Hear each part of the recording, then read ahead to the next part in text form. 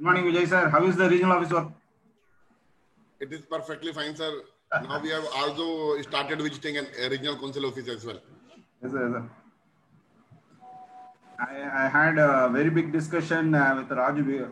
I mean, on Okay. officers because he motivated me, and I think he's a fit person to reach the top. Definitely, sir. You must try, sir. But I don't understand in the 9 years, he didn't become chairman. So it is. You have to wait for 3 years. You have to wait for 3 years, then come back. That Okay. that 9 years concept they have introduced to eliminate some 2 fellows. Yes. So they introduced that. Okay. And that's the politics. Definitely, sir. Same politics in North region and Southern region. Yes. The highest politics. Western is much more professional. So it's a very good thing, sir. I think the 7-5. Currently, only 4 participants have joined. I am seeing the other participants. I think Raman sir was very active yesterday.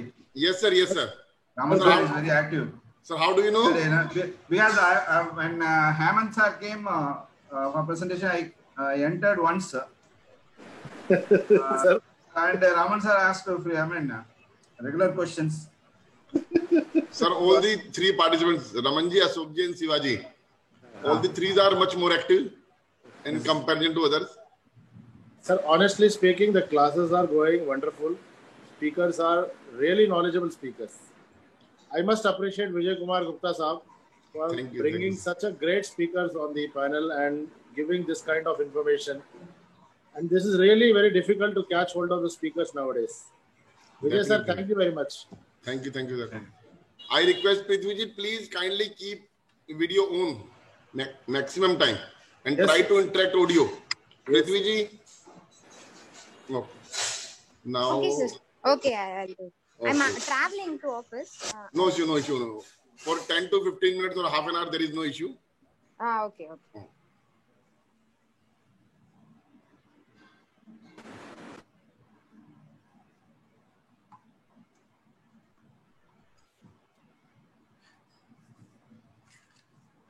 And in concurrent audit certification course, they made me as permanent faculty. Okay. Sir, actually, institute is also searching a good faculty because it creates, it builds the goodwill of the institution as well. Yes, sir. And actually, they forced me to take forex, but I spent more than 8-9 days. Specifically, I have allotted 9 days to specifically prepare that subject. Now I am thorough. Okay. And advances, sir, that's my regular topic. Sir, I attended the concurrent course during this lockdown, but not attended seriously. being a lockdown, that batch number, sir? Batch number 10. But I addressed 8, 12, 16, 20, 23. That batches I have addressed. Actually, during the lecture itself, 2 to 3 webinars of regional council are going to happen. So we have to attend 2 programs at a time. So in which I am the host, that is much more important than the audience. Yes. See, this online course is very good because I have traveled to Trivandrum to present a paper. But here, by sitting in my office, I can address anywhere. Boundaryless. Yeah. I am from Delhi and you are from South. Ramanji is from different location. See, people in North India, they prefer faculty only from North India because they don't want to spend more. Because if they give me the allotment, they have to spend more. So, cost. Sir, not only spending, the traveling days, 2 or 3 traveling days, which is not useful for anyone, neither you nor me. So, even if I spend on your traveling and lodging expenses, that is only reimbursement. But even your 2 or 3 days is wasteful. Correct. Yes, and tiredness, and after that I have to take 1 day rest. Yes. I have to lose my client. Definitely. Even if I will pay more, you will get less. Correct. Now the disciplinary proceedings are also conducted online.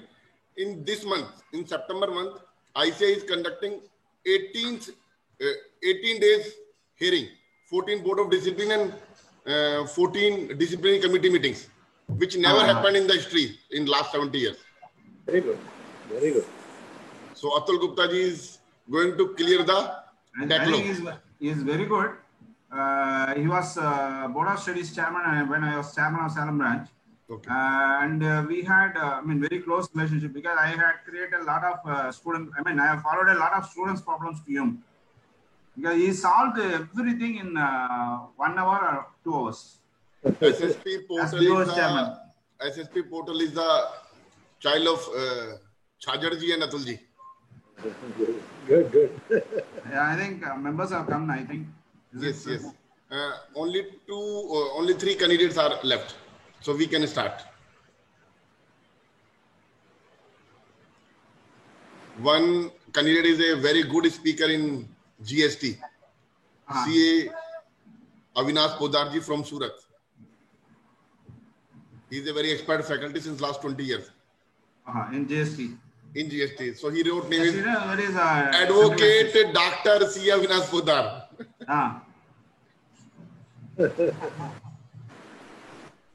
So he and his wife both are in this batch.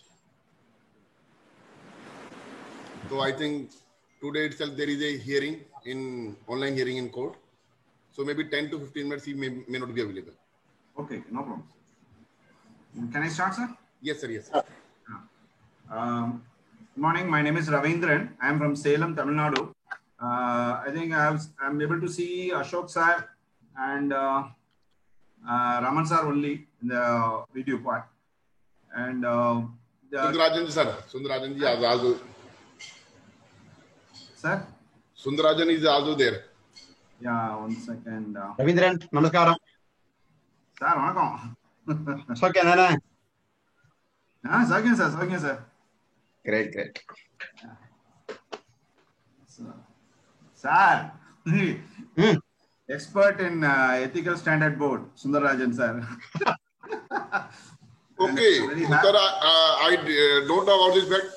So, sir, Sundarajan sir, I will invite in the next week for ethical standard board on NIRC. Sir, he's a master, sir. He's a master specialist. And I am his student also, sir. I am his student also. He has visited Salem branch and he has addressed at Salem branch.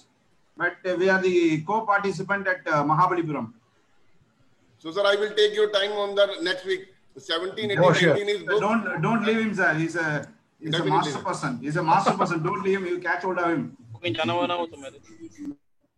sir, let me start the program because I have prepared the presentation because I am not here to teach the Transfer of Property Act, but I want to carry out the presentation from the MCQ angle, that is from the examination angle. I want to present because every member wants to know what are the important questions in Transfer of Property Act, and also I prepared for Stamp Act also. Only from the MCQ angle I am going to prepare, and whenever I present the slide, I will explain in detail why that answer has come, so that we can discuss in detail. So the first thing is, see, this is a Transfer of Property Act is being applicable between the inter vivas, that is between the living persons only. This transactions have to be carried out, and not with other persons. So here the answer, there is a question for the first one is answer is A, where the property is transferred inter vivas, because it's an immovable property transfer between living persons only it is allowed. So Transfer of Property Act shall be applicable only where the property is transferred inter vivas. To interstate succession, where the property is transferred in execution of decree of the court, all the above. But the answer for the question is A, because it is among the living persons only this act is applicable. Now moving to the second part. Sir, in this I have a doubt, sir. Yeah. Sir, in the transfer of property, generally when like a non-living person like company, if a property is get transferred from one company to another company, still we apply Transfer of Property Act. Yes. It is applicable because that is being covered in other part of the slide, sir. Okay, but in this, in it creates a confusion that it is applicable. So that is there in the other part of the slide. Ramanji, I can answer this question. That company is also a living question because it is created by law. It is not winding up by the law. It is still living as a legal person. Yes, sir. No, living person and legal person, there are two different words there. So Ravindranji's answer is correct. It will be covered in next part. Okay. I think that's why yesterday itself I said Raman sir has raised a lot of questions. I observed the participants. Okay. Sorry. Property definition, it is inclusive definition. Land benefits to arise out of lands and things attached to the earth, except, because the definition says it excludes the standing timber, growing crops and grass. So immovable property includes everything. That benefit should arise out of land and things attached to the earth. That means movable properties have not been included. So except, but the Act says except standing timber, growing crops and grass are excluded from the definition of immovable property, because timber also roots from the earth, but the Act exempts standing timber, growing crops and grass. This is also a one mark question. This is also one mark question. And transfer under the Transfer of Property Act is applicable to transfer by government, transfer by operation of law, transfer by the act of the parties, none of the above. And I think you can, if you wish, you can put the answer in the chat box, because it is between the living persons only. So the answer for this question is C, because it's a transfer by the act of the parties, because government, operation of law, they are not living persons, but so C is the transfer by the act of the parties. So the answer for the question is C.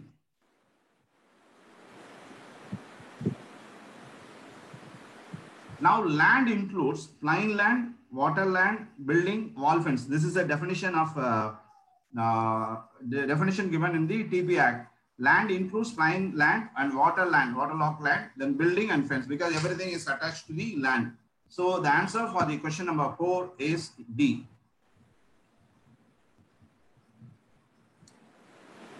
Benefits to arise out of the land includes the allowances, right of way, lights, fisheries, the right to catch fish, right to collect rent and profits from the immovable property, interest of a mortgage on immovable property, minerals below the land. See whether these are all called as immovable property. When you look into the points, everything is attached to the land. So all are correct. So the answer for the question number 5 is A. Because the right of way, lights, ferries and fisheries, it has to go through land, waterlogged land. Then right to catch fish, we have to catch the fish from the water, but it's a right only is to be treated as immovable property, and fish has to be treated as movable. And next thing is things attached to earth includes things rooted in earth, including trees and shrubs, bush, pudha. Shrubs means pudha, except standing timber, grass and growing crops. Trees, if removed, it should be treated as movable, otherwise immovable. Whether the statement is correct or not, you can give your answer. Whether the statement is correct or not. Nah? Say when trees are rooted, that is called as movable property. When it is chopped and when it is being removed, then you have to treat that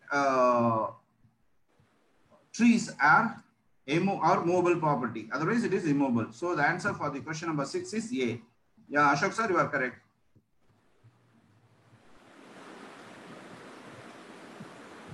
This is very, very interesting part. Number of witnesses required for attestation. 3, 1, 2, 2 or more witnesses. You can 2 or more. You can share your view. 7D, 2 or more witnesses. Then is it 2 or 3? One is wrong. I know it. Whether it is 2 or 3 or 2 or more witnesses. 2 or more. Ashok said it is 7D.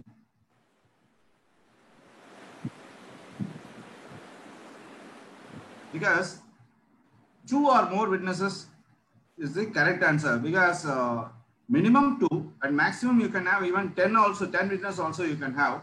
So the answer for the question of witness was for attestation is 2 or witness. Even in any document, it is more than 2 or more witness you can have. The answer for the question 7 is D.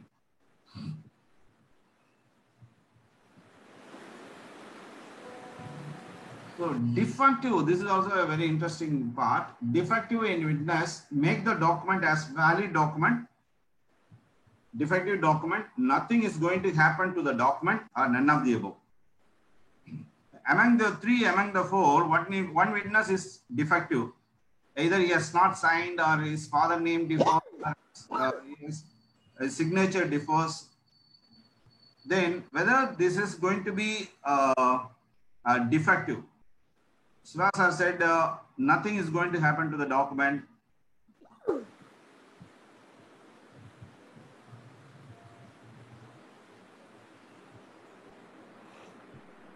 And Anush said nothing is going to happen to the document. That is Ashok sir said 8B, yes. Sundarajan sir, up answer. Ungal badil.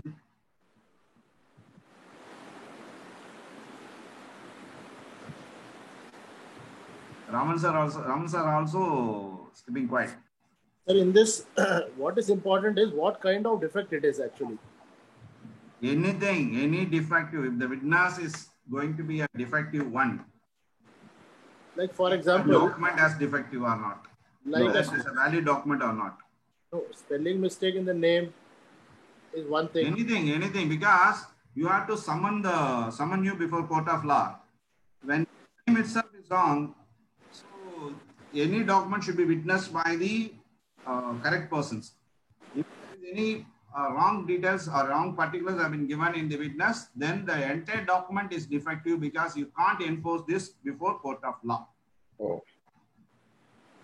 What is going to happen to the document? Yes, but thing is, the document itself is defective. Yes, correct. Only one point. I put a C. The reason being, in court of law, when the witness, it was a clerical error, which was by way of that's what exactly what Mr. Raman was also telling.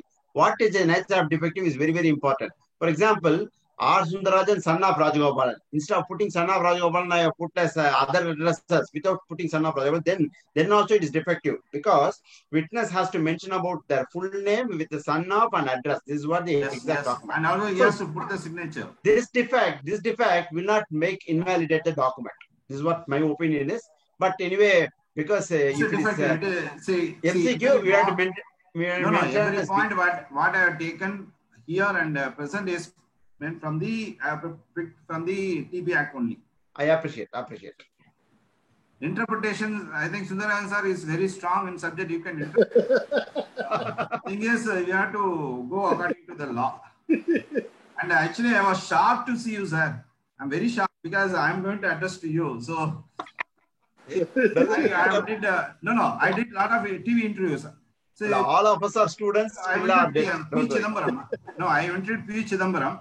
See, on seeing him, what are the points I want to ask? I have forgotten everything. Such a stubborn guy. Okay, I will go off video, sir. You will not see me.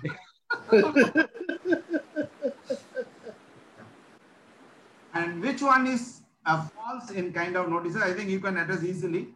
Actual or express. So, examination, you have to see whether it is false or true, or whether active voice is being put as passive voice. Everything you have to be very careful. Here the answer is which false in kind of notices, actual or expressed notices are there. Constructive or implied notice, it's a deemed or implied. So imputed notice, that this law is there, but it should be known, but it is not known to everyone. None of the above. So this is the question. Which one is false?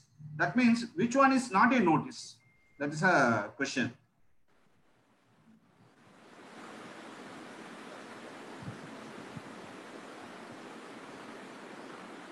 I think C is the answer. Imputed notice. Yeah, law is there, but notice, that kind of notice is also there. Which one is false?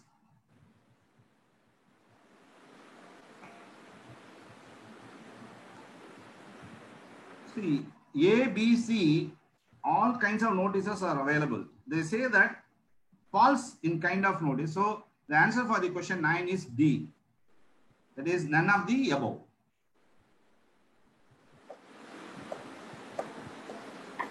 So actionable claim means a claim to be unsecured debt, a claim to beneficial interest in movable property, not in possession of the claimant, and C means A or B or none of the above. You have got a right to claim the amount. So a claim to be unsecured or a claim to beneficial interest. The answer for the question is, with reference to 10, it is C.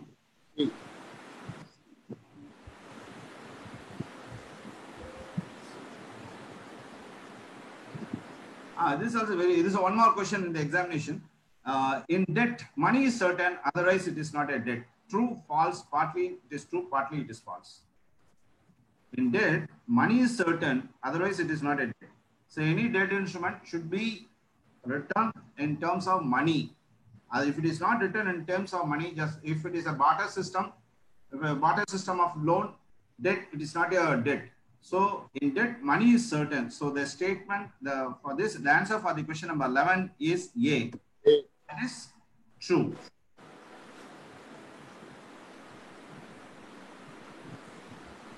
The following are the false actionable claims. Arrears of rent. See, when you read the question, you have to see whether the question says it is false. So claim for arrears of rent, true, it is there. Claim for money due under insurance policy, it is also there. So claim for return of earnest money, there. It's a share in partnership, it's also a claim. It's an actionable claim, it is true. Maintenance of allowance payable in future, it is true. Fixed deposit in bank, it is true. So all are true. The answer for the question 12 is, because A, B, C, all are true. The question is false actionable claim. So the answer for the question number 12 is D. Because all A, B, C are true. Actionable, actually they are called as actionable claim. False is the answer. D is the false answer.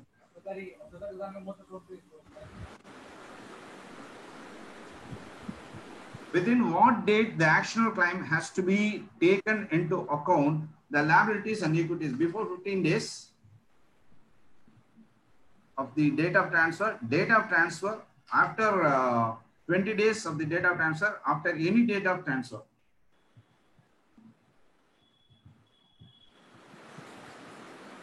I think we can. Good morning, Mr. Amit. Just now I am seeing you. Amit Agarwal. Sir. Morning, sir. Morning, sir. What is your answer for this, sir? 13.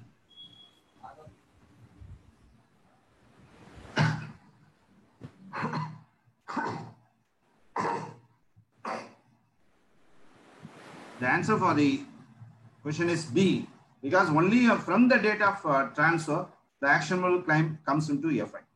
So the answer for the question 13 is date of transfer is the answer for this question.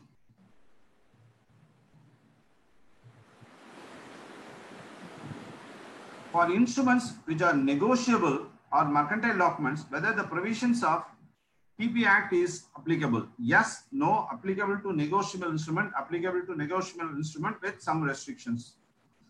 For instruments which are negotiable or mercantile documents, so Transfer of Property Act is applicable to both negotiable or mercantile documents. So the answer for the question 14 is A. That is yes. Because the TP Act is applicable for both negotiable and mercantile, both negotiable document and mercantile documents.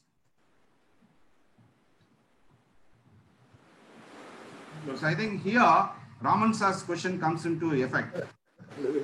Living person includes. The definition of living person as per the TP Act is it is inclusive definition and it doesn't mean it is mean.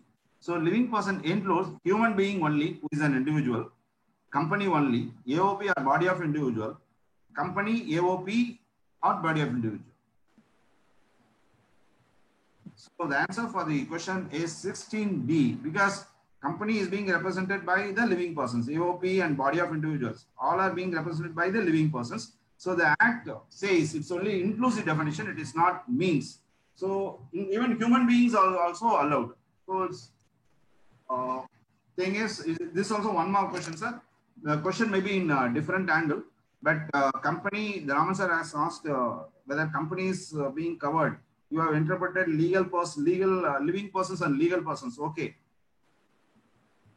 But even a human being also living persons. If he's a minor, he's not a legal person. So anyway, we can include, but Act says it is an inclusive definition. So the answer for the question 16 is D.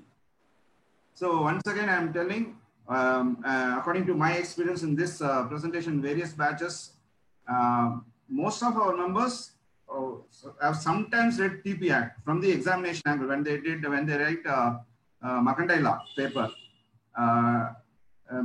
And few persons say that even we have not gone through TP Act. So that's why I prepared from the examination angle. Once again, I want to say that I am not here to teach TP Act. Just I am here to discuss TP Act. TP Act covers the transfer dealing between two living persons who are human being, dead or alive persons, two dead persons, none of the above. So the answer, I think,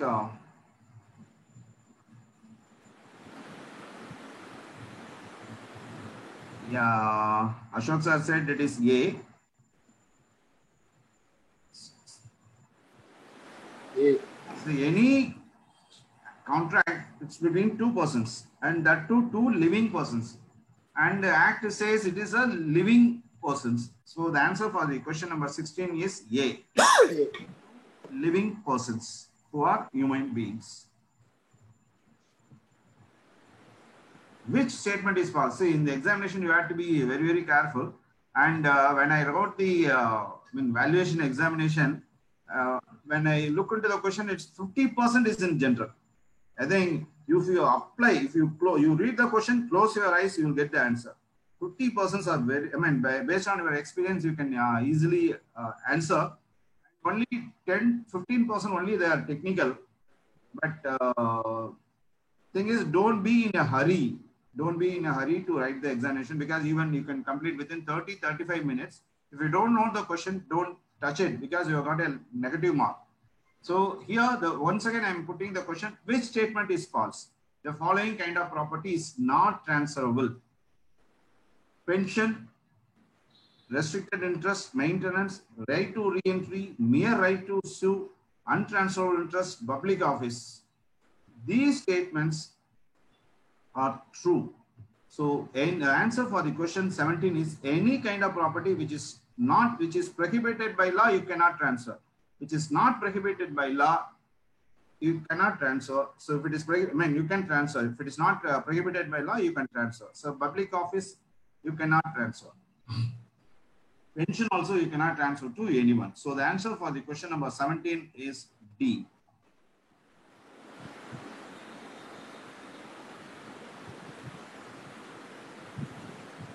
The right to future maintenance under Transfer of Property Act. The right to transfer cannot be transferred, can be transferred with court permission and no such thing.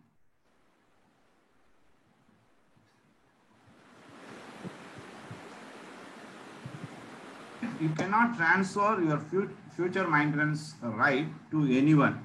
So the answer for the question number 18 is A. You cannot transfer a right to future maintenance. See, when you look into the previous slide, restricted interest maintenance, these you cannot transfer. Right to re-entry, mere right, untransferable interest, public office, you cannot transfer. So just like the right to future maintenance, you cannot transfer. So the answer for the question number 18 is A. The legal incidents also include machinery attached to earth and the movable parts thereof. Only movable parts of the machinery, only machinery, none of the above. So anything attached to the land is being covered by the definition of the definition of Transfer of Property Act. So here the legal incidents also include, it's an inclusive definition. It includes machinery attached to it, so that is to be treated as immovable, and the movable parts thereof. So the answer for the 19th question is A.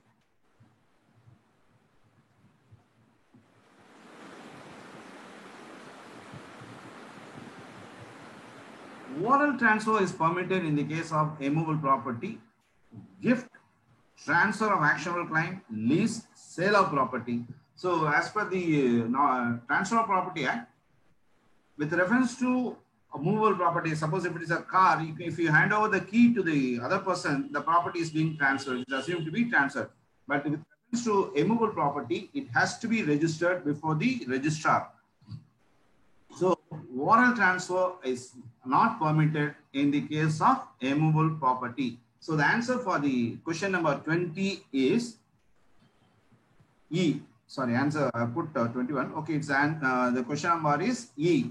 That is none of the above, because with reference to any immovable property, only when you go and register, the property is being transferred. But with reference to conveyance, conveyance is also to be treated as immovable property. For that also registration is required. Sir, I have on this, as regard the lease, sir. Lease agreement has to be registered. No, like it's a perpetual lease, then it has to be. But if it is for a short period, maybe for 11 months, if we are doing a lease without... Sir, you can't proceed against the unregistered lease. Okay. When you want to proceed before court of law, that lease agreement should be registered.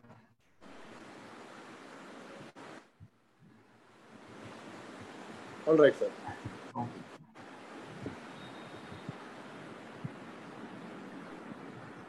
The following are transfers as per the, you visualize the previous question. Now you can answer easily. The following are transfers as per the TP Act. Sale, mortgage, lease, exchange or gift, lease, exchange, gift, none of the above. See, ABC are all are coming under the transfers. But what is the maximum? That is sale, mortgage, lease, exchange, gift. All are to be treated as transfers. So the answer for the question number 21 is B.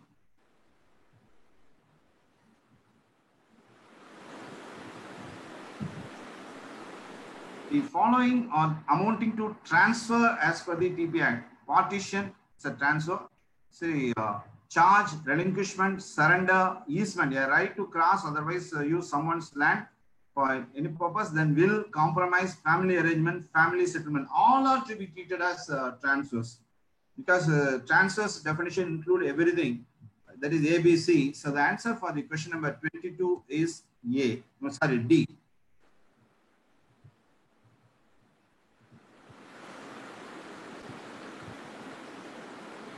The following persons are competent to transfer. I think as per Transfer of Property Act, it should be carried out between two living persons. Central government, every person competent to transfer, minor, any one of the above. I said B. I also said B. So it's a transfer. All competent, so minor cannot be, he is not included. He is not a legal person to transfer the property. So when C is eliminated, D is also eliminated. So central government, And every person competent to transfer. The answer for the question is 23B.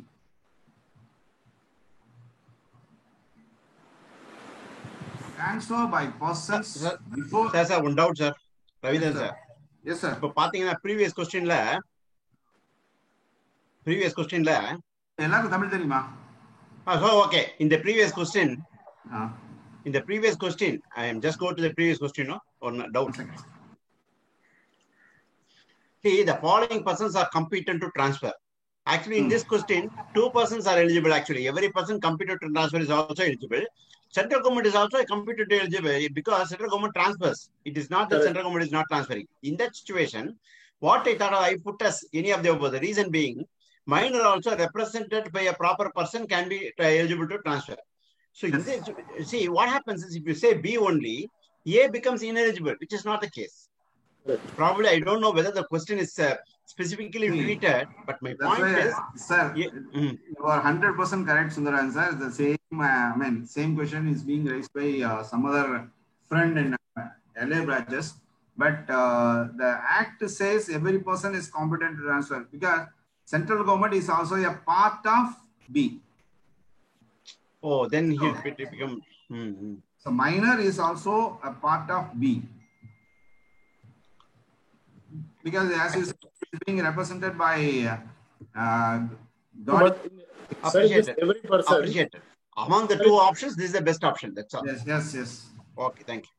In every person, Sir, in every person, it creates a confusion whether a person of unsound mind is included in this.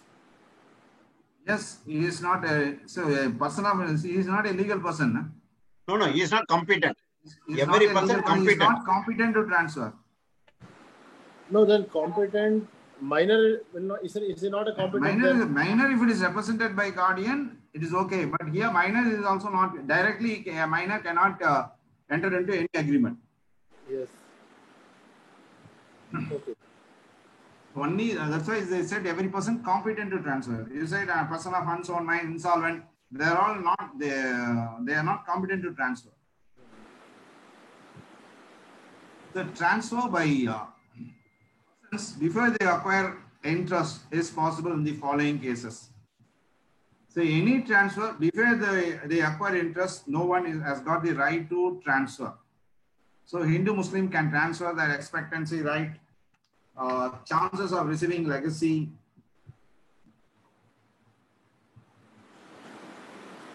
the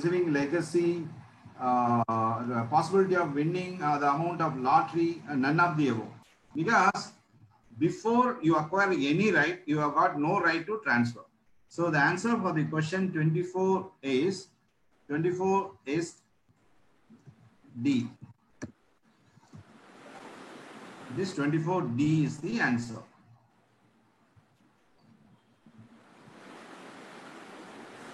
Yeah, this you just read the question. This is a one mark question. This I have picked. I have faced this question in my examination. You can just read the question and you can give the answer. Mr. X is an unauthorized person. He has got no right, but he transfers his property to Y, and Y accepts the transfer in good faith. Then only Mr. Y came to know that Mr. X has got no right to transfer. Later on, Mr. X has acquired the right after that. Whether Y can obtain the title over the property. So at the time of transfer, he has got no right, but after that, Mr. X has got the right. Mr. Y has got the, X has got the right over the property. So it is deemed to be transferred after X has got the right. If X has not got the right, then the transfer itself is void. So here the answer for the question number 25 is D. X has to hand over the property to Mr. Y after he became owner, because Y has acted the transaction in good faith. So X has to hand over the right. X has to hand over the property to Y because he has acted on good faith. So Mr. X has got no right to cancel the transfer. So this is the answer for the question number 25.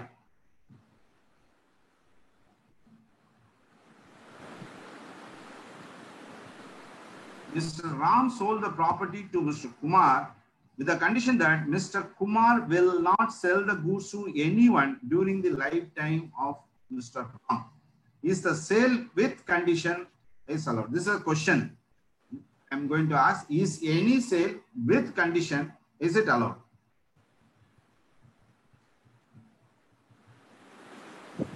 Here, Ram restricts the right to Mr. Kumar, saying that till the lifetime of Mr. Ram, the property should not be transferred because he has restricted the right, he has stopped the right. So the transaction itself is wrong. The answer for the question is 26B. No, it is allowed as this type of sale is void. But transfer with conditions are allowed. But it should not restrict the full transaction. Because he sold the property, but you should not sell to anyone till me alive. So that is a absolute restriction of right. So it is to be treated as void. So the answer for the question number 26 is void. Here, Ram sold the property to Mr. Babu with the condition that the property should not be gifted to anyone by Babu. So he is restricting only a partial transaction. That is, the property should not be gifted to anyone, but he can sell. So the answer for the transaction is C. It is valid. It is valid because you cannot, he has not restricted full right. He has restricted only partial right. So it should not be gifted to anyone. So it's only partial restriction. So it is allowed. So the answer is 27C. Examples of partial conditions transfer. This is only a explanation I want to give. A condition that the property should not be transferred to a particular person. So you can sell to anyone except Mr. X. So it's a valid by law. This is one of the partial conditional transfer. Second thing is sell back only to the seller and not to me. You say it's a right for the buyer to sell to anyone, but the seller says that you have to sell only to me. That type of transfer is void ab initio. It is not to be treated as partial condition. Then compromise by way of family settlement through restricted class is that it's a valid. It's a compromise saying that A, B, C, they have made the family settlement. A should not sell to B, but A can sell to C. So it's only a partial restriction. It's a partial condition. So the transaction is valid. Lease agreement. In lease agreement, normally we have to say, even in audit also, when you get the bank audit, they say that you are not supposed to sublease the lease to another auditor. So that's a valid agreement. So lease agreement, in the lease agreement, if there is a clause mentioning that you should not go for any sublease, you should not give it for any sublease, then that lease agreement is a valid one. Then transfer of property to married woman, not to transfer to Muslim or Buddhist woman. Valid as it is only a partial condition. So your transfer right is restricted to Muslim or Buddhist. You can transfer the property to married woman. Yes, only to married woman you can transfer. Then also they say that Muslim or Buddhist married woman you are not supposed to transfer. So that means this buyer can sell to anyone. It's only a partial condition. So this transfer is a valid condition. Sir, I have one question. Yes, sir. So in certain transactions amongst companies, the seller puts a condition saying that I'm selling it to you, but you cannot alienate this or sell this to any of my competitors in a future date. I mean, it's like a business restriction from the business perspective. But you can sell it to anyone else who is not my competitor. Will this come under this clause? Is that? So you can sell it to anyone except, if they put except, then it is a partial condition. So that's be valid. Valid. It's valid. So I'm not his competitor, he can sell to me. So any restriction with partial, only partial transactions are called as valid transactions. Okay. Yeah. So, sir.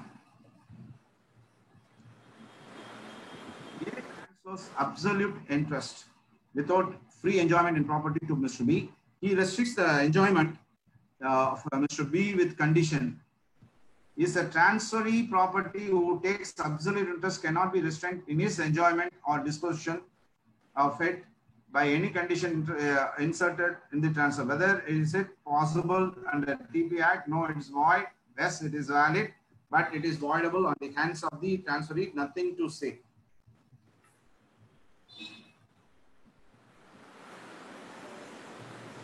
Here, I have sold the property, but you have got no right to enjoy. So this is called as absolute restriction. So the transaction for, the answer for the question number 29 is no, it is void, because he transfers absolute interest without free enjoyment. You are not supposed to enjoy. So I have got the right. So you are not supposed to enjoy. So here there is no question of transfer. See, when this buyer's transfer restriction is there, then it is called as free, partial. Here, the enjoyment right to the buyer is being fully restricted by the seller. So the answer for the question number 29 is A. It is void.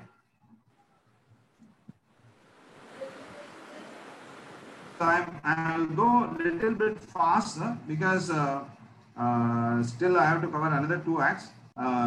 Exception to right to enjoyment, the transfer may impose a condition that the transferee should not affect the enjoyment of the transfer by the property. It is valid. So you can enjoy, but you should not construct a building near to my building. That's a valid thing. If any property is transferred to someone and say that the same property is given to some other person as guarantee, and in case of failure of that person, the property may be taken as security for insolvency, and such transfer is invalid and it's void. It's very, very simple, sir. I have sold the property to you, but I have already given the property as a guarantee to some other loan. If the loan becomes bad, you can take the property. This type of, because when I sell the property to you, then that property is your property. You cannot restrict it. So the answer for this is void, because you cannot give 2 type of transfers, one for sale, one for guarantee. Unborn person. So unborn person means in existence in mother's womb, that is not in existence even in mother's womb, born with defects, above things or faults. Because unborn person means still he is not in existence in mother's womb. So the answer for the question number 32 is B, is not in existence even in mother's womb. True. Property can be directly transferred to unborn person. He is not alive. You cannot directly transfer. So the statement itself is false. And also for the benefit of unborn person, property cannot be directly transferred to unborn person, but can be transferred to the benefit of is not alive, but in future it can be transferred to unborn person. Property cannot be transferred for the benefit of unborn person. That is also false.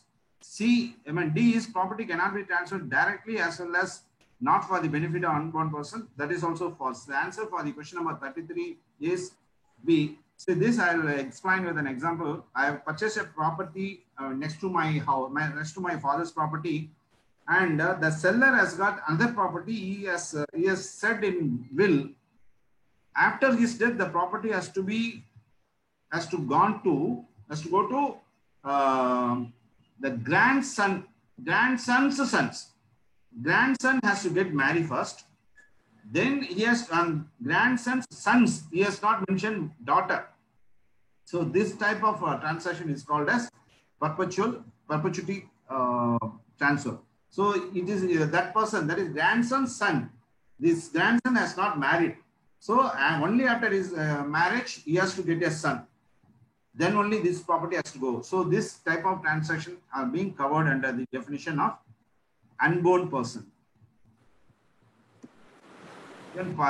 People are like that because they don't want to give the property to the present generation. They want to give the property to the future generation. Vesting of property absolutely cannot be postponed beyond the lifetime of any one or more persons living at the date of transfer.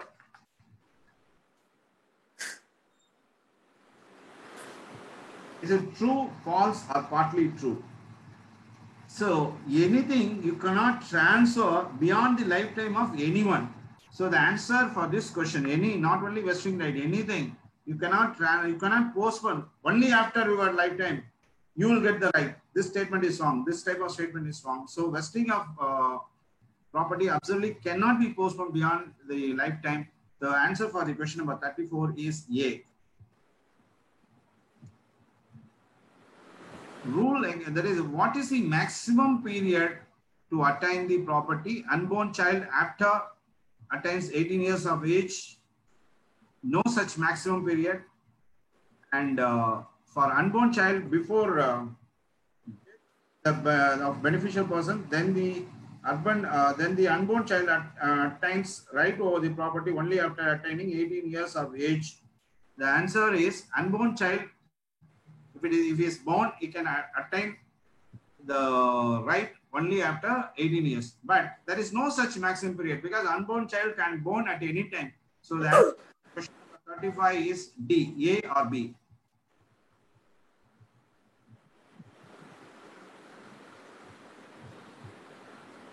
Limit of accumulation of income in relation to the property, how to calculate? Up to the lifetime of the transfer, a period of 18 years, the date of transfer, both A or B. So anything you have to calculate. So the Act says only for a period of 18 years from the date of transfer you can calculate, but that too to the life of the transferor. You have to calculate. So the answer for the question number 36 is C, because you can transfer only, say if the transferor lives only for 2 years, you can calculate the income only for 2 years. But for the maximum period of 18 years from the date of transfer, you can calculate. We can say that whichever is earlier. So the answer for 36th question is A and B. That is 36. C is the answer. Vested and contingent interest. An interest usually in land or money held in trust recognized as belonging to a particular person is vested interest.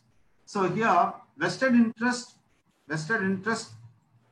is subject to any condition precedent, not subject to any condition precedent, when it takes immediate effect or in the happening of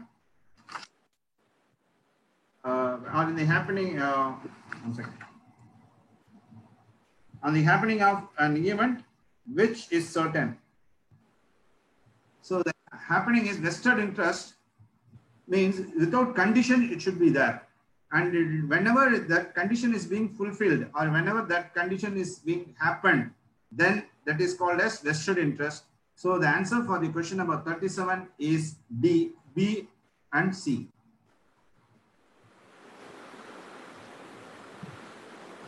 A vested interest defeated on the death of the transferor before he obtains possession. Not only here, anything if it is being obtained in possession, I mean before obtaining possession, if the beneficiary dies, then he has got no right to obtain. That beneficiary has got no right to obtain. The answer for the question number 38 is true. A vested interest is defeated on the death of the transferor before he obtains the possession. So one thing is beyond lifetime you cannot transfer. So before obtaining possession, if the beneficiary died, then that is also invalid. Here contingent, I think you can easily answer for this. Contingent interest is the right to enjoyment which depends on happening of a certain event which may or may not happen, happening of an uncertain event which may or may happen, happening of an uncertain event which may or may not happen, happening of an uncertain event which may not happen. This is a type of question, and this type of question will come into the examination. So for this, I think you can answer easily.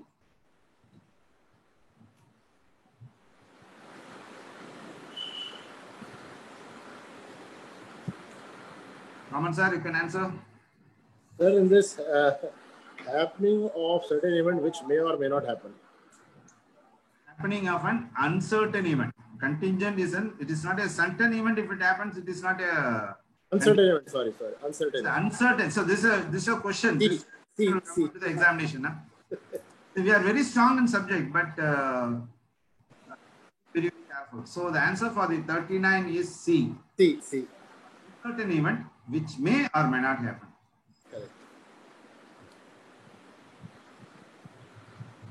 Correct. In vested interest, owner's title is perfect, whereas in contingent interest, owner's title should also be perfect. It's yet imperfect.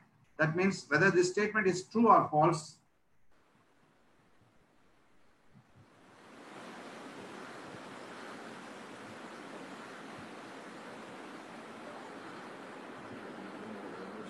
See, anything, that title should be perfect. So here, the vested interest, I mean, owner's title or contingent interest, both the cases, the title should be perfect. So the answer for the question number 41 is A, false.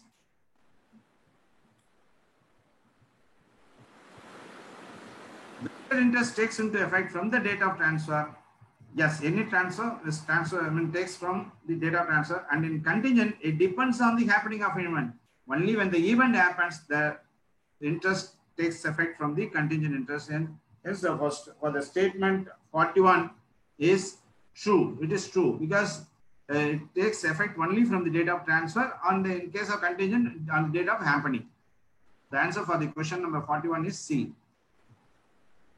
The transferee dies before taking possession. It is not defeated in invested interest, whereas it is defeated in contingent interest. See, contingent interest, only when the event occurs, the effect comes into, effects come into the picture. Hence, the statement is true because it is not invested interest, you can get the right transferee, but in case of contingent interest, it will be defeated. The answer for the question number 42 is A. Interest is transferable, heritable, transferable and heritable, nothing and above. So invested interest, you can transfer. You can also you can get the right via a the base of heritable, you can get the right. So the answer for the question number 43 is C. In contingent interest, it is transferable, heritable, transferable and heritable, not clear. Because in contingent interest, you cannot get a few, from forefathers, you cannot get a contingent interest. Only from the present generation, you can get the interest. So you can transfer only the contingent interest and not the heritable interest. So the answer for the question 44 is A. Immediate right must be present, but its enjoyment right can be postponed. In the case of contingent interest, vested interest, property interest, current asset interest.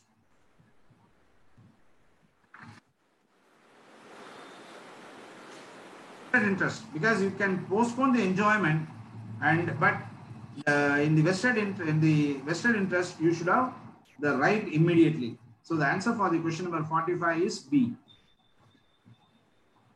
Unknown person acquires vested interest on transfer for the benefit of after attaining 21 years on the date of born, after attaining 18 years of age, and there is no such age limit. See, unborn person comes into place only when he is born. So the answer is on the date of born, that unborn person has got the vested interest over the property. So the answer for the question is on the date of born. This is with reference to litigation. If there is any litigation pending in the court, you cannot transfer that transfer the property to anyone, because you know that that property is under litigation. You have got no right to transfer. Even anyone acquires that litigated property, then he has got no right over the property. So lis pendens means, and also if you file any case in wrong court, that is also allowed, because this court can transfer to the right jurisdiction court. So this is important things you have to know about the lis pendens. Lis pendens means no litigation in rights of the transfer, pending litigation, no pending. No pending in case of court means case is settled. No litigation means there is no dispute. So the answer for the 47th question is pending litigation are called as lis pendens. Cases pending in any court against the right over the property. Transfer of property is invalid and the transferee has got no right over the property. The statement is true because case is already pending. You cannot acquire the any property before the court gives its verdict. So the answer for the question number 48 is true because any property which is under liquidation cannot be transferred to anyone. If that transferee, then that transferee has got no right over the property.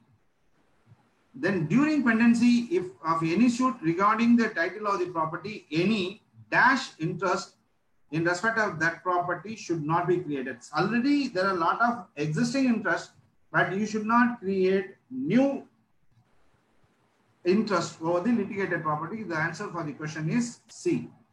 During pendency of any suit regarding the title of the property, any new interest in respect of that property should not be created.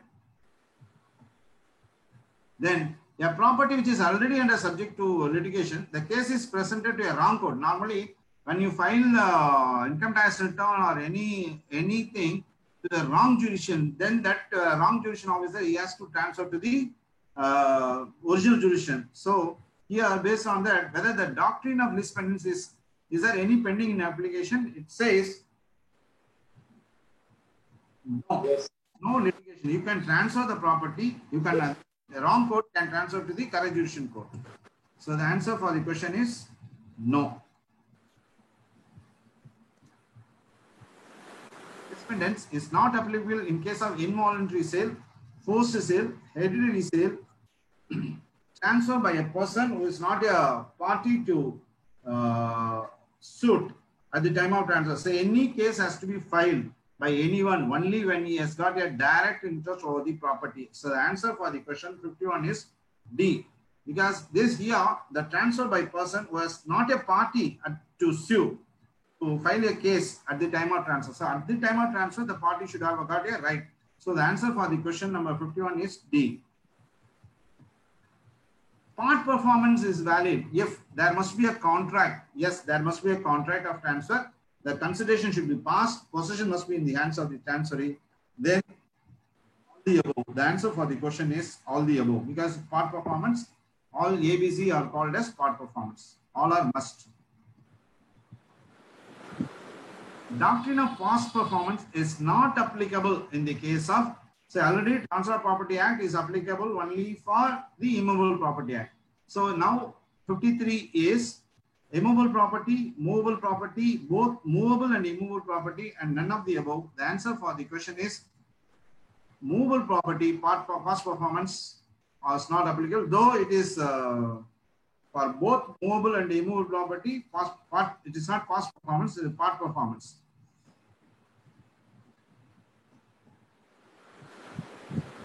Of here, this is 100%. I can say that in any one of the, suppose if you go for a second, 2 attempts or 3 attempts, then this question you will get in the examination.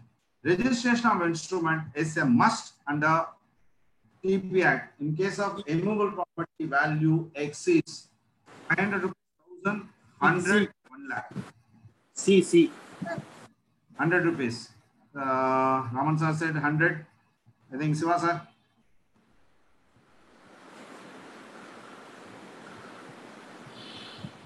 B. Ashok sir said A. So the answer is C only, because any instrument, so it's all the practical knowledge we can get. 100 rupees above, you have to go under registration. If it is an immovable property, registration is a must.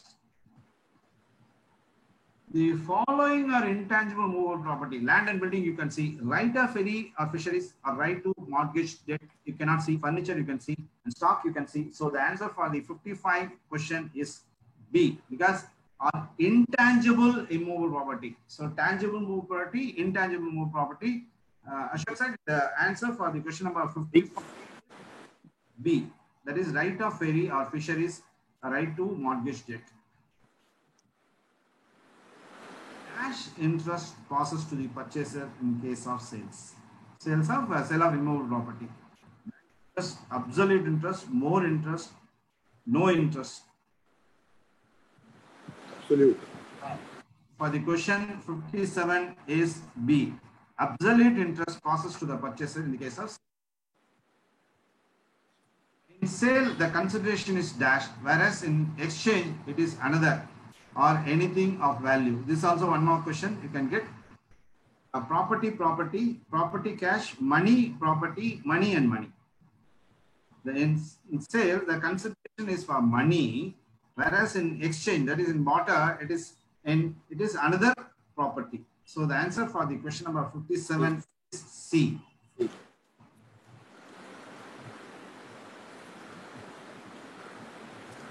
In mortgage, there is only an immovable property, absolute interest, ownership interest, all the above.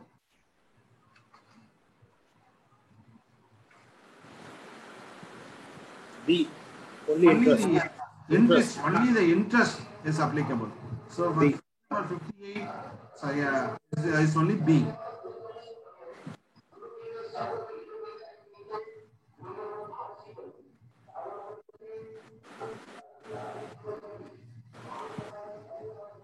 See, there are 4 types of mortgages. One is simple, one is English mortgage, usufructuary mortgage. Another type of mortgage is called as anomalous mortgage.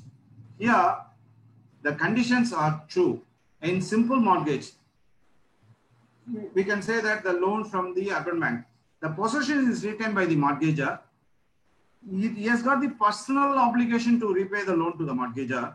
But when the mortgager fails to repay the loan, then mortgagee, say the bank, has got the right to sell the property. Which statement is correct? All the 3 are correct. So the answer for the question is D. So you have to see that it's a simple mortgage. Simple mortgage conditions are possession is retained by the mortgager, personal obligation to repay the loan by the mortgager. Mortgager fails to repay the loan, the mortgager has got the right to sell. So the answer for the question is 59D, because all the 3 conditions are correct. Then mortgage by conditional sale. On default of payment of mortgage money on a certain date, the sale is a must. And on payment of loan before due date, and the sale is done after the date, then that sale is void. Yes, I have borrowed a money from you. I repaid the money before that loan became due. Then the person who has lent the loan has got no right to sell. If the sale is being done after that date, then that sale is to be treated as void. So the answer for the question is true. Yes, the statement is correct.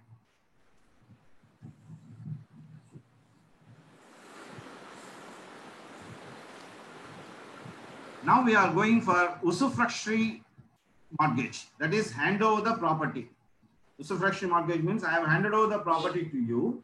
You can enjoy it. You can, whatever amount you receive it. You credit the amount to the loan, and you should not come and ask me the loan, and you have got no right to sell it, and you have got no right to foreclose the loan. So the statement is correct. The possession is delivered to the mortgagee. Yes, I have handed over the possession to the person who has given the loan. The mortgagee is to receive the rent or profits and to adjust the same towards loan and interest. And there is now the mortgagor has got no right to repay, because I have already handed over the property to you. But I have not transferred the property to you, but I have delivered the possession to you. The mortgagee should not foreclose or sue for sale, because everything I have handed over to the mortgagee. So mortgagee has got no right to sell the property. The answer for the question with reference to usufructuary is D, all the above. This is a 4 condition with reference to usufructuary. One is a simple mortgage. The mortgagor retains a right. Here, the mortgagor has handed over the right to the mortgagee. In case of failure, in case of simple mortgage, the mortgagee has a right to sell it. In case of simple mortgage, the mortgagor has to repay the loan. Here in this, the mortgagee, he can collect the amount, he can give credit to the loan. But here mortgagee has got no right to sell or foreclose the loan. Next thing, we are going to English mortgage. In Tamil, it is called as Ediradi sale. That is, I am selling the, I want a loan. Normally, when you go and approach anyone, he will say, okay, you sell the property to me on settlement, I'll resell the property to you. That type of mortgage is called as English mortgage. In Tamil, it is called as Ediradi sale. That is, the mortgagor has to repay the loan on a certain date. The mortgage property to be transferred absolutely to the transferee. With reference to usufructuary, there is no transfer of property. Here in English mortgage, in simple mortgage and usufructuary mortgage, there is no transfer of property. But in English mortgage, the mortgagor has to transfer the property in the name of the mortgagee. Then absolute transfer is made with the condition that the mortgagee has to make the payment. Then after that, the property has to be resold to the original mortgagor. So this type of transactions are true. This is called as English mortgage. Then deposit of title deeds are the basic items to be coming under equitable. Yes, it is correct. The statement is correct. Deposit of title deeds, it is a part of equitable mortgage. Then what is meant by anomalous mortgage? So simple mortgage, we have seen simple mortgage. We have seen usufructuary mortgage. We have seen English mortgage. All other than this mortgage is called as anomalous mortgage. It is very, very simple. You give the money. I will not hand over the possession. I will not transfer the property to you. Whenever I feel I want, I will repay the loan. That type of mortgage is called as anomalous mortgage. So for this is D, all the above. It's not a simple mortgage. It is not a conditional sale. There is no usufructuary mortgage or MODT. The answer for the question is 64D. With reference to immovable property, so the three items you have to see. Pledge. For reference to pledge, jewel can be pledged, whereas there is no name in that jewelry. So that type of asset is coming under pledged. Hypothecation. Vehicle you can hypothecate, whereas you can refer the name. Say in the case of RTO, Regional Transport Office, you can go and get it. So that type of transaction are called as hypothecation. Mortgage. Mortgage can be done only in case of immovable property. So the answer for the question 65 is C. Pledged, hypothecated, mortgaged, and none of the above.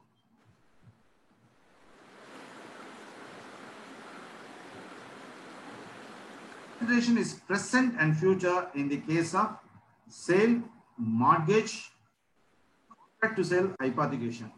So it's a consideration is the answer for the question is 66B, because now you can give the money, but I'll repay the money in future.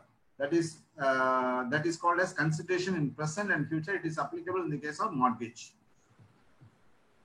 A mortgage is created wherein the mortgagor personally agrees to repay the loan, but without delivering the possession of the mortgage property. So this is anomalous mortgage. A mortgage is created wherein the mortgagor personally agrees to repay, just like pronote they have written. They say that I am personally agreed to repay the loan, but I will not give the delivery of the property. Then this type of transaction is called as anomalous mortgage. For lease, the following is not an essential element. A right to enjoy the immovable property. Consideration is fixed or paid in future. Duration of the right of the lease is there. Then acceptance of lessee. The answer for the question is 66A. A right to enjoy the immovable property. See, it is only a restricted right. It is not full right. In case of lease, you have got whenever duration comes, you have to hand over the. You have to hand over the property back to the original owner. So here the answer is a right to enjoy. Here the right to enjoy means absolute right to enjoy. He has got no absolute right to enjoy the property in case of lease. It's only partial restriction. So the answer for the question number 68 is A. Then lease is applicable only to C. Lease, letting cars on lease. So lease agreement we can have in case of lease to software companies, movable property, immovable property. The answer is 69C. Consideration should be there for any lease agreement. It should be in the form of price or premium money, share of crop, service or any other thing only for money, and both A and B. So there should be a price, there should be a premium. The price or premium or money. For share of crop also, it is a lease agreement will be there. So the answer for the question 70 is D.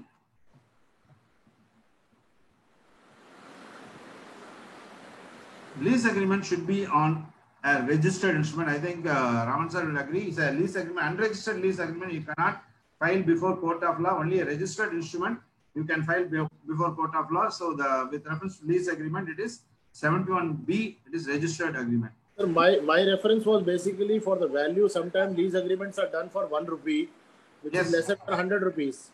Yes. So in that case, registration is not compulsory. See, the lease agreement, if it is less than 100 rupees, yes, it should be, it should be treated as unregistered lease. Because registration is mandatory. Only a registered lease agreement you can before court. So interpretation we can have, but legally only the registered agreement you can file before court of agreement, court of law. Right. All right, sir. 72C, because the lease agreement has to be executed by both lessor and lessee, that we know. Lease agreement can be terminated by any of the three modes: express surrender, implied surrender, and lapse of time.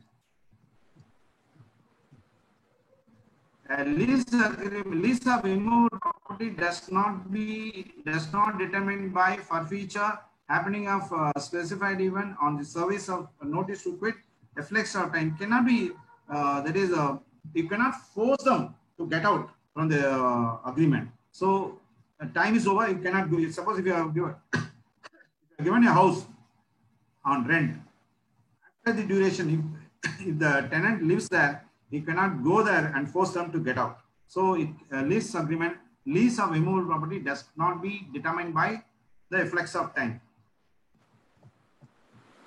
With reference to gift, you know it, gift may be for both movable and immovable property. It should be made voluntarily and without consideration. Gift should be made between the living persons. Donor must be competent to make the gift. Gift for the future period property is fine. Gift of immovable property can be valid only if the registered instrument is signed by or on behalf of the donor and duly attested. In case donor dies before acceptance, then the gift is void. Registration of gift is needed if the value of the property exceeds 100.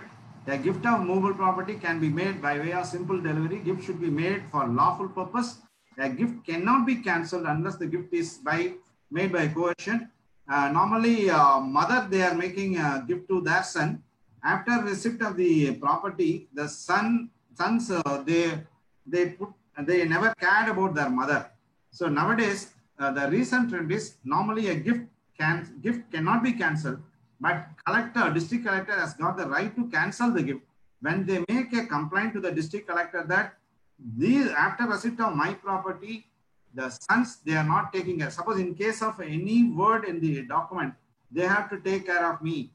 If there is such word, and the mother, if they make complaint before the district collector, the district collector, he himself cancel the gift deed after making proper inquiry. So normally, if it is being obtained by way of coercion, it can be cancelled. So universal domain means I'll transfer the property to you. Also, you take over all the liabilities.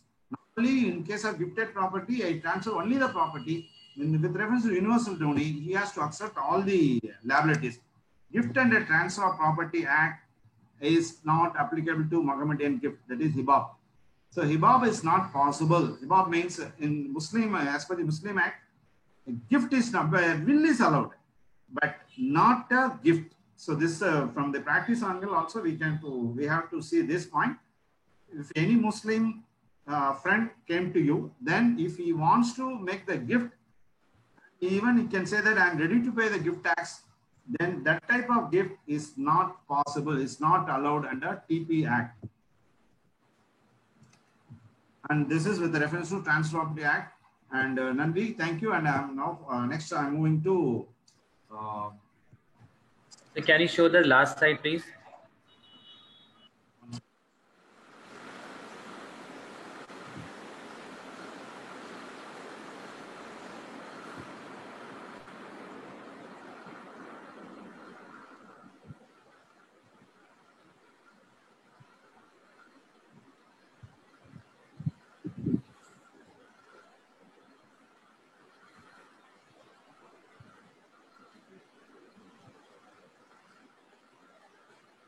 This is a Yeah, okay, sir. Thank you.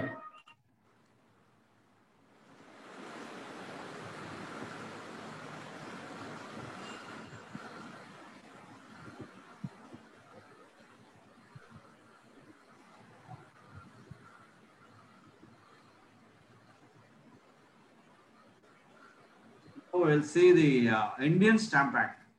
Here, central government has got some power, state government has got some power, union territory have got some power, but central government controls union territory. So the stamp duty in union territory has to be levied by the parliament or central government. So this is the main thing you have to see in the Indian Stamp Act. Loss of stamp duty with reference to Stamp Act can be made by, say, as a whole, the loss with reference to stamp duty has to be made by the parliament. So this is the thing. Laws on stamp duty with reference to Stamp Act can be made by parliament and parliament or central government. So the central government has to levy stamp duty for certain items, and other than the central government levy, all powers they have given to state government. For with reference to union territory, which is coming under the central government, so any stamp duty on union territory has to be fixed or has to be levied by the central government. And only the listed item in the mentioned in the Stamp Act are subject to the levy of stamp duty. This is the central government powers. Stamp duty rates with reference to bill of exchange, checks, note, bill of lading, letter of credit, policy of insurance, transfer of shares and debentures, process and receipts have to be decided by. All these powers are available only to the central government. State government has got no right to enter into this area. So the answer for the question is 2B, because parliament, or we can say that central government. The act says it is parliament. Normally parliament means it is central government. In union territory, who has got the powers?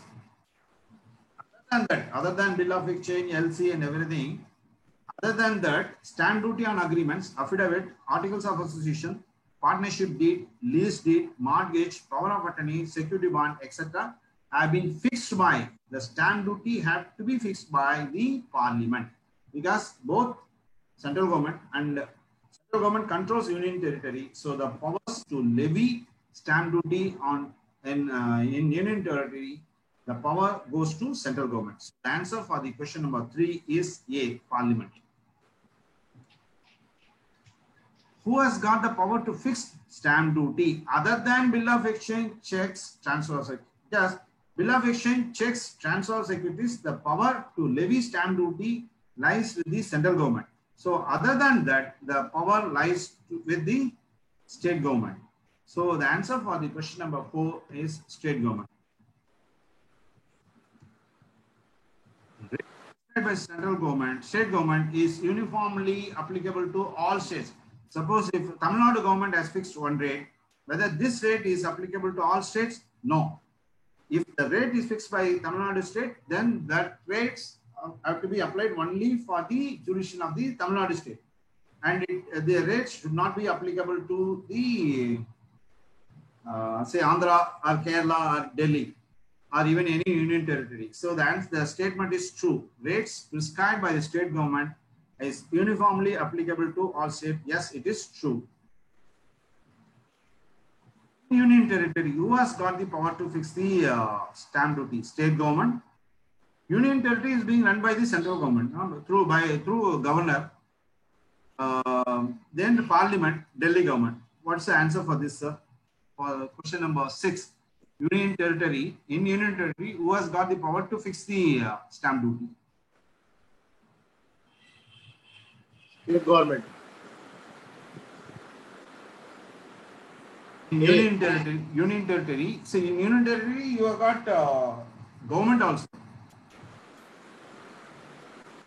The answer is C, because union territory comes under the parliament or central government. So only the central government has got the power to fix the stamp duty. to be treated as union territory. But here, all union territory comes under the power of central government. So only central government has got the power to fix the stamp duty. So this is a 1 mark question in the examination. The purpose of Stamp Act is to raise revenue for state government, central government, union territory, and government. A. Raman, I think Raman sir said A, na? A. D. Ajay sir said D. So government includes state government, central government, union territory. So the answer for the question 7 is D. Because government means state government, central government, union territory. So, and the purpose to raise revenue, the stamp duty, purpose of stamp duty is to raise revenue for the government. Stamp duty fixed by the Tamil Nadu government prevails over entire district, entire state, entire other states, entire Indians. I think we can, because rate is being fixed by the Tamil Nadu government. That means it is applicable for the entire state. Entire state, not for entire district. Entire districts means the entire districts of entire India. Here, entire state. State means Tamil Nadu. The answer for the question is 8B, entire state. A dispute is there in stamp duty between state government and central government, and whose decision is final? I think in simple term you can easily answer. In simple manner you can easily answer. Central government, President of India, because there is a dispute between state government and central government. Because in India's president has got the supreme power, and prime minister also he can direct. Who has got the supreme power when there is any difference in stamp duty? That is, there is any dispute between state government and central government. Ashok sir said President of India. The Stamp Act is being passed at the Parliament. So the Parliament has got the supreme. They can do any alteration. They can do any modification. They can do any addition. So only the central government has got the power to do any modification, any decision on any dispute with reference to stamp duty. So the answer for the question is B. It is central government. President is giving just accent. Prime Minister is just leading the entire Parliament, but the decision is the central government or Parliament. Both the central government and state governments can make law for various aspects of stamp duty other than dash of stamp duty. It's also 1 mark question. It's a very tricky question. Both central government and state government can make law for various. Central government has got some powers, state government has got some powers. But with reference to rate of fixation of the stamp duty, who has got the powers? So other than the rate, so suppose Tamil Nadu government can adopt one rate, central government can adopt one rate, Andhra government they can adopt one rate. So here the answer for this is rate of stamp duty. Rate of stamp duty has to be finalized by the respective central government and state government. So the answer for question number 10 is B. Stamp duty is payable on those items. That is, I already said stamp duty has to be paid only on the items listed in the schedule under Stamp Act. So the answer for the question number 11 is B. Because only when the items are listed, then only stamp duties have to be levied. In the schedule, an item is not listed. An item is not listed. What is the levy of stamp duty on that item? See, only for the items listed in the stamp duty, in the Stamp Act, the rate of duty has to be fixed. If any item is not listed, then no duty has to be levied. So the answer for the question number 12 is A. Yeah, Ajay sir is correct. Instrument does not include stamp paper is an instrument, document is an instrument, ordinary letter is not an instrument, will is an instrument or document. Stamp paper, documents, will eliminated. So the instrument does not include ordinary letter. So the answer for the question number 13 is ordinary letter. Draft of an agreement is not an instrument as per Indian Stamp Act of 1899. Signed, notarized, rough. The piece of paper is there, but if you are not signed, it is not to be treated as an agreement. It's not an instrument. So the answer for the question number 14 is unsigned draft of an agreement. So an agreement is there, but it has to be signed. Then only it will be called as signed agreement or instrument. Otherwise, it is unsigned draft of an agreement is not an instrument as per Indian Standard, Indian Stamp Act of 1899. Here, the definition says whether it is means or includes. This is a difference. Instrument is, instrument as. So it's an inclusive definition. Instrument includes, that means you can include anything in the instrument. Every document by which any right or liability is proposed to be created, transferred, limited, extended, extinguished, or recorded, a document, electronic or otherwise. Say this is the thing, but this comes into effect from 1/7/2020. That is with reference to does not include any such instrument as may be specified. It is by the notification issued by the Gazette from 1/7/2020. It's a new definition given towards instrument. Instrument includes. It's an inclusive definition. Is deed and instrument are one and the same, as both terms are used interchangeably. Yes, the statement is correct. No, the statement is not correct. Instrument is a wider term than deed. Deed is a wider term than instrument. So the answer for this is C. Instrument is wider than deed. So deed is a part of instrument. So deed is a part of instrument. So the answer for the question number C, question number 16 is C, because both deed and instrument are, though it is one and the same, but deed becomes part of the instrument. So instrument is wider than the deed. So the answer for the question number 16 is C. Dash is written on paper, duly signed, sealed, and delivered, whereby an interest, a right over the property passes on, or obligation binding on some other person is created, is called as instrument, deed, document, title deed. It is a deed. A deed is a return on a paper, duly signed, sealed, and delivered, whereby an interest, right, or property passes on, or an obligation binding on this some person is created. So the answer for the question number 17 is B. With the effect from 1/7, this is a thing. Now they have included, they have amended the Stamp Act. They say that with effect from 1/7/2020, stamp duty and transactions in stock exchange has to be levied on dash cash exchange. The word you see in stock exchange, cash is not allowed, check is not allowed, draft is not allowed, only electronic mode is allowed. So for the question number 18 it is D.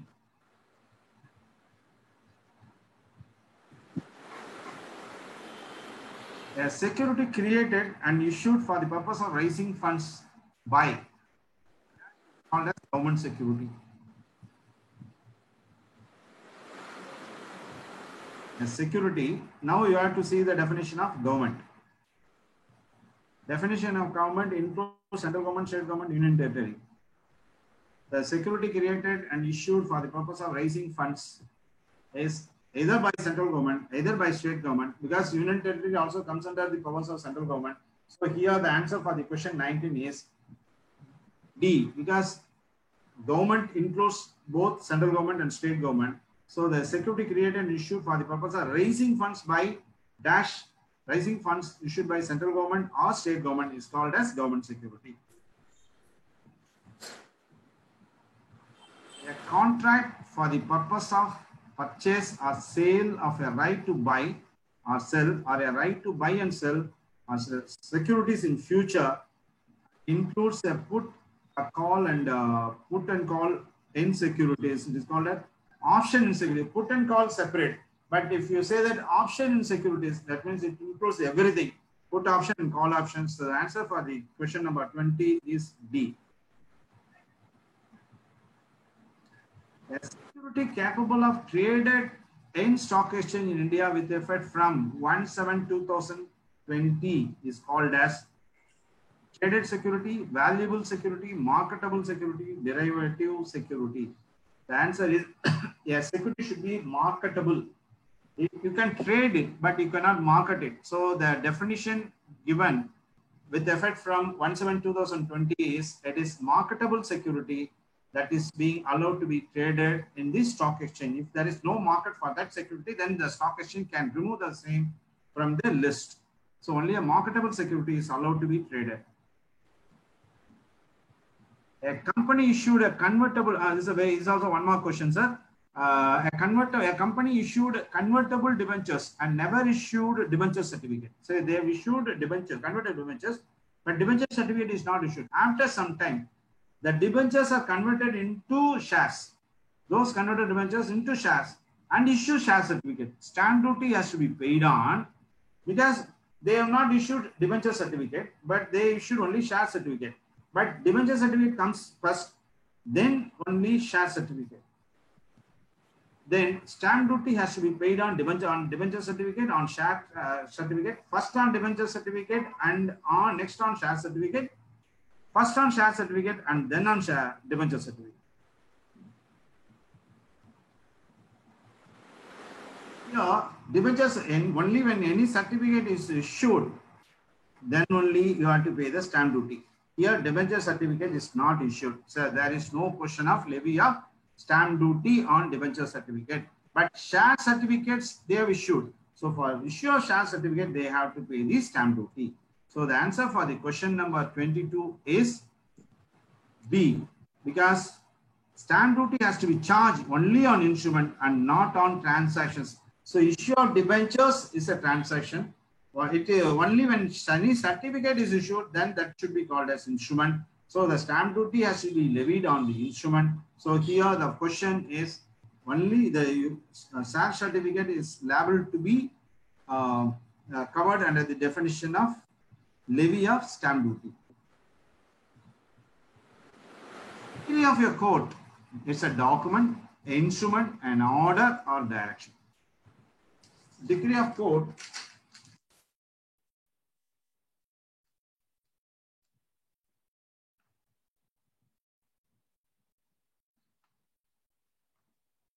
Decree of court is an instrument.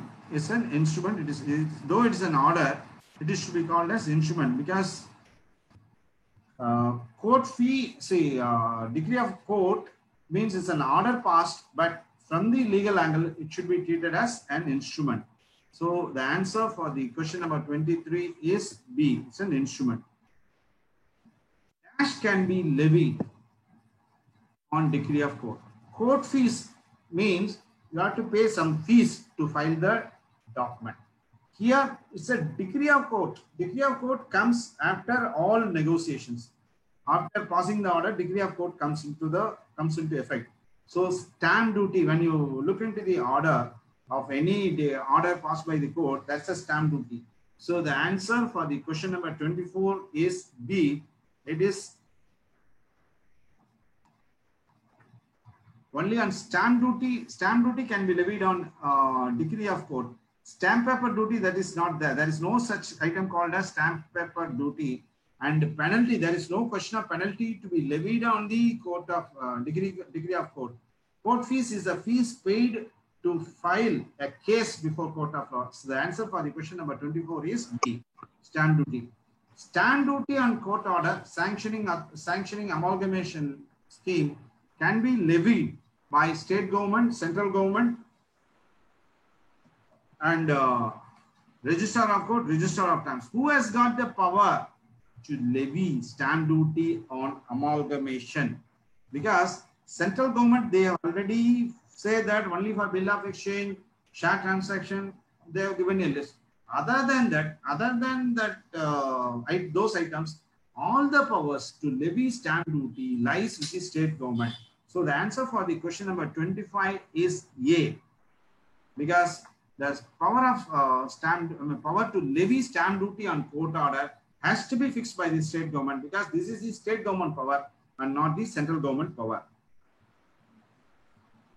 Then sale by liquidator of a company property attracts stamp duty as the sale certificate is issued by the official liquidator.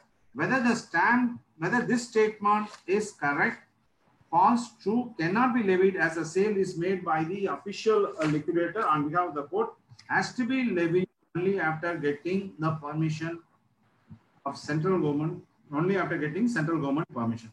It is very true.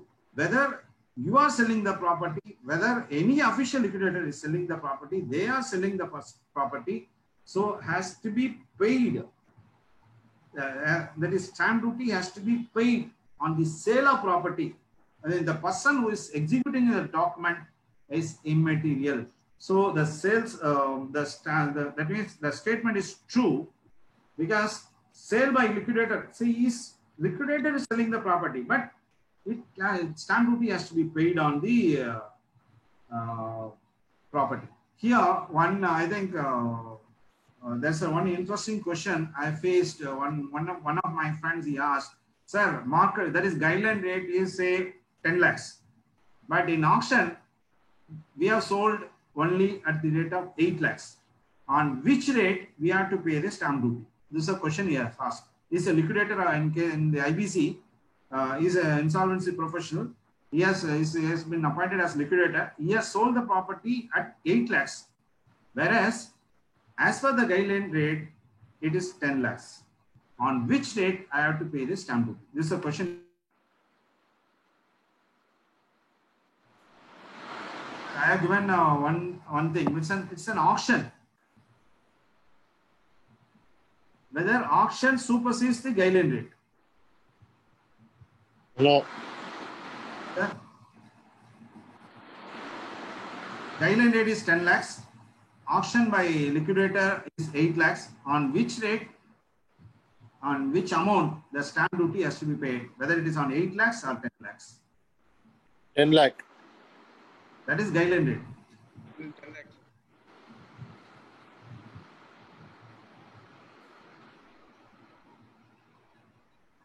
Because it is clearly proved that the property is saleable only to the extent of 8 lakhs.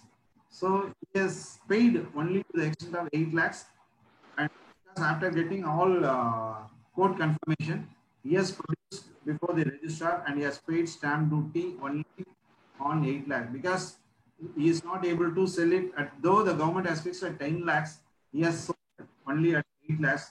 He has paid stamp duty only on 8 lakhs. It is to be treated as market value. In case if he has sold the property for 14 lakhs, then stamp duty has to be paid on 14 lakhs. Here the rate is 8 lakhs.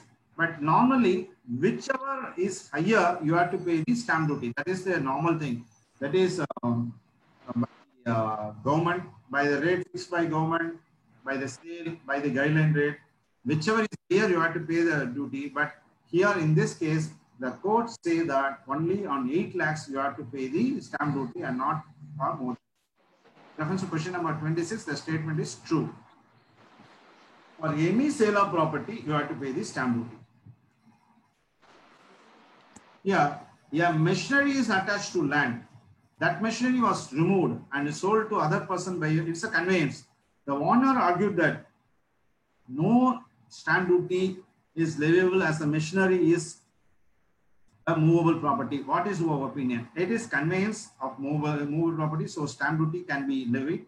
It is a movable property, so no stamp duty, because the land, the machinery is already attached to the land, so you have removed it.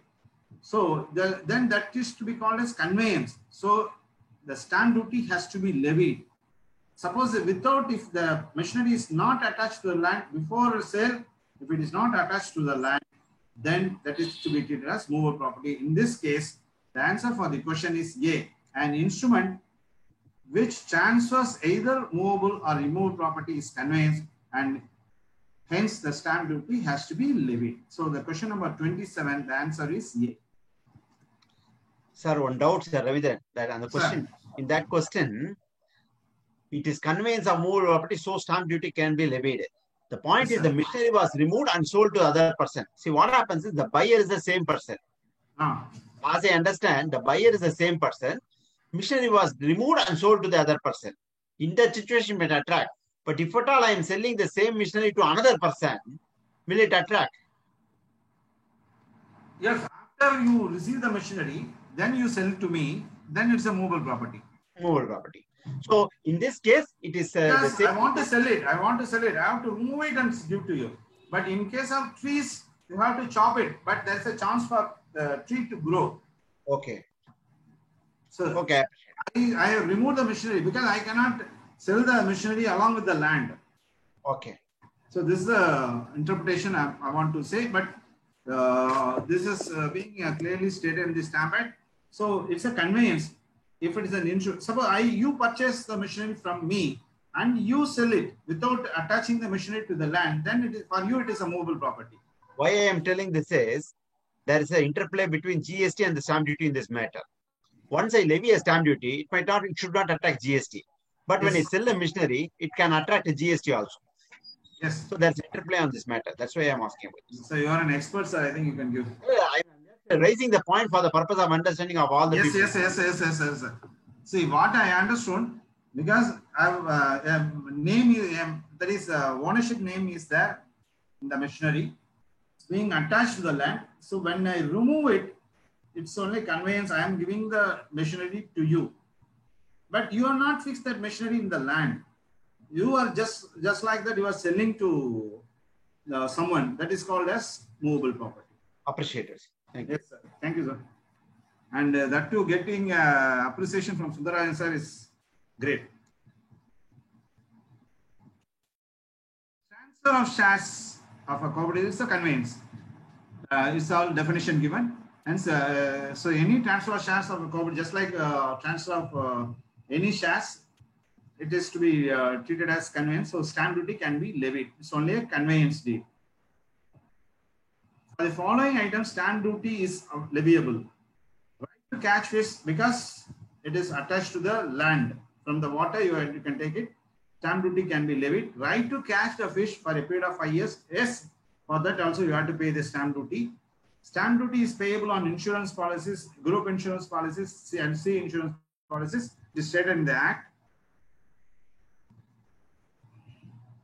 And no stamp duty is payable on will. Unless until it comes into effect, no stamp duty is payable, but you have to pay only the registration fee, and there is even in a plain sheet also you can write a will and you can register, but only for the registration fee you have to pay and not the stamp duty. No stamp duty is leviable in the case of change of name of the company, since there is since no transfer is involved. Only you are changing the name of the company. You are not changing any property to anyone. So only you are changing the name. For that there is no stamp duty. Instruments executed on behalf of or in favor of the government. It's a temple case. I am going to say one very interesting case which I faced in my career. See, under section 230 of the Income Tax Act, the seller, he has to produce income tax clearance certificate to the registrar. Then only they have to, then only the registrar can register the property. So here, one temple which is being managed by endowment board of the state government, they auctioned one property and they sold the property to, say, Mr. X. X has paid the entire stamp duty to the transaction, but registrar say that you have to take the, you have to get the income tax clearance certificate under section 230 of the Income Tax Act as the value exceeds 50,000. Now later on it went up to 5 lakhs. After that they have removed that. If the value exceeds 50,000 rupees, you have to get the income tax clearance certificate. Totally the sale will be around 40 lakhs something, 40 or 50 lakhs something. The stamp duty alone he has paid around 6 lakhs something. That is the buyer of the property has paid 6 lakhs. Then when the buyer approached the special officer of that temple and he asked him to sign the affidavit saying that that temple has got no income tax arrears, then that officer say that no sir, I cannot sign, I cannot give you any affidavit because because the temple is being managed by, is being owned, that is owned by the endowment board. So it's owned by the state government. So I cannot say that the temple is subject to income tax, and I cannot say that I'll not sign the affidavit. Then we tried. Sometimes some registrar, some officer accept that the buyer can also give the affidavit. In this case, the registrar, even the income tax department, they are very particular that only the seller has to sign the form number, income tax clearance certificate, and not by any other person. So when we reported this to the special officer of that endowment board, he said that, okay, sir, I will not issue. If you want to do the registration, you can do it. Then I turned another way. The sale is being made by the special officer. That temple is being managed or owned by the endowment board. Endowment board is nothing but state government. State government is nothing but the governor.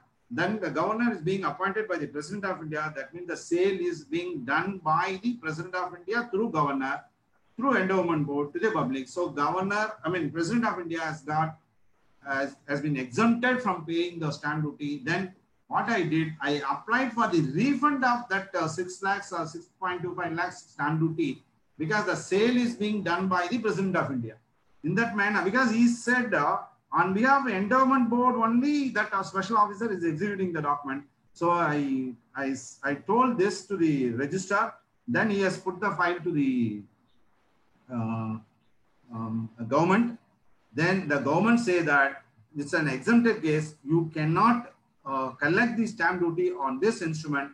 You have to refund that 6 lakhs stamp duty to the person, to the buyer who has paid the stamp duty. Because the government has not paid any stamp duty, only the buyer has paid the stamp duty.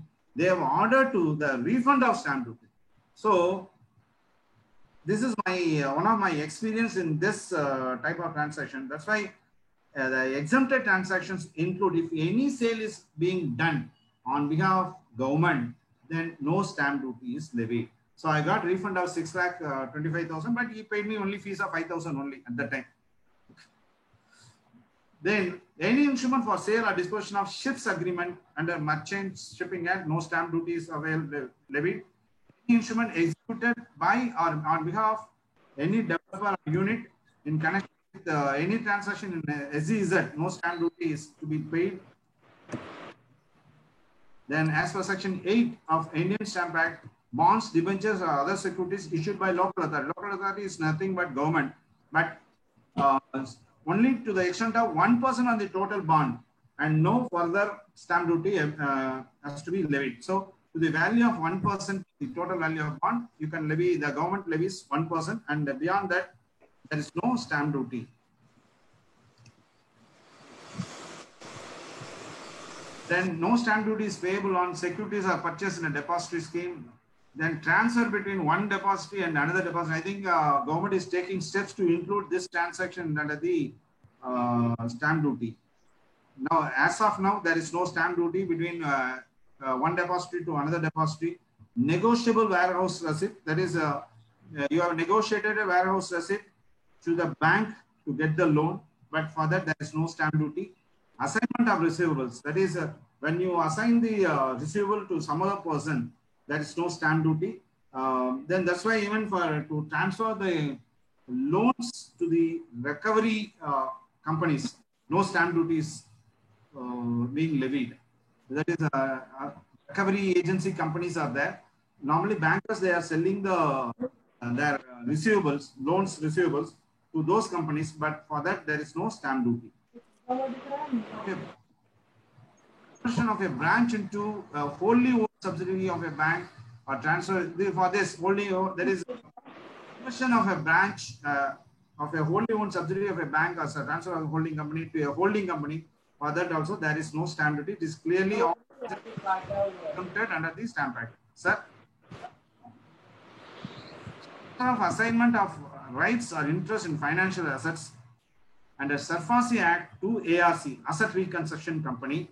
Suppose if the bank transfers all assets to ARC, there is Asset Reconstruction Company, there is no stamp duty. All these 12 items are specifically exempted under Indian Stamp Act.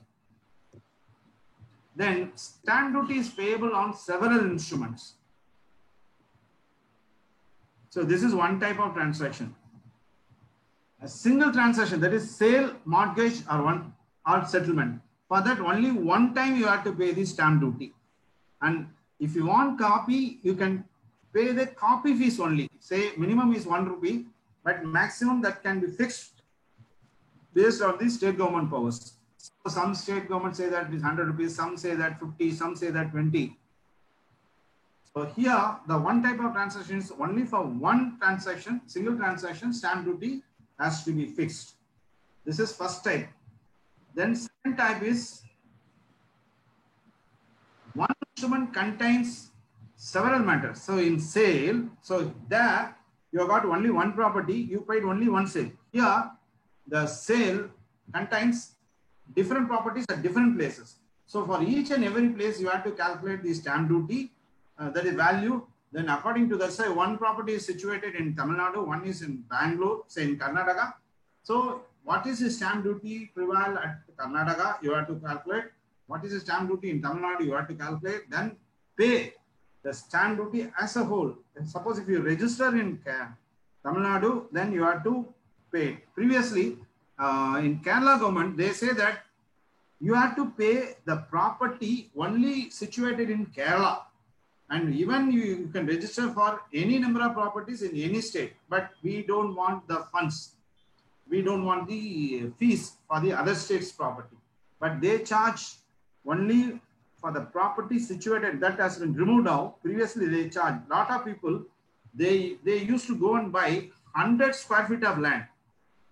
And they transfer a very big property of Tamil Nadu and they register the property in Kerala. So now this ambiguity is being removed. But even when you go to the bank, even you can say that the properties have been registered in Kerala.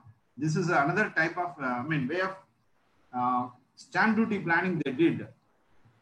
So here, one instrument contains several matters. That means some A, B, C. There are 3 different properties. Either, three different properties situated in any place.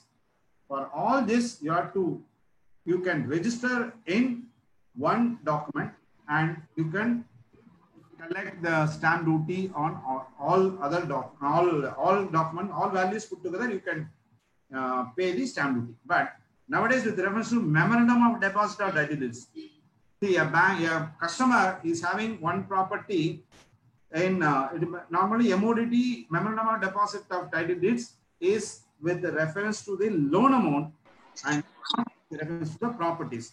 So they say that since it is related to the loan amount, you can include any number of documents in the MODT. So one is in Madras, one is in Bangalore, one is in Hyderabad, one is in Delhi. Any type of removable property can be included in the MODT, and you have to pay only the stamp duty on the loan amount and not on the value of the property. So this is the thing. So one instrument contains several matters. In case of sale deed, various properties. In case of MODT also, it is related to the loan amount. So you have to pay stamp duty only on the loan amount. Another type is called one instrument covering one matter can come under more than one description, say partition deed. In case of family partition, there is only one instrument. For that, normally in this case, in Tamil Nadu, I want to say from the Tamil Nadu angle, I don't know about the other state angle. In Tamil Nadu, they say that those property which has got high value, for that property, you have to pay the stamp duty, and remaining properties exempted from calculation value. So this is still, it is prevailing in Tamil Nadu. In partition deed, so there are 4 properties. One property has valued at 1 crore. another is 50 lakhs, 30 lakhs, 25 lakhs. So the duty has to be levied on only on one property that is high value, which has got high value, say 1 crore. Because there is no transfer, it's only a sharing of property because it is not, this has not been transferred to some other person. So they, in Tamil Nadu, they say that only the property which has got high value, you have to pay the stamp duty. So one instrument covering one matter, but it has been split into various parts. So only once you have to pay the stamp duty. Bonds, bill of exchange, for this everything, only once you have to pay. Say in bonds, you have got some different type of bonds, but all put together, for only one bond, for one bond agreement, you have to pay the stamp duty. But this is a listed item in the Stamp Act. So each state government has fixed, according to their state government policy, they have fixed a different rate. But with reference to bill of exchange, it has to be fixed by the central government. Then, who has got the power to increase or reduce or waive the stamp duty? State government, central government, B or C, respective governments. The power to increase or decrease is with the respective government. Suppose the state government has got the separate right to increase or decrease or waive. Central government or state government, everyone have been given specific powers by the act of the parliament. So here, sometimes here in Tamil Nadu, they say that previously the stamp duty was around 13%. Now they are saying that it is 8%, or now they can say that it is 6%. Now even they can modify, they can alter the market value of the property also. So everything is possible. So the power to increase, decrease or waive stamp duty is being allotted to the respective state governments, that is state government or central government. The stamp duty can be paid in the form of adhesive stamp, impress stamp, electronic mode, all the above. The answer for the question is all the above. Section 226 of the stamp means any mark, seal, endorsement or by any agency or person duly authorized by dash includes an adhesive or impress stamp for the purpose of duty chargeable under the Stamp Act. It is a state government because stamp rates have to be fixed by the state government. So the power is being given to the state government. Then consolidated payment of stamp duty is permissible in the case of single transferee. Say in the case of insurance policy, yes, it is possible. The statement is true. Insurance policies issues by company or body corporate debentures, bonds or other marketable securities, because everything is being pulled together and stamp duty can be levied. Adhesive stamps can be cancelled by a person pasting it. No, affixing, the person who is affixing the stamp duty, adhesive stamp, they have to cancel it. So either it can be cancelled by way of mark, or the manager who has affixed the adhesive stamp on the document, he can cancel it. If it is not cancelled, then that instrument is called as, that document is not called as document. So adhesive stamps have to be cancelled. If adhesive stamp is not cancelled, then the same may be cancelled at the time of execution of the document. It can be cancelled. So you can affix it, but at the time of execution of document, adhesive stamps have to be cancelled.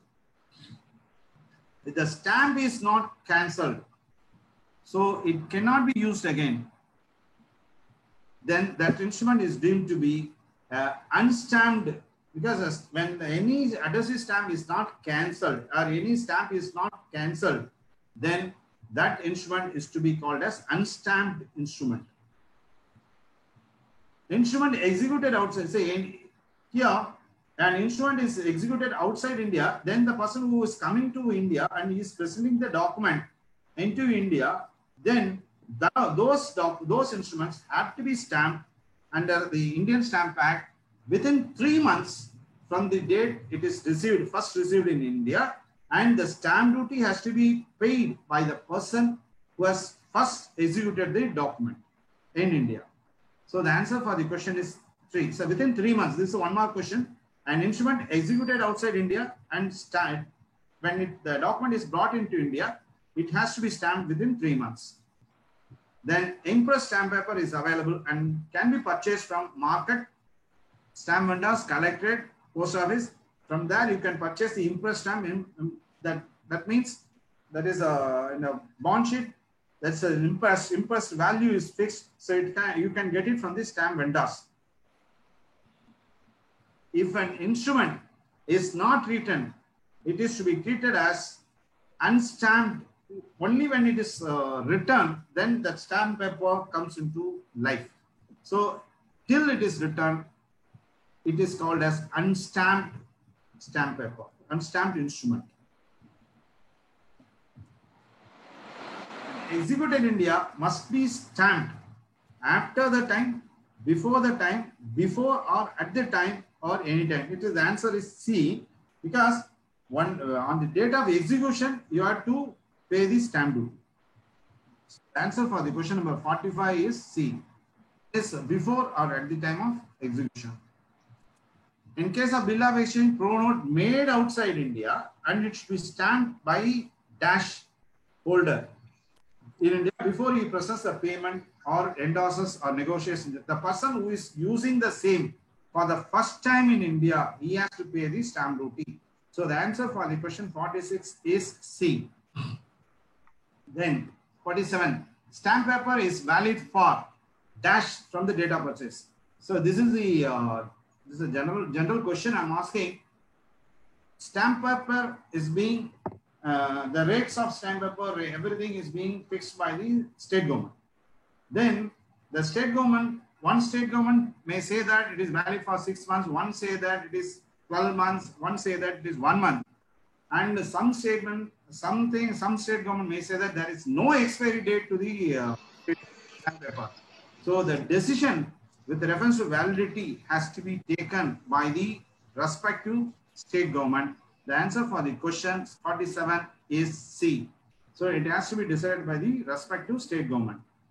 Then stamp papers are purchased by the, this also from the practice angle also we can see on different dates.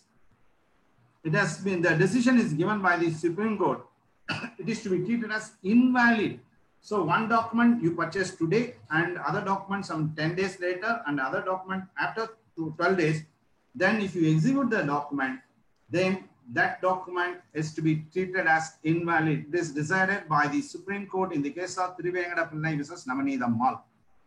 This is from the practice angle also we have to see when you write a partnership deed, even from practice angle, one document today and the other document some 3 days after that, then when you execute the stamp deed, when you execute the partnership deed, that partnership deed is invalid because the document should be on the either, if you execute the document on 15th, it should be on 15th and you can purchase on 14th and not on 14, 13, 12. On all 3 documents, you cannot club together and type it and register it. That is an invalid thing. Then stamp duty is payable on ad valorem basis, that is on the basis of value of the property and not on market rate, forced sale value. The stamp duty is ad valorem basis. Yes. Stamp duty is collected by government on the rates of market value, guideline rate, sale price written on the document, market value or guideline rate or sale price, whichever on the document, whichever is higher. But in the case of sale by the official liquidator, he has got a specific permission from the court saying that the market value, because you have to pay market stamp rate on the auction value. So that is not specifically mentioned in the Stamp Act. The Stamp Act says that market value, guideline rate or sale price, whichever is higher. But in the case of sale by the liquidator, if the auction value is below the guideline rate, because they say that it is a market value. But as per the rule, guideline rate is more than the market value. But they paid the rate based on the auction value as decided by the court. If mentioned or expressed in foreign exchange, then the central government prescribes the rates from time to time for calculating the stamp duty. Hence, the value on which the stamp duty is to be calculated is market value, value, exchange value fixed by central government, and the return value. So, if any property, the value of the property is say in dollars, then the conversion rate has to be done as per the rate fixed by the central government. Based on that only you have to make the payment. So the answer for the 51 is C. Value of the stock or security calculated on the basis of average price on the date of instrument. Share transfer duty, stamp duty on market value of the shares as on the date of instrument. You have to add and do it. Shares issued a premium, so you have to add issue price. That is including the premium. You have to pay the stamp duty and not on the face value of the security.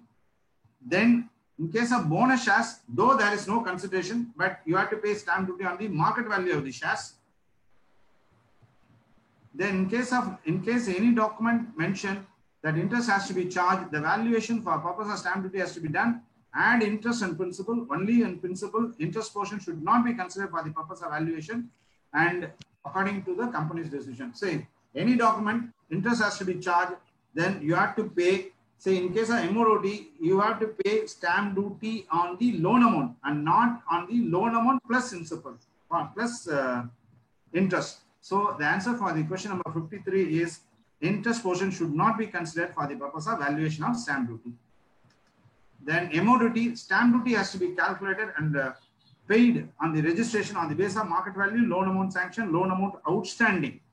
So then you have to choose amount between then state government fixed by the stamp duty fixed by the respective state government on loan amount sanction.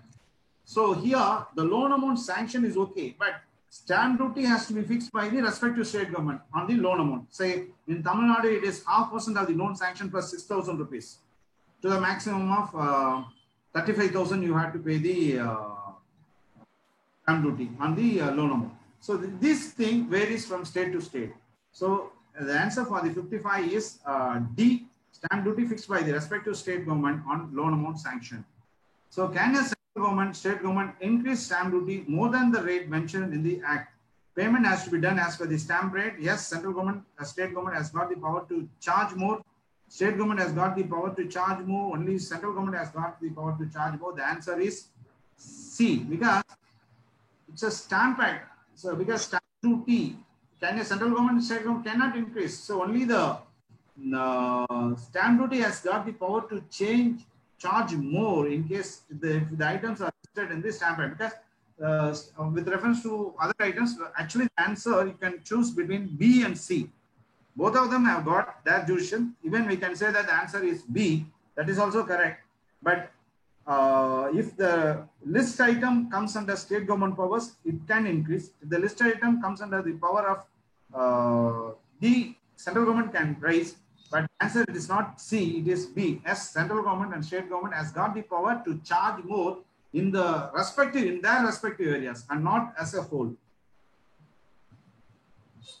In case of debt transfer, any property is transferred to any person in satisfaction of this. I'll skip.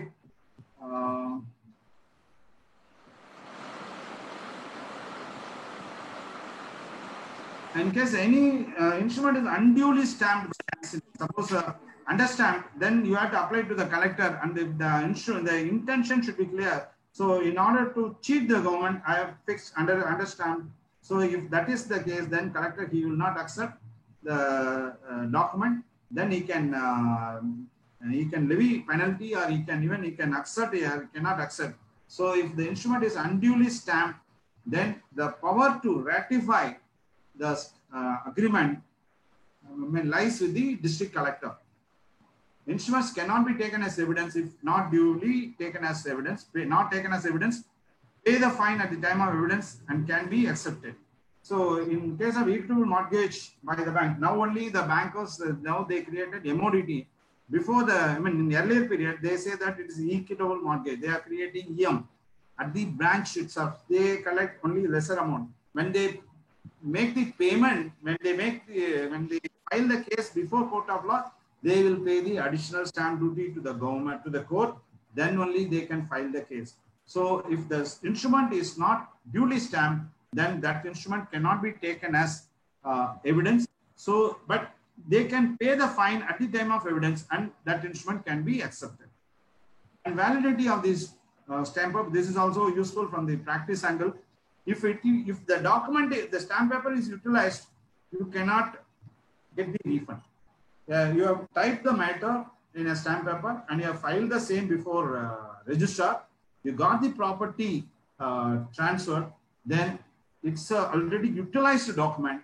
No repayment can be done. If it is not used or useless due to some watermarking something, then the collector refunds the stamp amount after deducting 10% on the face value of the document. If it is not used, so here the usage comes into effect. So you typed it, but you are not filed. So that is called as used. It is not used. Useless means due to some rat biting or some flood, something that stamp paper, it has got destroyed. That is called as useless. If it is not used, you are typed, but you are not filed. So that is to be called as not used. Then the collector refunds the stamp amount. If you submit the same to the collector, say if the document is 10,000 rupees, they will remove 10%, then they will pay you 9,000 rupees on the stamp paper. This will be useful to you for your practice also. Then from the examination angle, how stamp duty is paid in transaction where more than one instrument is required. Stamp duty is paid on all instruments equally. Stamp duty is paid on any one instrument. Stamp duty is paid only on one of the principal amount and the balance on the minimum copy. Because on the sale deed, you have to pay only one stamp duty. For the remaining copy, you can get the copy by way of paying the minimum fee. So the answer for the question number 63 is C. This is with reference to the Stamp Act. And for want of time, because I'm closing the session and I have to cover judicial pronouncement, that PPT I'll share to you through the organizers. And I think any doubt with reference to the Transfer of Property Act and Stamp Act, you can ask me. Though at the same time I've rushed it, because it is very difficult to cover the entire portion of TP Act and Stamp Act. If I've got any doubt or a suggestion, you can tell me.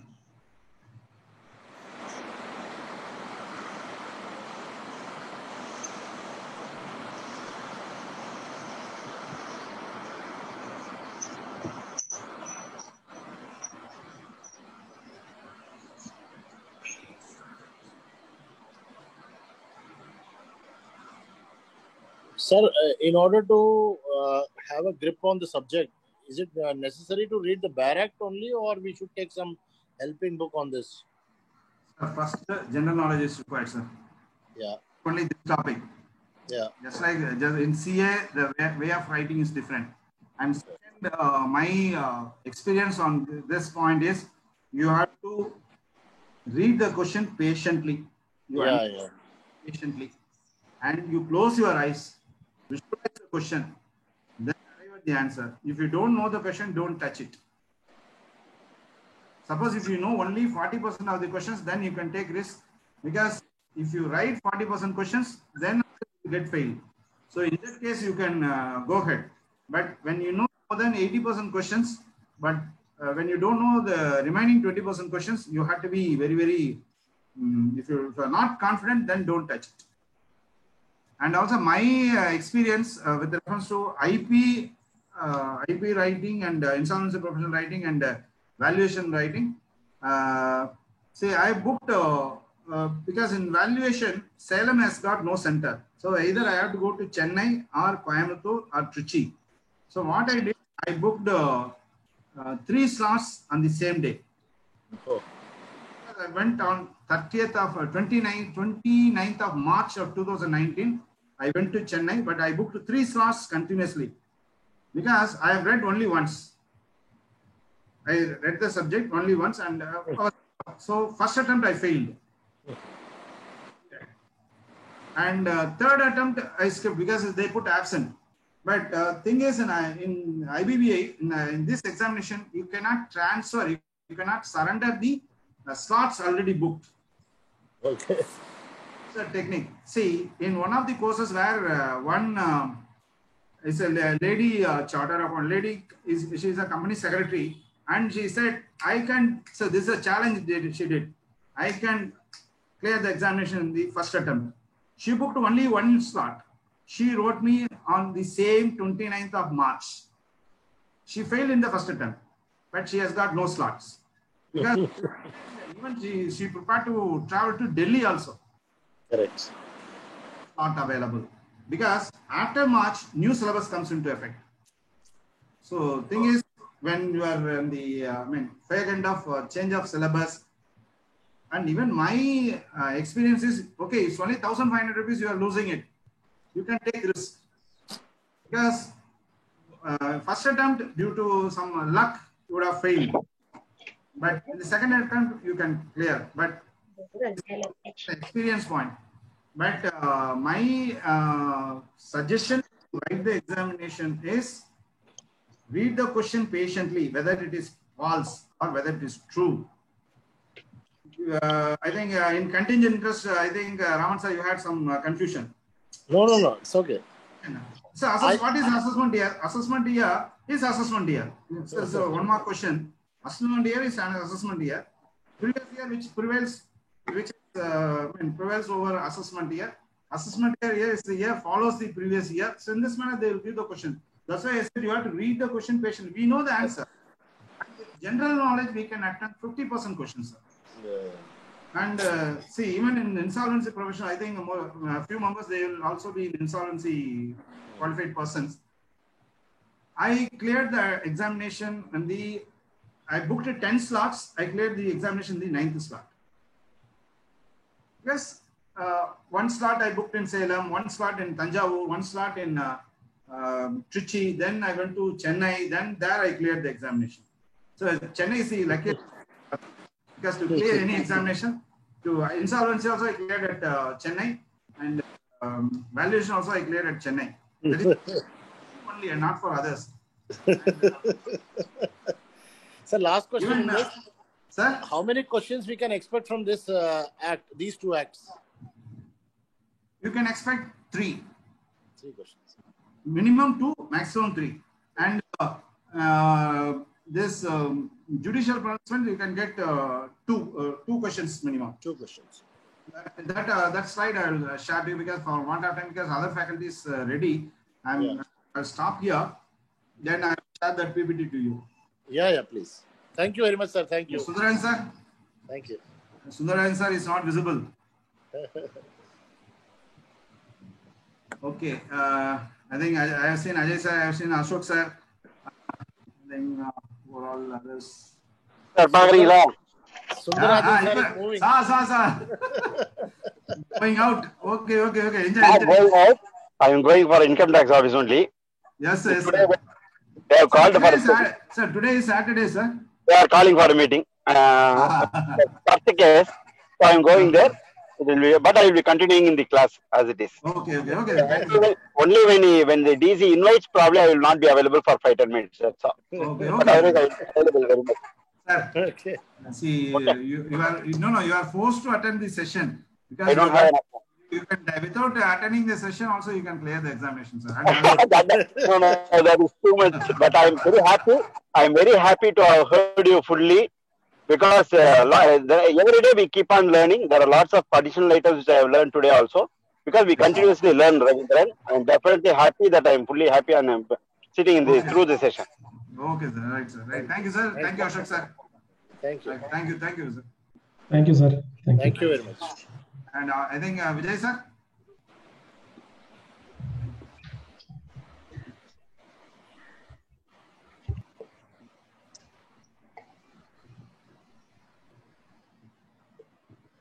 I think Anuradha ma'am, just now she came now.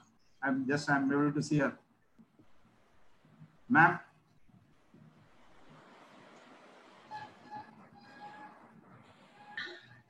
How are you, sir? Fine, madam. So, how are you heard? I think I've seen only without video only. You're there, ma'am. I logged in and then I was in some work. I just heard a part of your session. Yeah. Not much, but don't tell this openly, na. No, sir. It is actually not. I would say not a right manner to attend session of other faculty. See, there is no other go for me. Yeah. Because I have to speak for entire session. Yeah, I understand. Because Raman sir is continuously watching. So whether I'm doing, but he's eating everything, na? He's eating, he's drinking. But okay.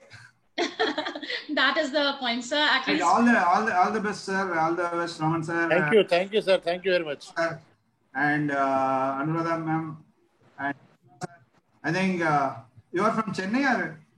I'm from Delhi, sir. Delhi. Delhi. Yeah. Swasa from Delhi. Okay. And Ajay sir. Thank you very much. And I'm just winding up the session. I'm leaving the session. And call Vijay sir to take up the session. Thank you very much, sir. Thank you, sir. Thank you, sir.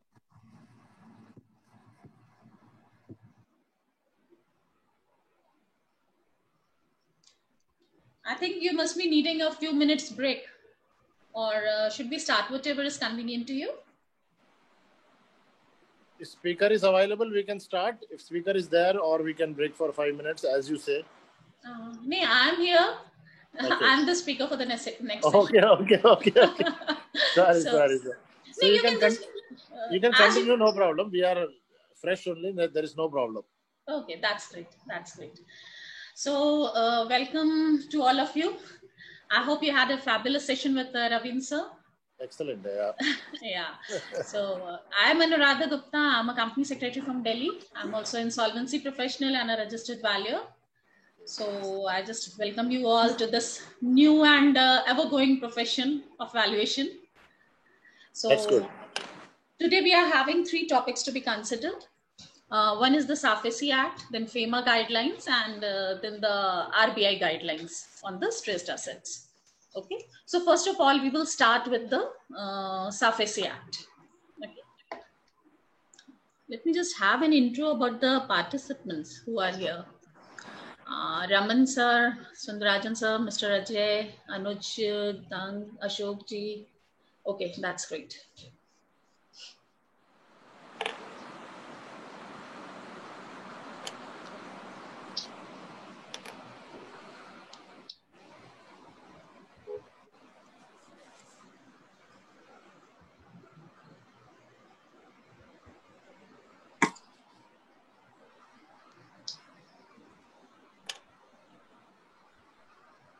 So first of all, we will start with the SARFAESI Act. Okay. Before starting the act, I would just like to give an idea about the background of this act. As we know, whenever there is a relationship between a borrower and a lender, most of the times we expect that the borrower will honor the commitments, but somehow many times situation arises that the borrower is not able to fulfill the commitments. Okay. So in that case, earlier we were having many recourses. Like initially, it was like in Companies Act, creditors used to go for creditors winding up, or they had an option to file a civil suit. But in case of civil suit, we all know what is the practical situation and what are the practical problems. 7 years, 8 years down the line, you never know whether your matter will come before court or not. So that created a problem in front of the lenders, basically the financial institution and the banks. That they approached the government and they said that this is the problem. Suppose we are giving money. This is our business. And if we have to wait for 7 years, 8 years for the recovery, how we are going to just do the business? So the government gave a thought and it brought into existence a new act, which was Recovery of Debts Act, DRT. And in that, it brought into existence 2 special codes, DRT and DRAT. Okay.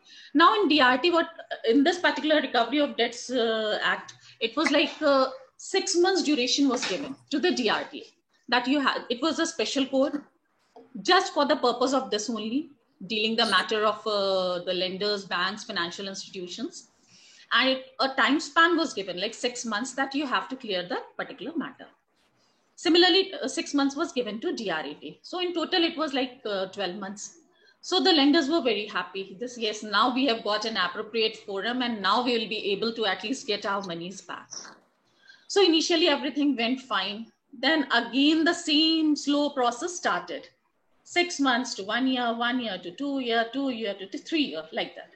Again, the lenders went back into the same situation. They said that again, we are having the same problem because DRT was getting overburdened. DRAT was having the similar problem. So it was like, so they finally decided, then they again approached to the government that again, we are in the same problem. Now what to do? So the government came out with a new concept of SARFAESI. In this particular act, the lenders have been given a superpower. There is no interference of code in this particular act. This is the main beauty of this act, that the code, no special code, no DRT, no DRAT, no civil code, nobody has any power. The power is in hand of lenders subject to certain conditions. Okay. So this is the SARFAESI Act. First of all, we will understand what is the name of this particular act.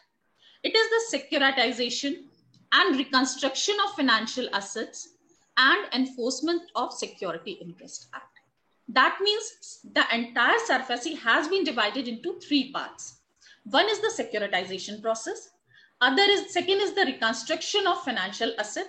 And third is the enforcement of security interest. These are the three parts, three major chunks in which the entire act has been divided. Okay.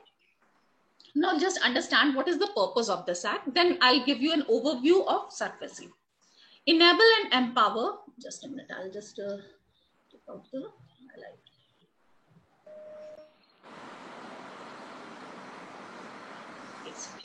Enable and empower the secured creditor to take possession of their securities and to deal with them without the intervention of the code, and also alternatively to authorize any securitization or reconstruction company to acquire financial asset of any bank or financial institutions.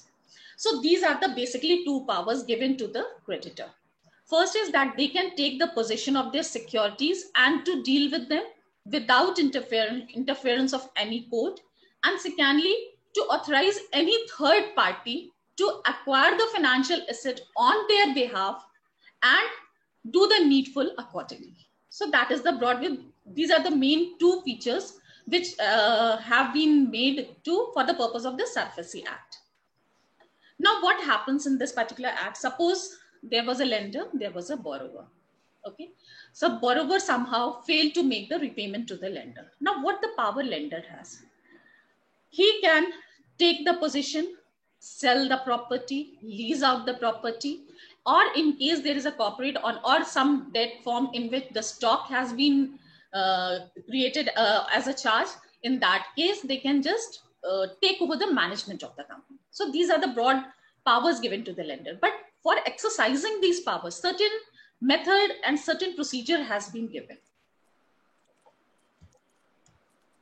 So now, first of all, as we saw, there were three parts: recovery, securitization, and reconstruction. So first of all, we will go to the recovery process. Now, suppose there is a bad loan. Okay. Once this bad loan has occurred, means that account has been declared NPA. In that case, the lender will give notice to the borrower. First step will be giving notice to the borrower. 60 days notice. This is a very important duration. You have to remember these because I've covered those parts which are mostly coming into exam. So first thing is this 60 days. So the duration of notice to be given to the borrower is 60 days. Now it is not like that you have given the notice to the borrower and the borrower is absolutely like, I cannot do anything. He's completely paralyzed. Nothing, not like that. Some powers, some rights have been given to the borrower. Now it says that borrower can present his case in 15 days. It is not always necessary that borrower is doing intentionally. He is not intentionally not repaying the amount. So in that case, borrower can just within 15 days, 60 days notice, he has received the notice.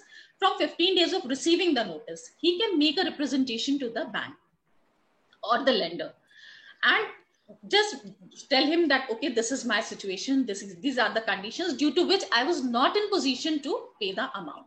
Suppose they both come to some reconciliation. Okay, fine. Bank also understands that you are having a genuine problem. Then it's fine. But suppose bank says, no, I'm not convinced by whatever reasons you have given and I'm not going to stop my action. Now, what is the second step? Second step, the borrower will go to the DRT. Same DRT as we were discussing, recovery of debts due to Financial Institutions Act. DRT has a limited role in this. As I said, that intervention of court is not necessary for enforcement of security, but yes, overall regulating body is the DRT. So the borrower will go to the DRT. Okay. Initially, they say that they have to give 75% of amount. They have to deposit with the DRT 75% of amount of the total due for making an application. But that rule was further scrapped. Now you have to just go to the DRT within 45 days. So 60 days, 15 days, and 45 days. Total duration is 60 days. Okay.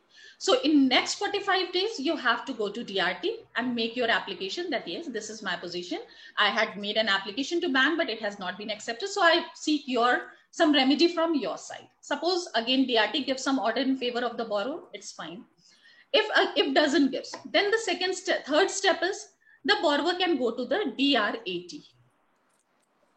But in this case, it has to deposit an amount of 50% of amount of the total dues, because at this stage it is considered that it is not that the borrower is intentionally making some fault. There is some genuine reasons. So, and further also to curb that, you can say that false applications are not being made with DRT. So they have given that 50% of amount should also be deposited. So this application has to be made within 30 days of the order of DRT. Again, suppose DRT grants some relief, it's fine. If it also doesn't gives relief, now the bank or the lender is in position to do whatever it wants. Means subject to the powers given in the Act. Now, what the banks or the financial or the lender will usually do, either it will take the position and lease it off if it is some property, the encumbered property, something like which can be just leased off to realize the amount that they can do. But usually the main part is that they sell off because they are not in position to keep those things and maintain it and all those things. So suppose the bank decides that, okay, now I'll sell off this security. So in that case, again, the bank has to give 30 days notice to the borrower, and 2 newspaper advertisement will be given for auction. So when notice has been given to the borrower, it is again an opportunity to the borrower that if he wants, he can also participate in that process. Okay.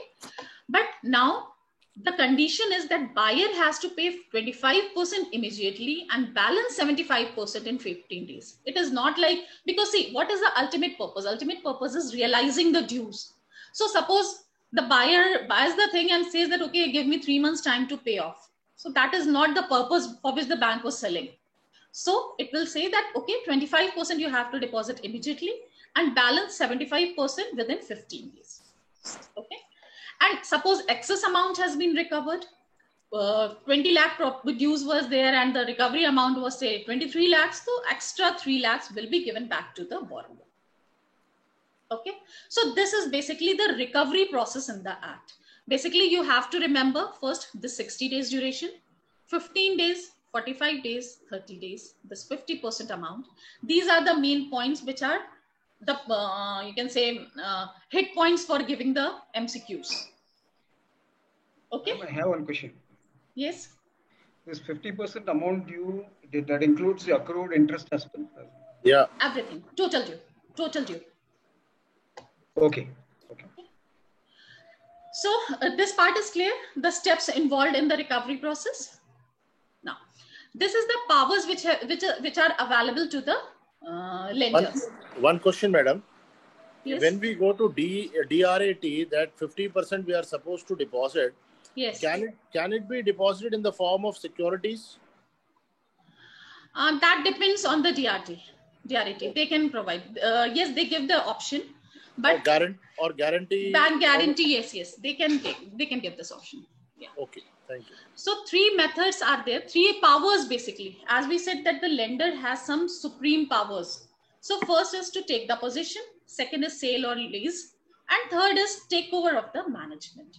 This process comes when we describe about the reconstruction stage. Okay. So 3 conditions main, though there are many more, but these are the 3 main conditions where SARFAESI Act is not applicable. First, we have to understand that in case of lender, it is not like suppose we are having a local lender who has given some money and he says that, okay, you are not paying the amount, now I'm going to invoke the SARFAESI. No. Specific creditors have been provided. They are mostly banks and financial institutions. Okay. Sometimes NBFC, recently government has also recognized with some limits. So it is the specific categories. Okay. So first is agricultural land cannot be sold. That means suppose a farmer has taken any loan on the basis of his agricultural land, and in case he makes a default, in that case, SARFAESI Act cannot be invoked. It's a specific prohibition. So in that case, only a reconstruction of the loan will be done. Second is due amount is up to 1 lakh. If the amount is 1 lakh or less than it, then the invoked amount, less than 1 lakh, then SARFAESI won't be invoked. Even it is 99,000, it won't be invoked. So the amount should be at least 1 lakh and above. And third is amount due is less than 20% of principal and interest. That means total amount due. Suppose total amount due was 100 lakhs and already the borrower has paid 85 lakhs, only 15 lakh is pending. In that case, SARFAESI cannot be invoked. So the minimum amount due should be less than 20%, more than 20% of principal and interest. So that if amount is less than 20%, then also SARFAESI Act cannot be invoked. Madam, just a second. Yes. In this agricultural land, suppose at the time of borrowing of loan, yes, the land was used for agriculture purpose. But later on, when the default happened, when the loan became bad, the agricultural land loses its sheen that no agricultural operations were carried out for the 2 years. Then what would be the status of this agricultural land? So basically, whenever the bank gives loans on such plan, they do all the due diligence. That you also know. Absolutely. Okay. At the time of borrowing, it was an agricultural land. But activity has not been done. Activity subsequently got stopped, maybe because of dearth of money. He could not do the operations of agriculture. But the category is the agricultural land only. It has not been converted, right? No, it is not converted, no, but there was no operation. No, then it would be treated as agricultural land only. Okay. So there is no need of, there is no need of carrying out agricultural operation. No. But only it should not have been converted. You are getting it laterally, you are getting it converted, then that is a different issue. Okay. Obviously, then it will be coming into forgery because you have taken loan on agricultural land and later you have the converted the usage. That is illegal. Agricultural land means the basic nature of the land. That is agricultural. In the records of the government also, it is an agricultural land. Right. Okay. So first part, we have done recovery of debt. Again, I'll just give a quick recap. Then we will go to the securitization part. There is a default. The lender will give a notice to the borrower. That notice would be of 60 days. In 60 days, the borrower has been given 3 opportunities. First, within 15 days, he can make a representation with the bank, giving his side. If the bank agrees, okay. If not, then within next 45 days, he has to make an application to DRT.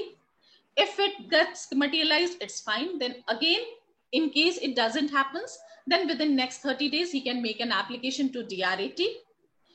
If the DRAT also agrees, then it's fine. If it doesn't agrees and doesn't gives any relief to the borrower, in that case, the bank is eligible to do the recovery. For that process, if the bank decides that it has to sell the asset, then in that case, he will give a 30 days notice to the borrower, and the sale process will be done by auction. Borrower can also be a bidder. 25% amount immediately has to be paid. 75% can be done within next 15 days. Excess, if any amount is recovered, it will be given back to the borrower. Then 3 conditions where it is not applicable. First is agricultural land. Second is amount is less than 1 lakh. Third is amount due is less than 20% of the principal or interest. Okay. So these are for the 3 powers are given to the lender to take the possession, sell out or lease or take over of the management. Now, second is the securitization process. Now, before going through the presentation, we'll just try to understand what is the securitization process. See, bank, it is obviously the core business of any banking or financial institution is lending. Now, suppose they have lended some money and they are not able to recover it. It is now NPA.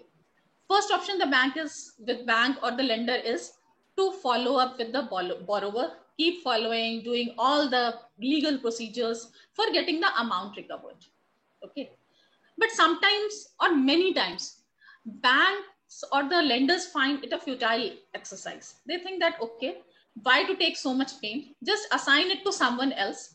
Someone else will do this process. I'll sell it off. And the third person who is an expert in this, that is his headache. He will just recover the amount. So what the lender will do, he will take this bad loan and sell it off to a special purpose vehicle. This special purpose vehicle is the asset reconstruction company, which is registered with RBI. So this loan will be sold to the special purpose vehicle. Now this special purpose vehicle, what it will do, it will issue securities to the investors. So 3 steps. 3 parties are involved. First is the originator or the lender. Then we are having a special purpose vehicle. Then we are having an investor and the borrower. Now borrower has already committed the default. Now this party will sell off the loan to this special purpose vehicle. Now the special purpose vehicle, how it is going to pay off the bank? It will issue security receipts to investor. Investor will give money to the special purpose vehicle by which it will pay off the lender. Now what happens? What is the situation? This special purpose vehicle is in the shoes of the original lender. All the rights have been transferred. So now this is the original lender or the creditor. Now these investors, this special purpose, these are usually investors are like qualified institutional buyers type, means financial institution, banks or whatever form they want to invest. They are the same, they are this category of investors. They will issue, this special purpose vehicle will issue security receipts on which they will be promised some returns and redemption as per a scheme framed by the special purpose vehicle. It will frame a scheme. It will offer that scheme to investor and issue security receipts, receive money, pay off the original lender. So that is the broadly basic process. Now, when there is a sale contract between these two, original principal is selling this special purpose vehicle, the amount of loan, no stamp duty is payable in this case. Okay. And when this is issuing security receipts to investor, again, no registration is required. So we will discuss this again in detail. But these are the 2 very important questions which are coming in your exams. Originator gives loan to borrower. Borrower pays principal and interest to the originator. The special purpose vehicle buys the loan from the originator as asset and pays the consideration to the originator and issues securities to the investor for the same. The investor subscribes to the securities issued by the special purpose vehicle. So till now the process is clear. Securitization process. Okay. Now we'll just quickly go through some important definitions in this particular act. First is the asset reconstruction company, which we were referring to as the special purpose vehicle. Okay. This is an asset reconstruction company, a company registered with Reserve Bank of India for the purpose of carrying on the business of asset reconstruction or securitization or both. Means he can do the asset reconstruction work also, securitization work also. Some other works are also given which are permitted to be done by this asset reconstruction company. So an asset reconstruction means acquisition by any asset reconstruction company of any right or interest of any bank or financial institution in any financial assistance for the purpose of realization of such financial assistance. Simply, it has just given a bit technical way, but as I told that there is a underlying asset which has been turned bad, and this asset reconstruction company is buying that interest of the bank in that particular asset. Now they have defined what is the financial asset. They have given a long definition. It is mostly theoretical type. A claim to any debt or receivable or part thereof, any debt or receivable secured by mortgage or charge, mortgage, charge, hypothecation, right, interest and security like this. They have given a list that this is as per the Act definition. Now we come to the part secured creditor. As I said that this is applicable to only banks and financial institutions or such other body as may be recognized by the Reserve Bank of India. So any bank or financial institution or any consortium or group of banks or financial institution holding any right, title or interest upon any intangible or intangible asset. Then debenture trustees, in case there are debentures are issued, debenture trustee, or in case of asset reconstruction company, whether it is managing trust or something like that. A trust has been many times a trust is being created by the ARC to manage a particular scheme. So in that case, the trustee or the debenture trustee registered with the board appointed by any company for securities. It means basically these are the 4 categories plus the asset reconstruction company which has acquired the interest. As I said, that once the security interest is being acquired by the asset reconstruction company, it is stepping in the shoes of the creditor. So it is having all the rights of a creditor. So it is also in the list of those creditors. Now, these are the most important points of this particular act. What are the requirements for registration of asset reconstruction company? First and foremost requirement is net own fund of not less than 2 crore rupees. Okay. Then second, it has to be registered with Reserve Bank of India by making an application to RBI. So initial 2 conditions are there, that if you want to act as an asset reconstruction company, then you have to have a net worth of minimum 2 crore rupees and you have to get yourself registered with RBI. Now, for the purpose of getting yourself, RBI has given certain conditions. These all are very important. That's why I have highlighted in red. The asset reconstruction company has not incurred losses in any of the 3 preceding financial year. So whenever a company is going to make an application as an asset reconstruction company, then the track record has to be considered by the RBI, and it will see that it has not incurred losses in any of the 3 preceding years. In case you have any, the company has done any losses, incurred any losses, in that case, it won't be eligible to be registered as an ARC.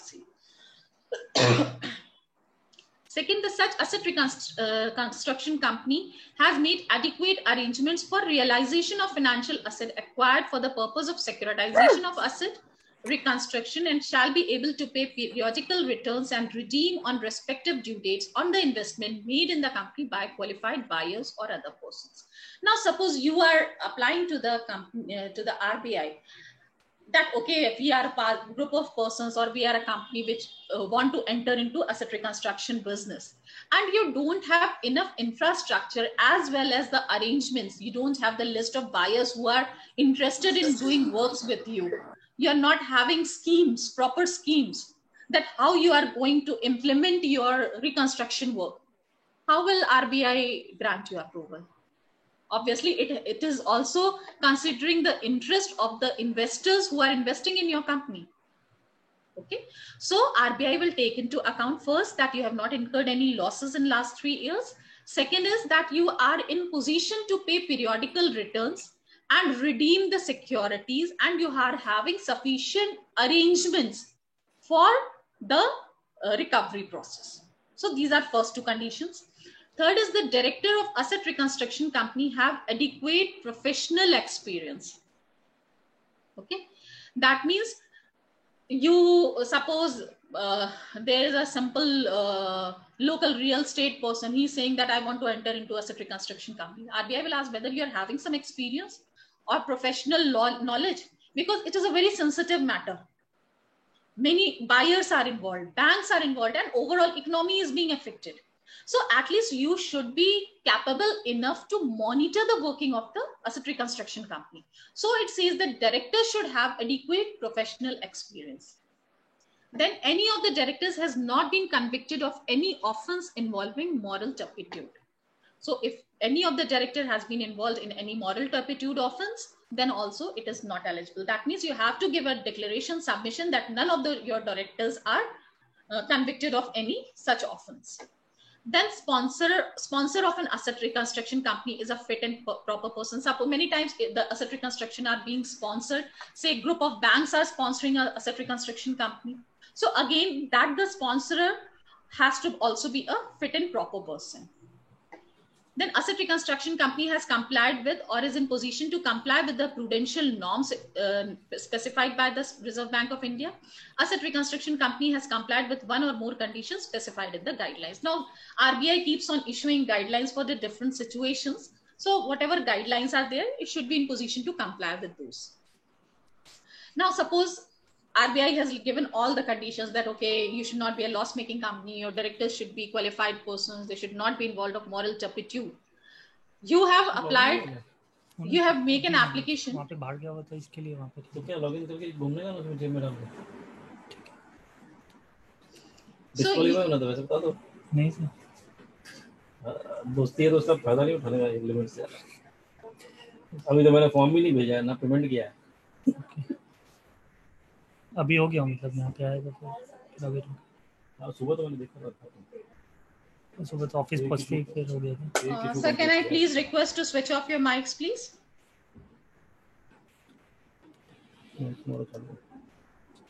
So suppose you have initially you have complied with all the conditions and later on you plan to change it. So again, you have to seek approval of Reserve Bank of India in making any changes also. So every asset reconstruction company shall obtain prior approval of RBI for any substantial change in its management, appointment of any director on the board of the directors or managing director or chief executive director, change of location of its registered office and change in its name. So if you are doing any these things, maybe many other conditions the RBI keeps on giving by way of its guidelines, but these are the basic changes which usually companies do. So in that case, if you are planning to do anything, such type of things, any such type of changes, you have to make an application to Reserve Bank of India prior to doing such changes. Now cancellation, RBI has issued the certificate, so it is obviously having powers to cancel it all also. So the situation in which RBI can cancel the certificate is if the ARC ceases to carry on the business of securitization or asset reconstruction, ceases to hold any investments from a qualified buyer. You're having no investors. So how come you are going to revive a company or get a realization from a company? Further, you are no more carrying the business of securitization, fail to comply with any conditions subject to which certificate of registration was granted. Suppose the director was found of any offense, moral turpitude offense.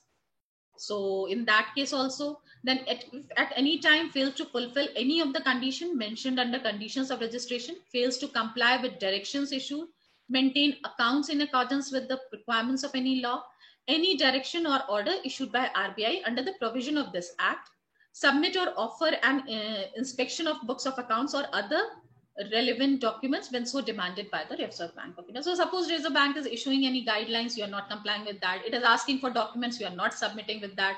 It is asking you to maintain separate accounts, you are not doing that. So in that cases, obviously RBI has the power to cancel your certificate. In such cases, you have a right to make an application to central government within 30 days of such order. So when such order comes to you, within 30 days, you have the right and the appeal lies to the central government. Again, this is an important point. That's why I've highlighted it. Now, as I told you initially, that whenever such agreement is being entered by the asset reconstruction company or by the asset reconstruction company with any bank or financial institutions, means they are in the process of buying that NPA asset.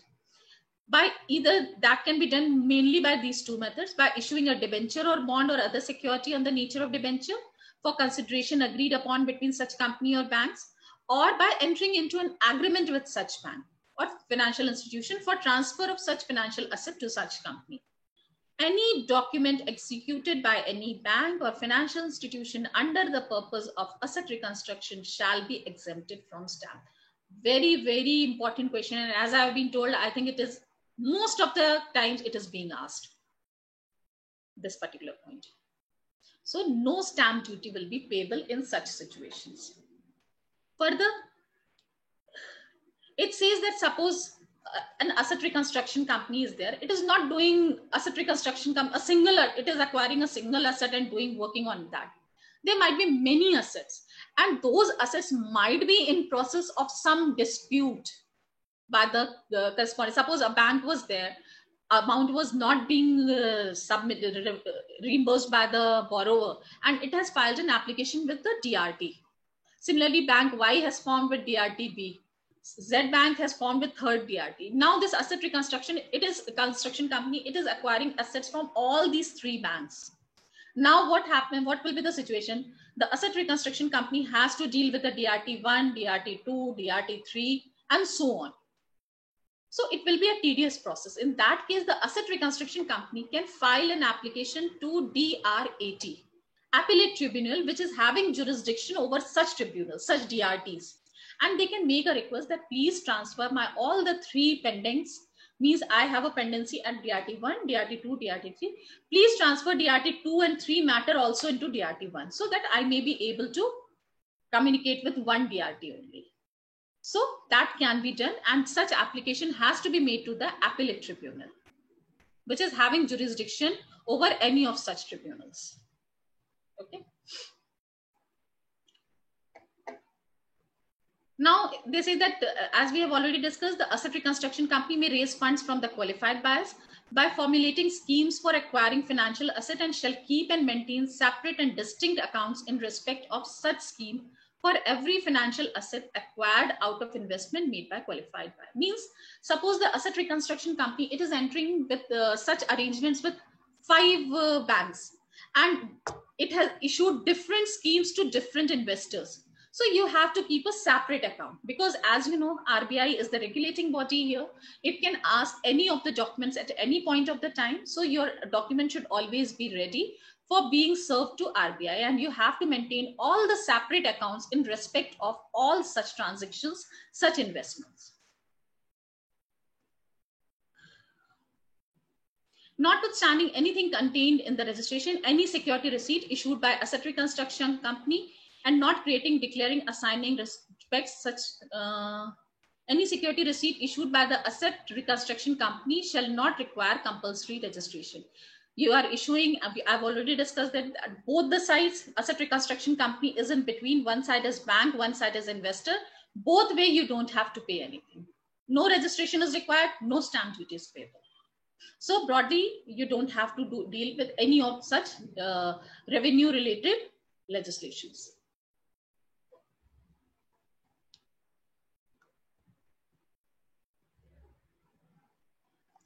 Now the ways of asset reconstruction. First part we have seen that was related to recovery. Second part was securitization. Now third part comes at asset reconstruction. Now in this case, whenever we will discuss, asset reconstruction can be done by the respective bank who was the original lender, as well as the asset reconstruction company who is the secondary creditor after stepping in shoes of the original lender. So the powers are the same. Now they can either take over proper management of the business of the borrower by changing or take over of the management of the business of the borrower. Now they think that suppose either the ARC or the bank thinks that no, the way the borrower, we are giving time, we are trying to cooperate with them, but somehow they are doing business in such a way that our ultimate interest is going to be impacted. Then in that case, they can even change or take over the management. Sale or lease of part or whole of the business of the borrower. Rescheduling of payments of debts payable by the borrower. Enforcement of security interest. As we have already discussed initially, security interest, that means you are realizing the amount, original amount, by selling off your whatever secured and encumbered property was there. Settlement of dues payable by the borrower, taking possession of secured asset in accordance with the provision of the Act, and conversion of any portion of debt into shares of a borrowing company. So these are the ways which are prescribed for the purpose of asset reconstruction. We have seen 2 parts. We have discussed if the now it is ultimately the decision of the lender what he wants to do. If he wants to recover it, okay, go by that 60 days process. If you want to securitize it, you don't want either to sell it off or you don't want to do the recovery process, you can just sell it off to the asset reconstruction company, and now that is their headache, how they are going to realize it. Third way is, no, you want that, no, I want to just negotiate and reconstruct my asset. I don't want to sell it off. So this is the third method. You will sit in the process of negotiation with the borrower, discuss about what ways are there, How can it be managed? Either by sale of part of undertaking or rescheduling the payment, conversion of debt. So these are the different ways by which a reconstruction of the original asset can be made. Now, these are the other functions of ARC. If ARC wants, it can also act as an agent for any bank or financial institution for the purpose of recovering their dues between the parties. A manager on such fees as may be mutually agreed between the parties, and receiver if appointed by any court or tribunal. So these are the additional 3 things. Apart from the original securitization business and recovery business, these are also the modes which the asset reconstruction company can do as a part of their business. Now they say that there are 2, whenever the original fund was, this we are talking about the initial time, because we saw that there is a default. Now default can be either for the fund which has been raised through debt securities or which has not been issued for debt securities, which has not been raised for debt securities. So in case the fund is not raised through debt securities, in that case classification of NPA is required, and that 60 days process will then start. Means first you have to classify the account as NPA, but NPA classification is not required in case the fund has been raised through the debt securities. That is the only difference between these 2 points.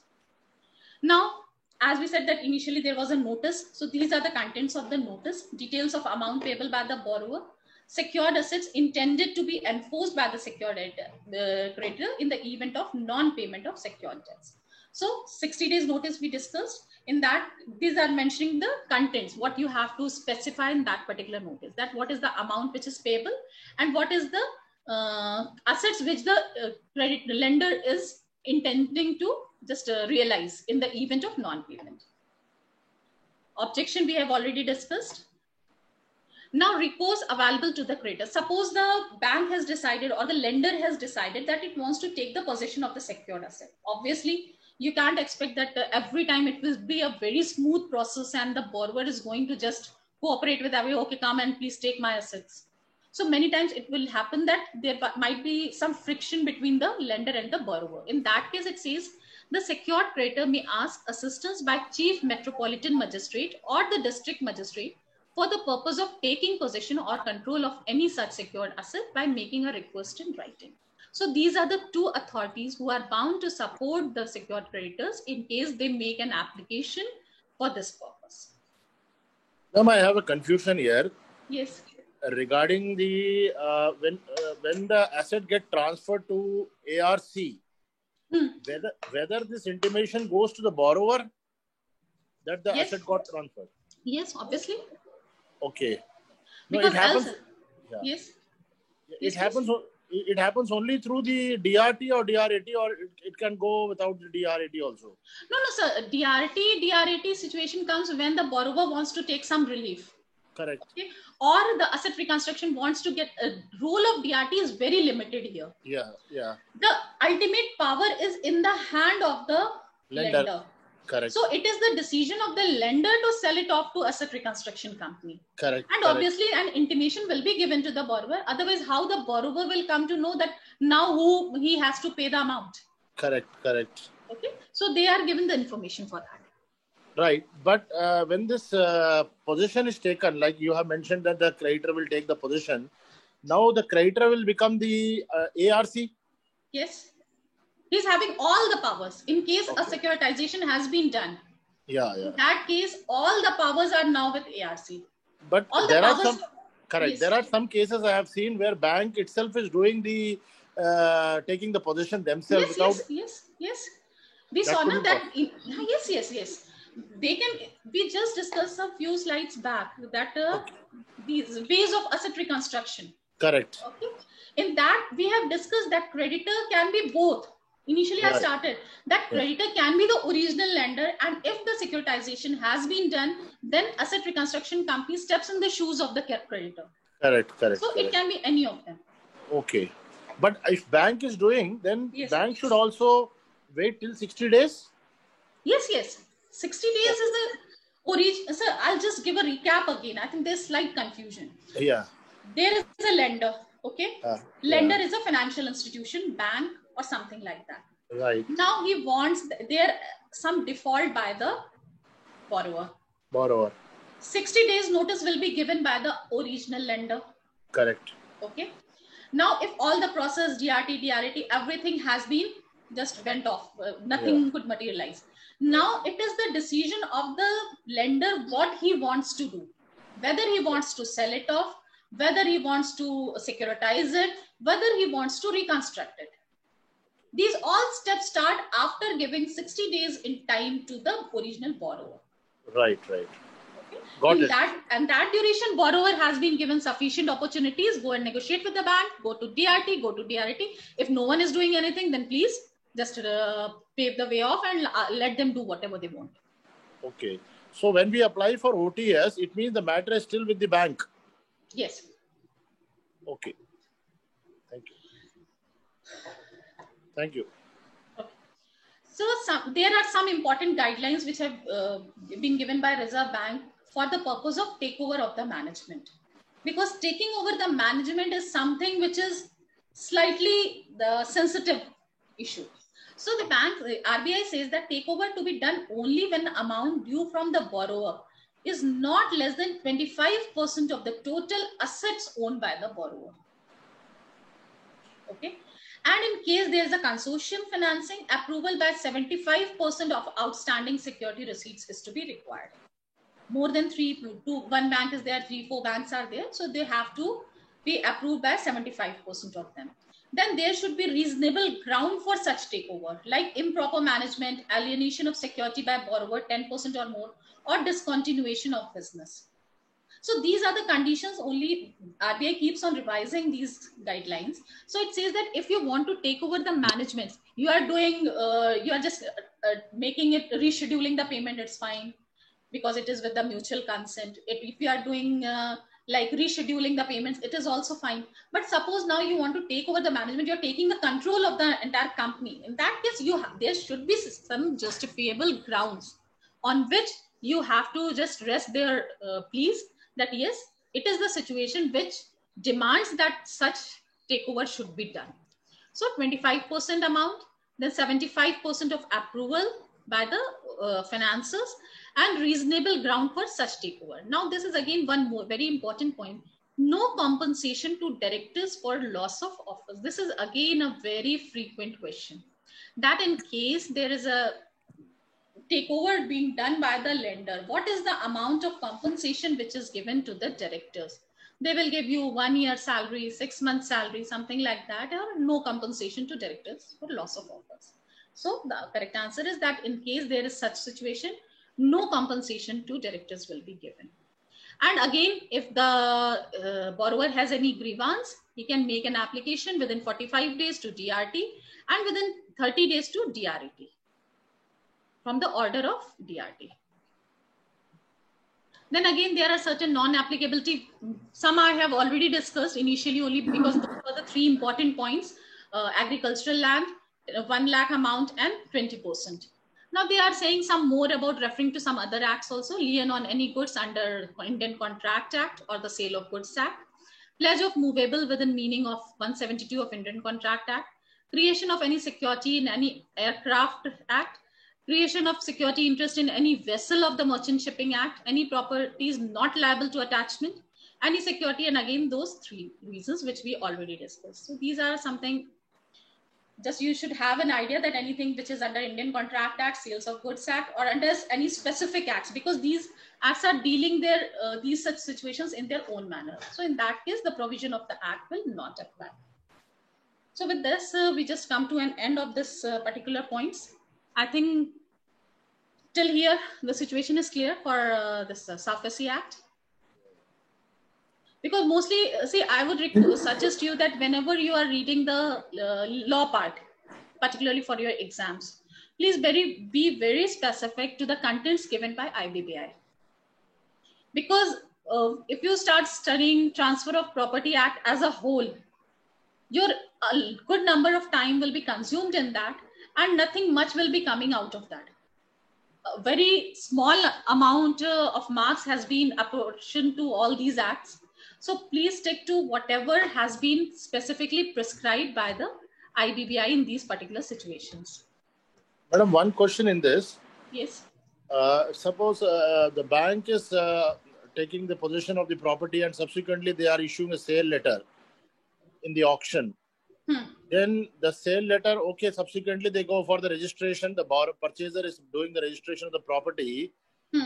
Then the original borrower, if he files a suit that my property should have not been sold out to anybody in the auction, he, let's say maybe in the NCLT or maybe in some other forum, he claims that the property should not be sold out or the auction was not legal. Then what is the legal position of the buyer who bought the property? Sir, see, the act, if the matter has been invoked under SARFAESI, okay, and you have complied with all the provisions, because the buyer is having sufficient opportunities to defend the matter. No, not the buyer, borrower. Borrower, yes, sorry. Yeah. Borrower is having sufficient opportunities to defend the matter. Okay. Correct. Now, sale has been done after giving all the opportunities. Now you say that the borrower has again raised a claim. Yeah. So in that case, first of all, borrower's claim would not be entertained by the court because already the special courts have given their decisions. No, now, I'll give you one example. Let's say the due was, let's say 70 lakh rupees. Yes. Okay. And the auction initially, the auction started off with a reserve price of 1.5 crores. Auction could not materialize, so they gradually reduced the price and ultimately it got sold for 60 lakh. Okay, now the due was 75 lakh rupees and he made an OTS settlement for 60 lakh in the past also, which was rejected by the bank. Now he says, 60 lakh I was supposed to pay 1.5 years back. You are realizing 60 lakh after 1.5 years by selling my property to someone else. So I claim on this property and this is something fishy behind it.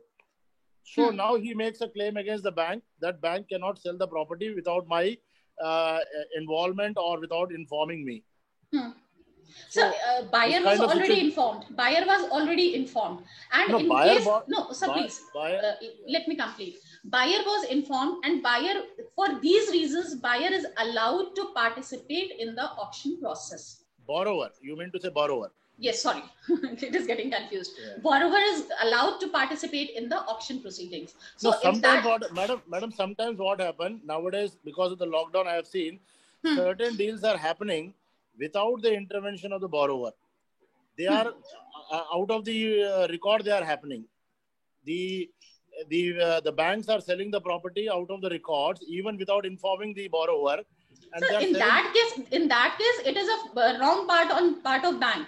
Obviously, borrower can say that the bank has not followed the procedure. I was not informed. This was my right to be informed. No, but where is the interest? Where is the protection to the buyer? Because buyer is innocent. He doesn't know what is happening behind the scene. Yes, buyer has purchased the property with a good intention, with a good title deed, and he got the registry done. But subsequently, he came to know that there is a dispute between the borrower and the banker did not inform the lender. So lender is suing the bank and the property, he is trying to take it back. So in that case, the interest of buyer who has done everything in good faith is always protected. Okay. Either he will get, in which way, either if somehow situation comes that property is not liable to be sold, then entire amount will be recompensated to the buyer. Okay. His interest, a buyer always working in a good faith is protected. Okay. So in such situation, he is always eligible. No default on his part. Right. In one of the case, what happened, madam? Yes. The sale deed was done. Buyer took the possession of the property, but subsequently there were several dues of the property. Whereas in the sale deed, it was mentioned that all the prior dues would be discharged with the bank. And there was an illegal, there was a dismantling of the electricity meter also. And the meter could not be installed because the height of the building was it was in excess of the limit prescribed by the municipality. Now it was an habitable house purchased by the buyer with the intention that it's a bank property, so there is no fallacy in this. But subsequently, all the problems he phased out. Now bank says it is not my responsibility. I only give the property on as and where basis. Whereas in the sale deed, they have mentioned that all the dues they will clear it off and all the illegalities they will remove it. now the buyer and the bankers are before the court. Definitely. So in that case, the buyer has the remedy because he has been misrepresented. But misrepresentation, misrepresentation happened. But bank says it is not my fault. Yes, that happens. Many times it is done in collusion with the borrower also. Yeah. Many times such thing also happens. That buyer is also involved in such matters. Correct. That okay, we will just realize the amount, we'll sell it off. But so with the RBI getting stricter, such things are very rare. Unless and until some internal person is not involved out of some collusion. True. So usually banks don't take such type of risk. Right. But in case buyer is a genuine buyer, his interest is always protected. But he has to prove, yes, that he was not having sufficient knowledge. This was the documentary proof. That's why we give so much emphasis on doing all the documentation part. That is very important. That your document should be completed. All right. Thank you. So, sir, next we will, first of all, we'll just do all the laws, then we will come to the MCQs. So, next is the FEMA guidelines.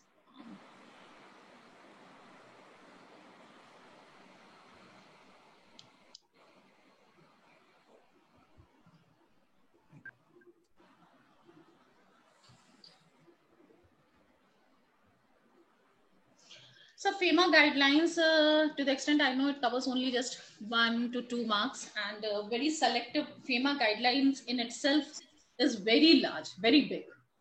Lot of circulars are there, master circulars, directions, policies, number of things are there. So actually it is not possible to incorporate all the things, but to the extent possible for exam, I have just compiled all those things into one document. I've just tried to make you clear what is the basic purpose and how these policies are working. Okay, so as we know that initially FEMA has replaced initially a law called FERA 1973. So FERA was Foreign Exchange Regulation Act. Now the term different is regulation and management. Regulation means you are having a regulatory authority who is just constantly standing with a stick and telling you, you have to do this, you have to do this. And if you're not doing this, then you are bound to this much penalty or imprisonment or all type of things.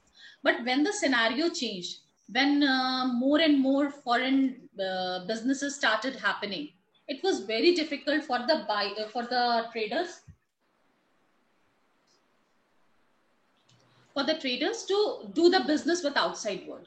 So what they requested to the government that kindly liberalize these procedures.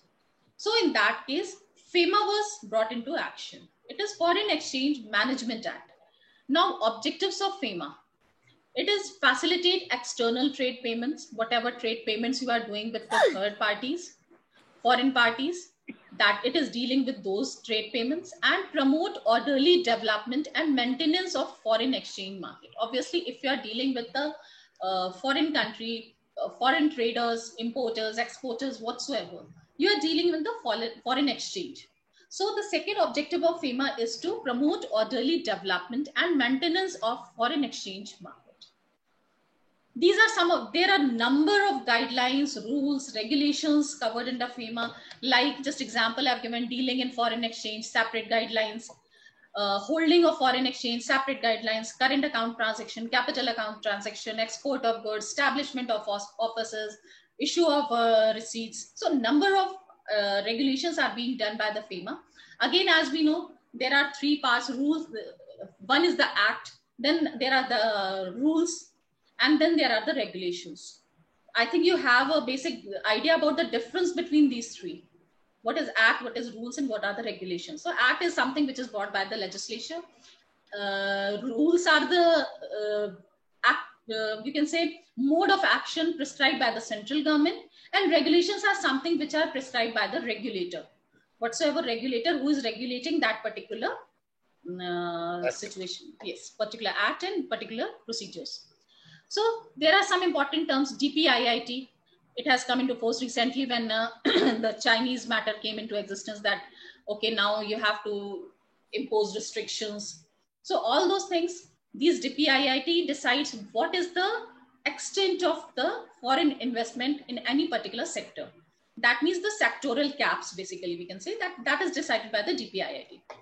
Now, RBI decides that in what manner investments will be made. Then there are master circulars and master directions. These are basically the guidelines which are given by the Reserve Bank of India to do the different investments or to do the even ODI or FDI. These are the circulars which are governing the entire act as well as the regulations. Now, basically, we have two parts in this. First is overseas direct investment and then foreign direct investment. Overseas direct investment means any investment which is made by an Indian person outside India. And when we are dealing with FDI, then any investment made by a foreign person into India. So these will be mainly forming the two parts of our discussion. Overseas direct investment means investment done outside India by an Indian by way of, now what are the ways? Obviously now it is clear that I am saying that I want to do ODI. That means something which as an Indian citizen I want to do. Now how can I do? That would be subscription to memorandum of foreign entity. A new company is being formed and I am entering as a subscriber.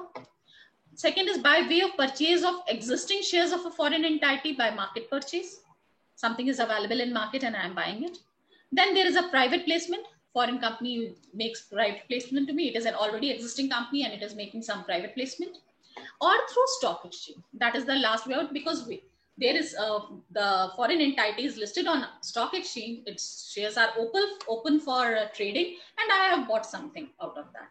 But in case if I want to categorize it into the category of ODI, then I should have sufficient proofs or wayouts that yes, I'm buying the shares from the stock market, from the stock exchange, but it is for the long-term reason. It is not just like I'm trading in it. So some long-term interest should be involved. Okay. Now we have known that what is ODI, how we can do investment, modes of investments. Now who can we invest? Now the guideline says that they have divided into two categories. One is the Indian party and the second is the individual. Indian party, they say, that's something which is incorporated entity. It may be a company or an LLP or a partnership firm, which is or entity as notified by RBI. That means RBI has the power to just add or delete a list to this particular category. Then second comes is individual or single or in association with Indian party. So individual has been said that a natural person resident in India. So two category of people have been specified. Either you are investing as an Indian party, which is in form of some incorporated body, or you are investing as an individual who is a resident in India. Different modes and methods and limits have been prescribed for the two categories. Now they say what is person resident in India means. As we know, 182 days, that is a very common thing, that if a person is residing in India for more than 182 days during the course of preceding financial year, but does not include. Now, for the purpose of FEMA, they have given some specific situations that a person who has gone out of India or who stays outside India in either case, for taking up an employment outside India, for carrying on outside India business or vacation outside India, or for any other purpose in such circumstance as was indicate his intention to stay outside India for an uncertain period. That means they have completely eliminated the part of uncertainty. If there is some uncertainty, you won't be treated as a person resident in India for the purpose of this. Okay. Similarly is the situation for a person who has come to India or stays in India in either case. Otherwise, then for taking up employment in India, carrying on business in India, or for any other purpose in such circumstance as would indicate his intention to stay in India for an uncertain period. So these are the two categories which, while understanding what is a person resident in India, we have to exclude these two categories. One is for person going out of India, one is for person coming to India. In both the situations, if there is any uncertainty element, we have to eliminate it. Now, how can the investment be made? Now we know who can invest, okay? How can invest? Now, what are the modes of investment? Where we are going to invest? I have decided that, okay, I want to invest outside India. My company has decided that I'm going to invest outside India, but what are the entities in which we are entitled to invest? then it is saying that wholly owned subsidiaries or joint ventures. There are two way outs in which you can invest outside India. Wholly owned subsidiaries means 100% you are having the shareholding, joint venture means in collaboration you are doing something. And routes can be automatic route and approval route. See, government wants less and less involvement of the government machinery in the decision-taking process. So what they've said that they have set up a systematic procedure, guidelines, that, okay, if you are complying with these guidelines, you are in the automatic route. But somehow, if you're not in this particular, falling in this particular guidelines, then you have to take a prior approval with the authority, regulatory authority. Regulatory authority is the Reserve Bank of India in case of FEMA. Automatic route, what are the features? That no approval is required. Indian parties, yes? In this previous slide, you have mentioned there are only two ways, wholly owned subsidiary and joint venture. Yes. If suppose some shares are purchased without undergoing any kind of agreement with the foreign entity, then will it amount to joint venture for me? Sir, again, that depends. We will just read that it can be a portfolio investment also. I said that initially when we were reading the slide, that if you're purchasing this, and it should signify a long-term interest in the foreign entity. If you're just dealing with stock exchange, buying, selling, something like that, then it won't come into that category. So I can invest in any other mode other than JV and WOS? Yes, yes. But that won't mark that you are doing an overseas direct investment. Okay. Direct investment means you are doing something out of intent to generate some profit and bring something back to India. Maybe short-term investment. Yes, yes, that you can do. That you can do. Yeah. So it says that whatever in FEMA, whatever steps you want to take, you have to proceed through the authorized dealer banks. Okay. So you have to approach an authorized dealer bank with a form ODI along with the enclosures, and you can just make to the, on your behalf, this part, they will give all the intimation to the RBI. Intimation and approval, two are different things. Automatic route, we have to give the intimation. Indian party can make overseas direct investment in form of equity shares, compulsorily convertible preference shares, subject to following conditions. Now, these are the most important conditions when you are investing as an Indian party. Okay, you were talking about the investments when as an individual or as a company. Just you were discussing, no? Yeah. No, it is a company. It is in company. Okay. So this is what they are saying. Now these are the conditions under automatic route. Wholly owned subsidiaries should be engaged in a bona fide business activity abroad. It is not like you have formed a company or a wholly owned subsidiary and it is engaged in a terrorist activity or smuggling activity or something. So it should be a bona fide. Now, this is the most important point of this topic entire. The total financial commitment in all, sorry, here JV has been missed, in all WOS or JVs should not exceed 400% of the net worth of Indian party as per the latest balance sheet. This is the cap. Beyond this, you cannot do investments. This is again subject to a limit of USD $1 billion. That means that we will just understand what is the financial commitment that is covered in a separate slide. That total financial commitments, in case of we are discussing about the Indian party. If an Indian party wants to make any investment outside India, this is subject to a limit of 400% of net worth of Indian party. Net worth means paid up capital plus free reserves. As per guidelines given by RBI, they will be telling us what you have to include, what you have to exclude, and all those things. But this limit is subject to USD $1 billion. So suppose, as per 400% of net worth, my limit is $3 billion. But I cannot invest $3 billion because the maximum amount is $1 billion. That means if I want to $3 billion, which is well within limit of 400%, still I have to seek approval of Reserve Bank of India. It won't fall under the automatic. Okay. So it says that total financial commitment in all wholly owned subsidiaries should not exceed 400% of net worth of Indian party as per the latest audited balance sheet. Net worth, they have defined. The above limit is subject to maximum USD $1 billion. Any commitment above USD 1 billion shall require approval of RBI even if the investment is within prescribed limit, this 400%. Okay. So you have to remember that in case it is crossing 1 billion USD, in any case, you have to seek the approval. Then the above limit shall not apply if investment is being done out of proceeds of ADR, GDR, amount held in EEFC account. If you are doing such investment by way of these two modes, then no limit is to be taken into account, because you are earning something from the foreign and you are investing in foreign. So government is not much bothered, though it is something which has accrued to India, but again, that was your earning. You're not taking something out of Indian economy and investing outside India. So if you are doing proceeds of ADR, GDR or EEFC account, government is fine with it. Then the Indian party should not be in the caution list of RBI, CIBIL, or under any investigation by any regulatory authority. Valuation of shares of the company outside India shall be made by a chartered accountant or a certified public accountant. However, if the amount is more than USD 5 million, the valuation of the shares shall be made by a category 1 merchant banker registered with SEBI or an investment banker, merchant banker registered outside India in accordance with the law of that country. So if you want any investment you are making, first of all, you have to remember the 400% limit. Then second limit is the USD $1 billion limit.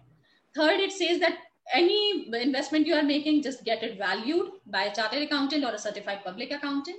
In case you intend to invest more than USD $5 million, get it valued by the SEBI registered merchant banker, either in India, or if there is some similar law of the foreign country, then get some valued from that country. That's all they are saying. So these are the conditions under automatic route. Then they say that all the transactions should be routed only through one branch of the AD. Suppose your bank, your AD is say IndusInd Bank. You are doing one transaction with the Rajouri Garden branch. Second, you are doing with Connaught Place Bank. Third, you are doing with Pitambura branch. No. Choose one authorized dealer and choose one branch. Do all the transactions through that particular branch only. This is what the condition under automatic route says. Now they say the definition of financial commitment. Yeah? One small variation there in the previous slide. Yes. You know, I suppose this one AD is applicable only to one company outside India. Suppose there are, suppose an entity makes two different entities. Sir, your voice is breaking. Your voice is breaking, sir. Yeah, yeah. Can you hear me now? Yes. Yeah, you know, if an entity is making investment in two different companies outside India, possibly the bank can be different for the two transactions. I think for one company, there should be one bank. Yes. All the transactions, that means, obviously, it is not for that you are doing all, you are doing 10 investments and that all you have to proceed, but preferably it should be that. But for a single transaction, you have to choose one AD only.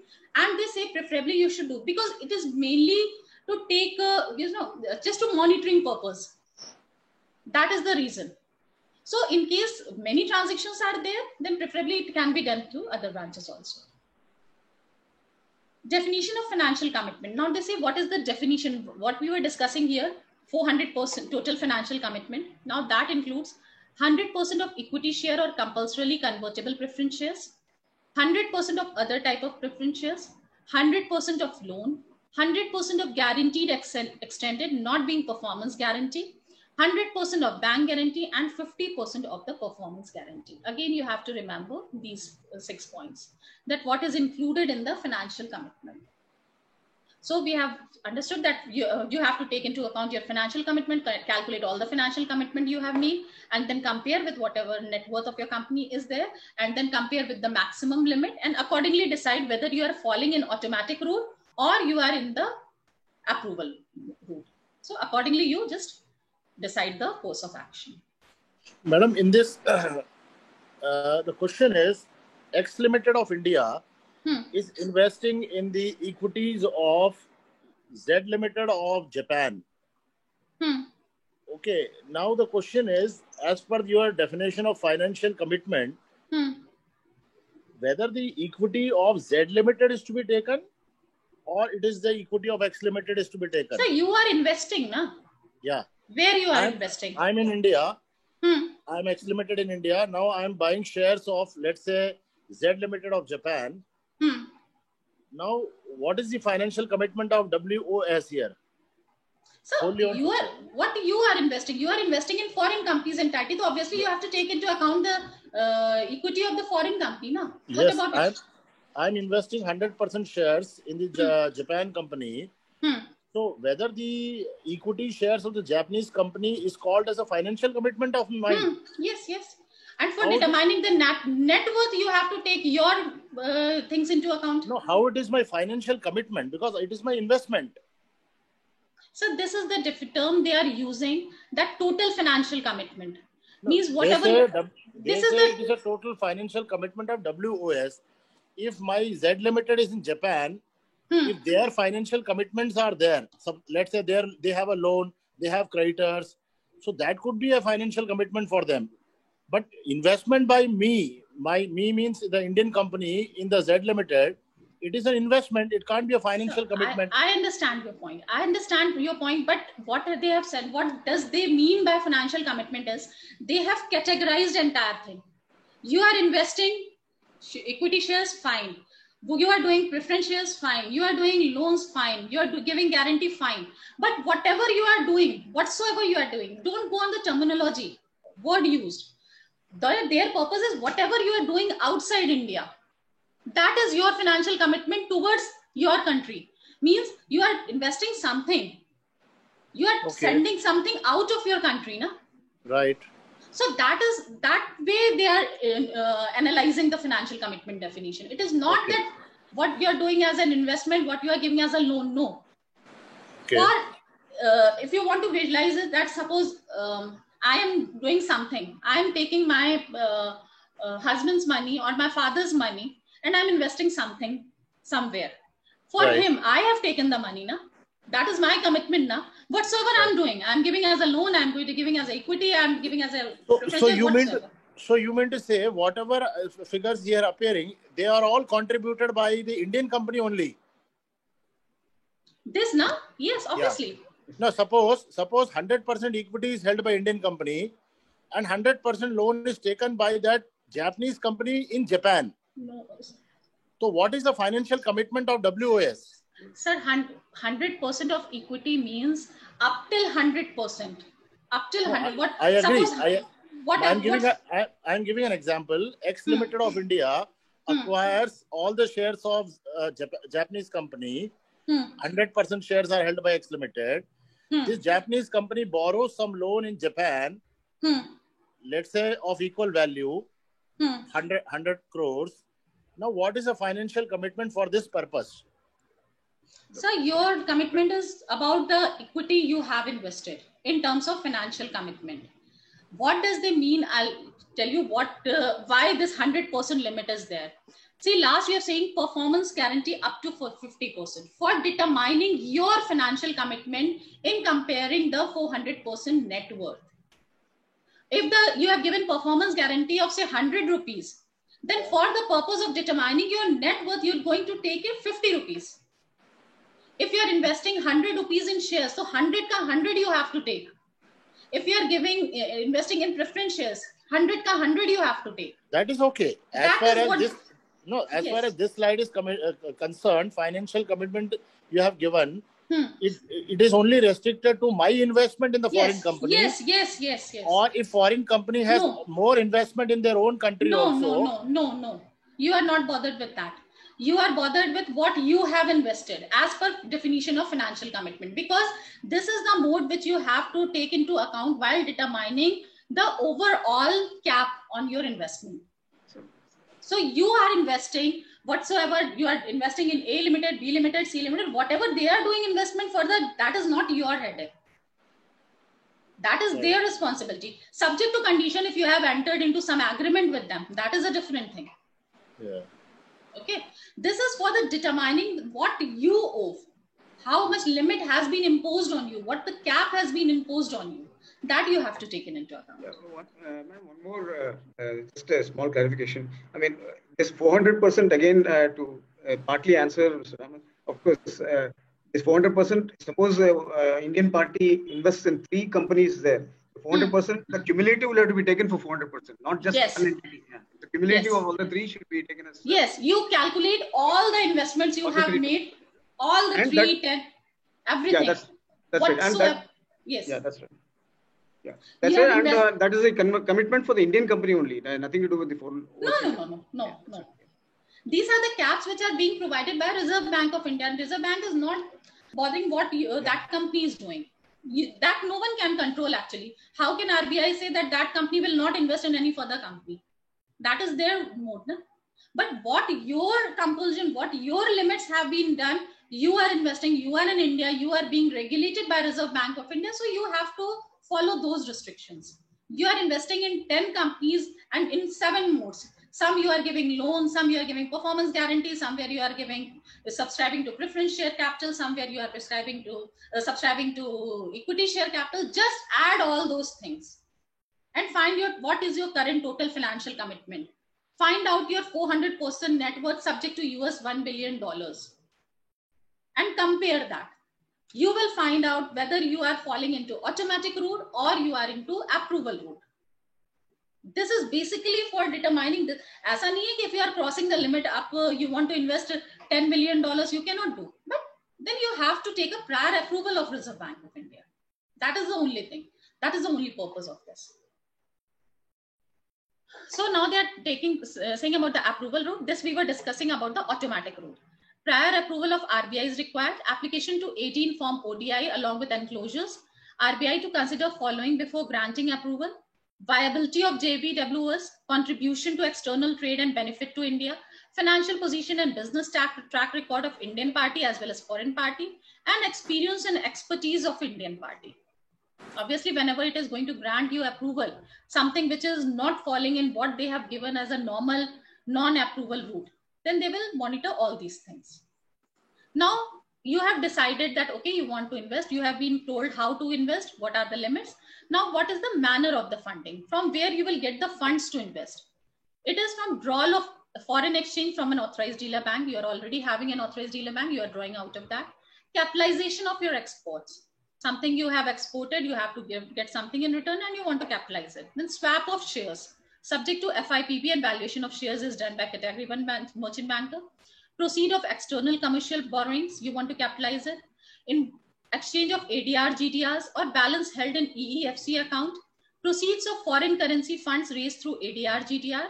So these are the modes from where you can do the funding.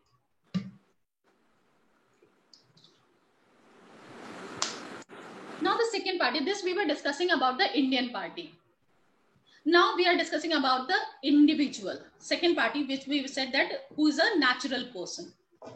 They say that a resident individual can do with resident Indian party or with an Indian party. A resident individual or Indian party may make overseas direct investment in the equity shares and compulsorily convertible preference shares of a JV or WOS outside India under the LRS scheme, liberalized remittance scheme. And straight away they say that up to $250,000. If you are an individual, you want to invest outside India, up to $250,000 you can invest per financial year.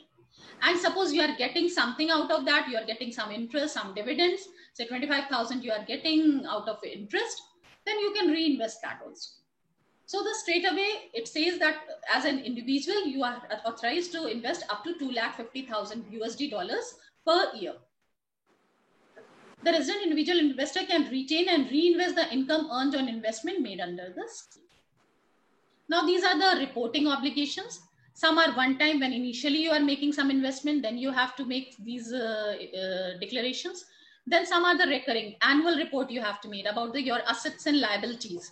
Report the details of decision taken by WS something or event wise. Suppose if you are transferring any shareholding or you are doing something, there is some reshuffling in the foreign company, then all such cases you can just file and report to the RBI. These reporting obligations RBI keeps on changing, approving, amending, some discarding. So whenever such thing happens, you have to check what are the latest guidelines and accordingly decide that yes, you have to comply with that or not. Now, so next part is disinvestment. You have already invested. Now you want to disinvest it. You want to get your money back. So they say that you can do by way of sale of shares. Okay. So they say that you can do in 3 modes. One is without write-off, then with write-off, then restructuring of balance sheet. Without write-off means they assume that whatever you have invested, you are getting everything back. Obviously, it is not every time possible that each and every penny is coming back, but they have given conditions that if you are doing the sale through stock exchange or listed shares, of listed shares or not less than fair value in case of non-listed shares, then it will be treated as without write-off disinvestment. And in that case, no prior approval is required, but there should not be any outstanding dues on the Indian party. Suppose you were supposed to get some dividends or some interest on your amount of investments, and now when the country is thinking that, okay, now the fruit is ripe and we are going to get something, you said that, no, I want to disinvest it. So there should not be any dues on the Indian party. Then with write-off, it says that without RBI approval, no RBI approval is required if joint venture or wholly owned subsidiaries is listed on stock exchange, and Indian party is also listed with not worth less than 100 crores. So if these two conditions are there, that your foreign entity is also listed and Indian party is also listed, and the Indian party's net worth is not less than 100 CR, then you don't need an approval of RBI. And if Indian party is unlisted or listed with less than net worth of 100 investment, then the amount should not increase to 10 million USD.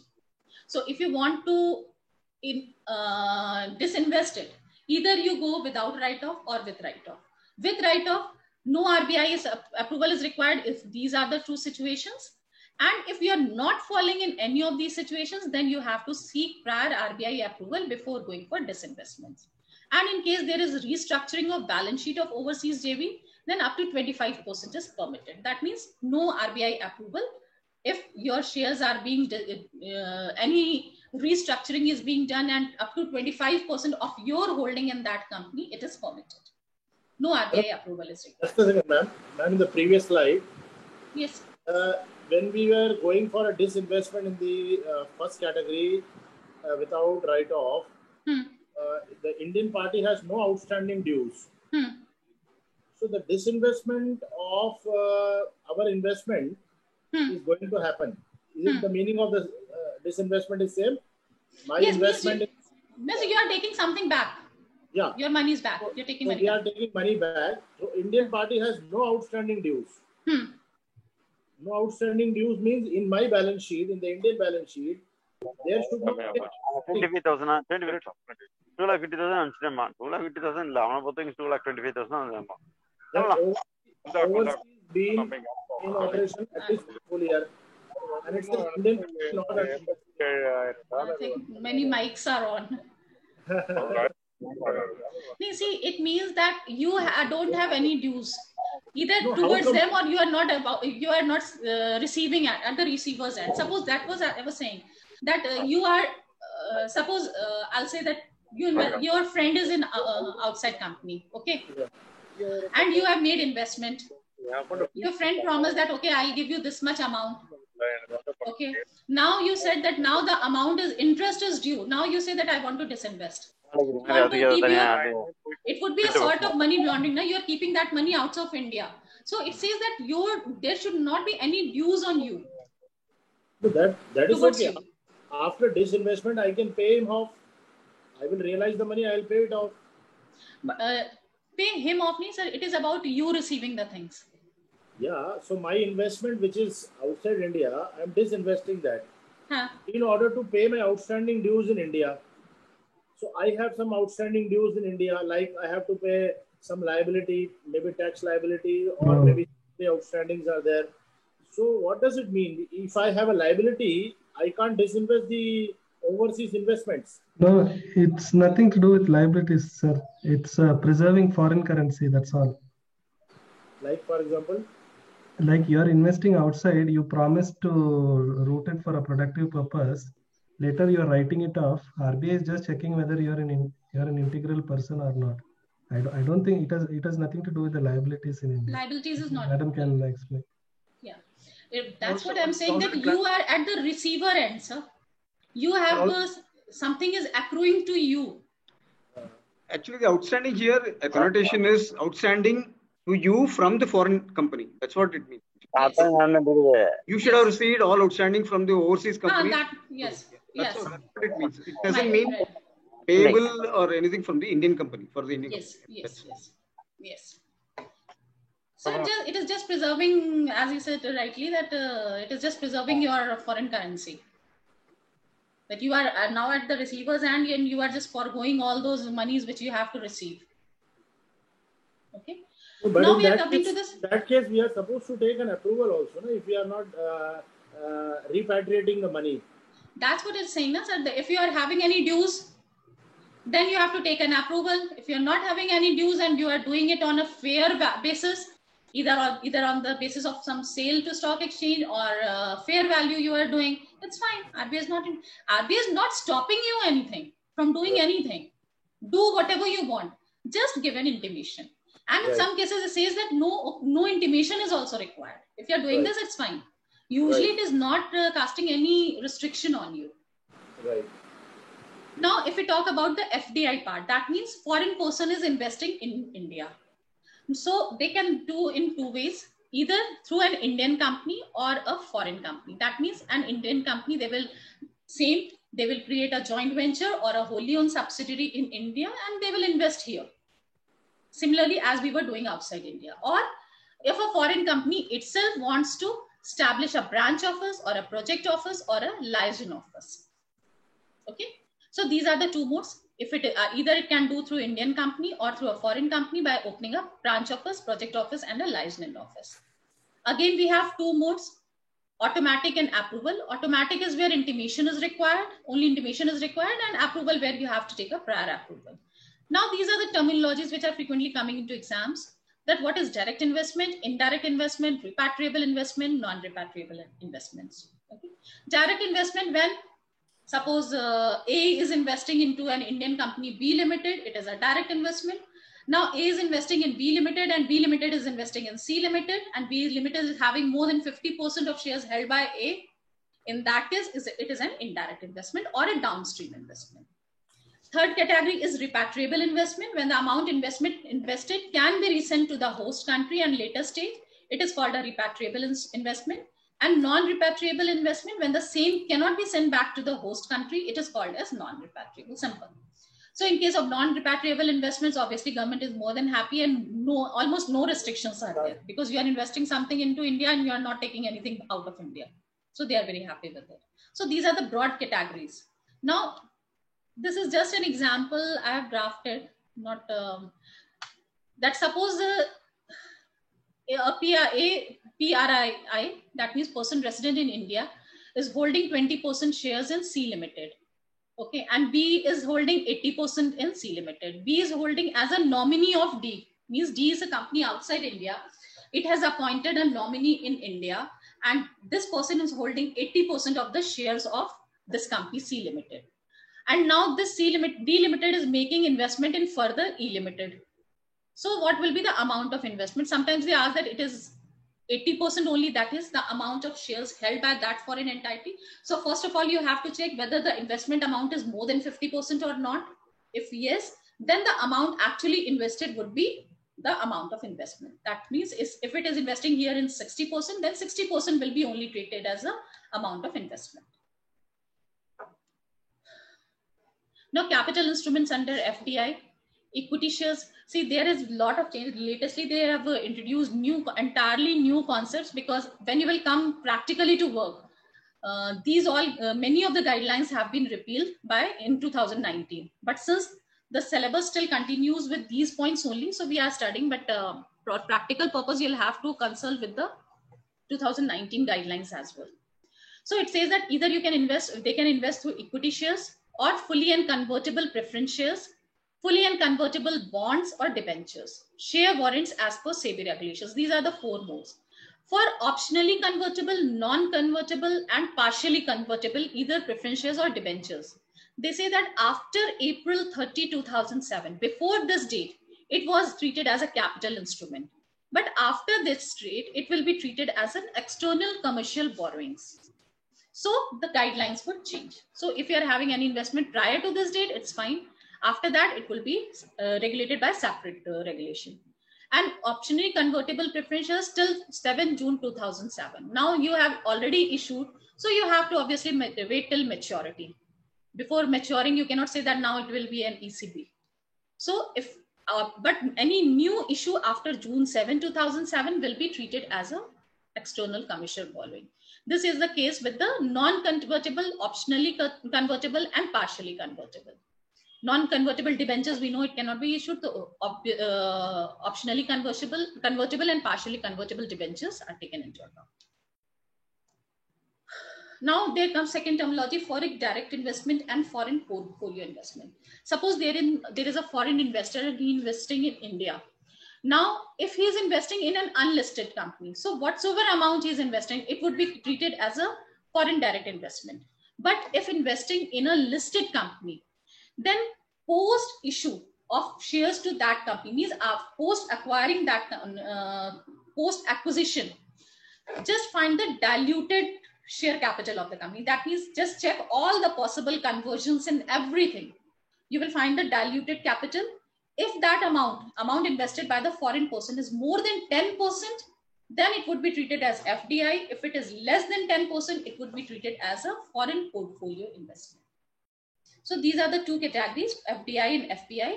In case unlisted company, it is always treated as FDI. In case of listed company, if more than 10%, then only FDI. Less than 10%, it would be treated as a FPI or foreign portfolio investment.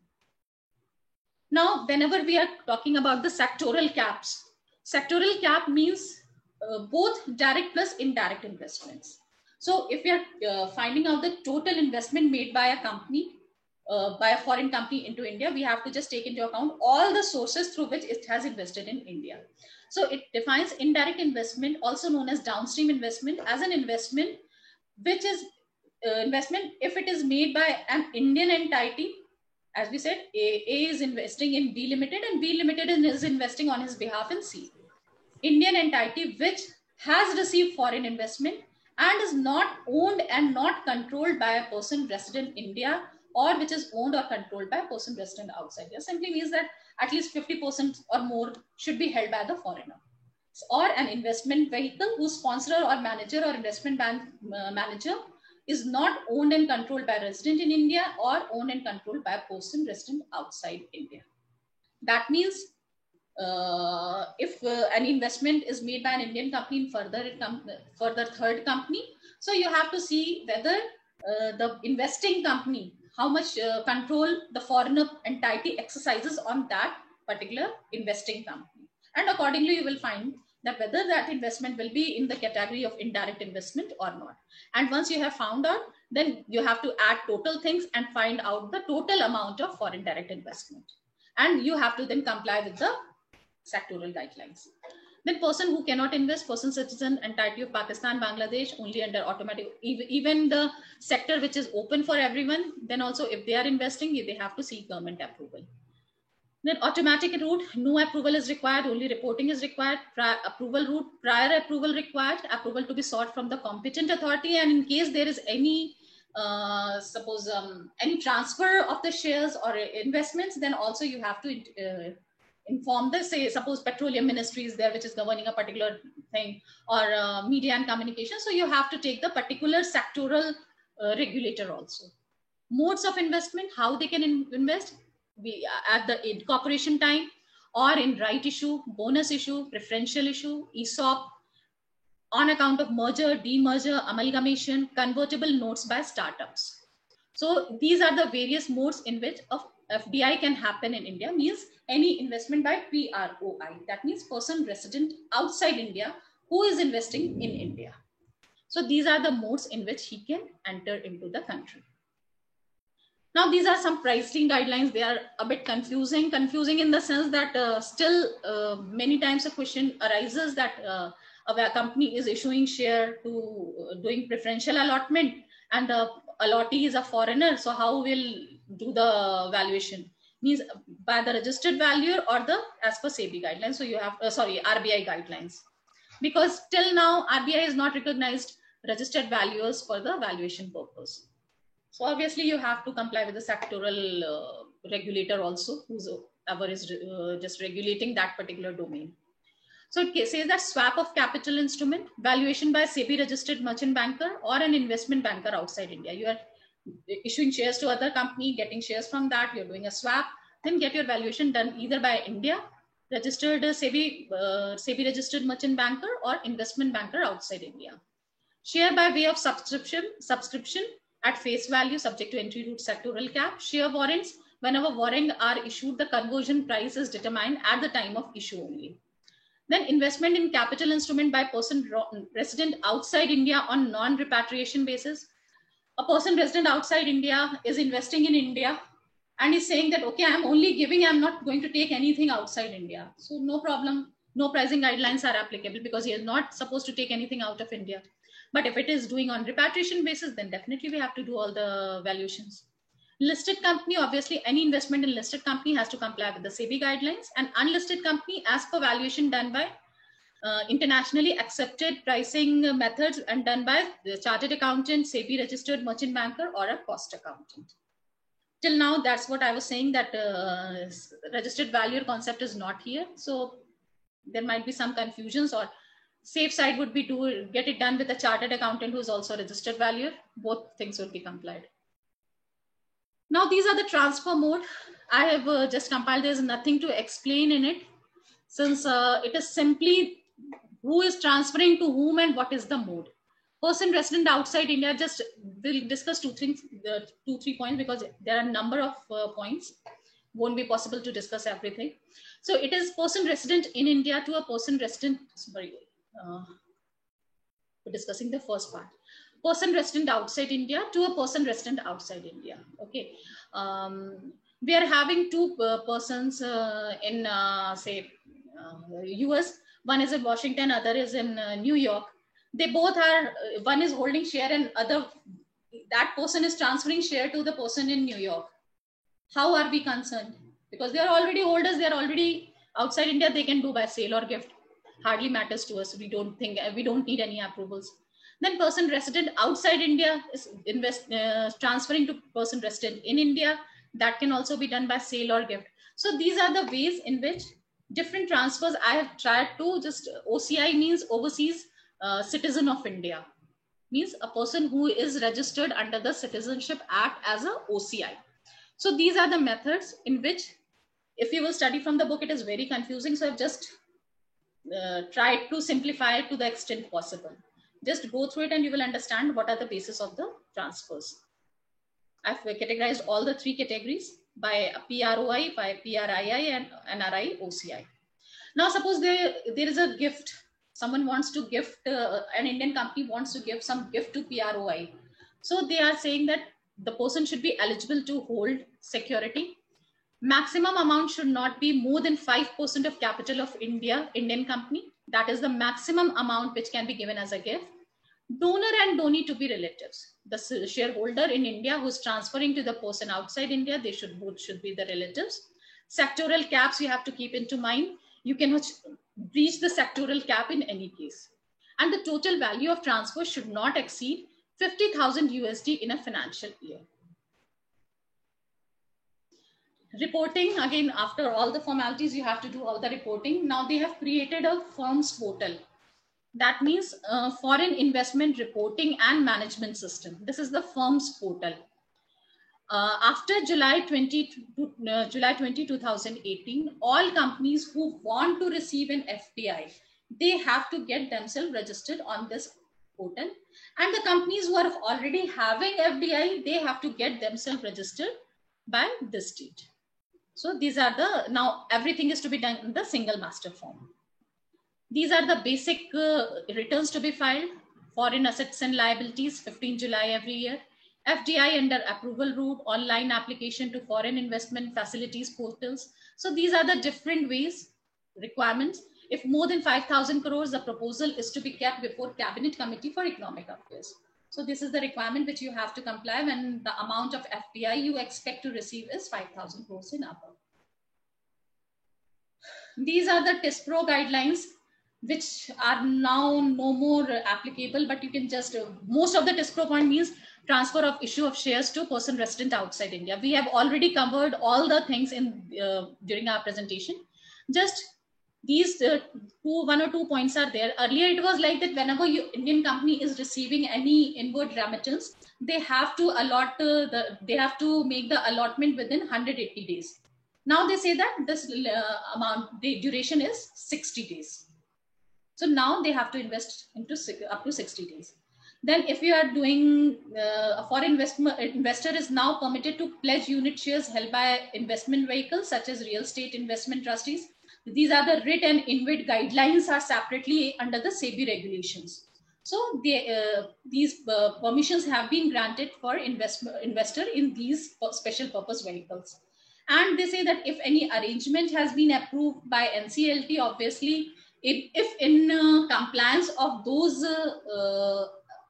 arrangements, or you can say any scheme has been approved by NCLT or any other tribunal, in that case, if pursuant to that you have to make any allotment, then definitely you can make. No one is stopping you for that.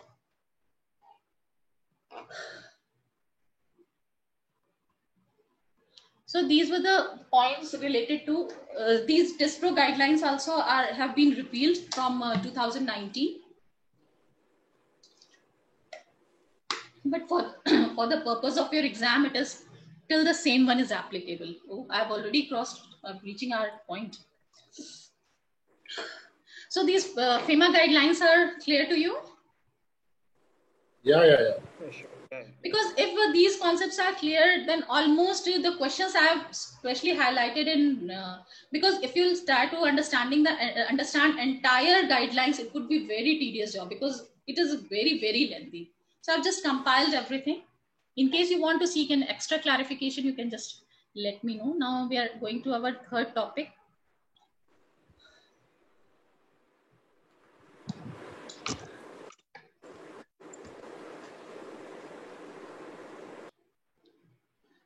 This is the most boring topic, I would say, and not much relevance. I don't know why IBABI wants us to know this. So these are basically the RBI guidelines. These guidelines, which are mainly issued by RBI to the Reserve Bank of, to the banks in India, of how they should treat the stressed assets, how they should make investments. Because obviously we know SLR requirements are there, liquidity ratios you have to maintain. So you have to do, the banks have to do certain investments. So all these guidelines are covered in RBI guidelines. Now, the most important points I would like to just lay out: overview on identification and sale of stressed assets by bank. They say that if any bank, every bank has to make a policy that what are the factors on which they are going to determine an asset, an account as an NPA or a stressed asset, and how they are going to deal with it. So it says that it is the responsibility of the board of the bank. This is the first important question.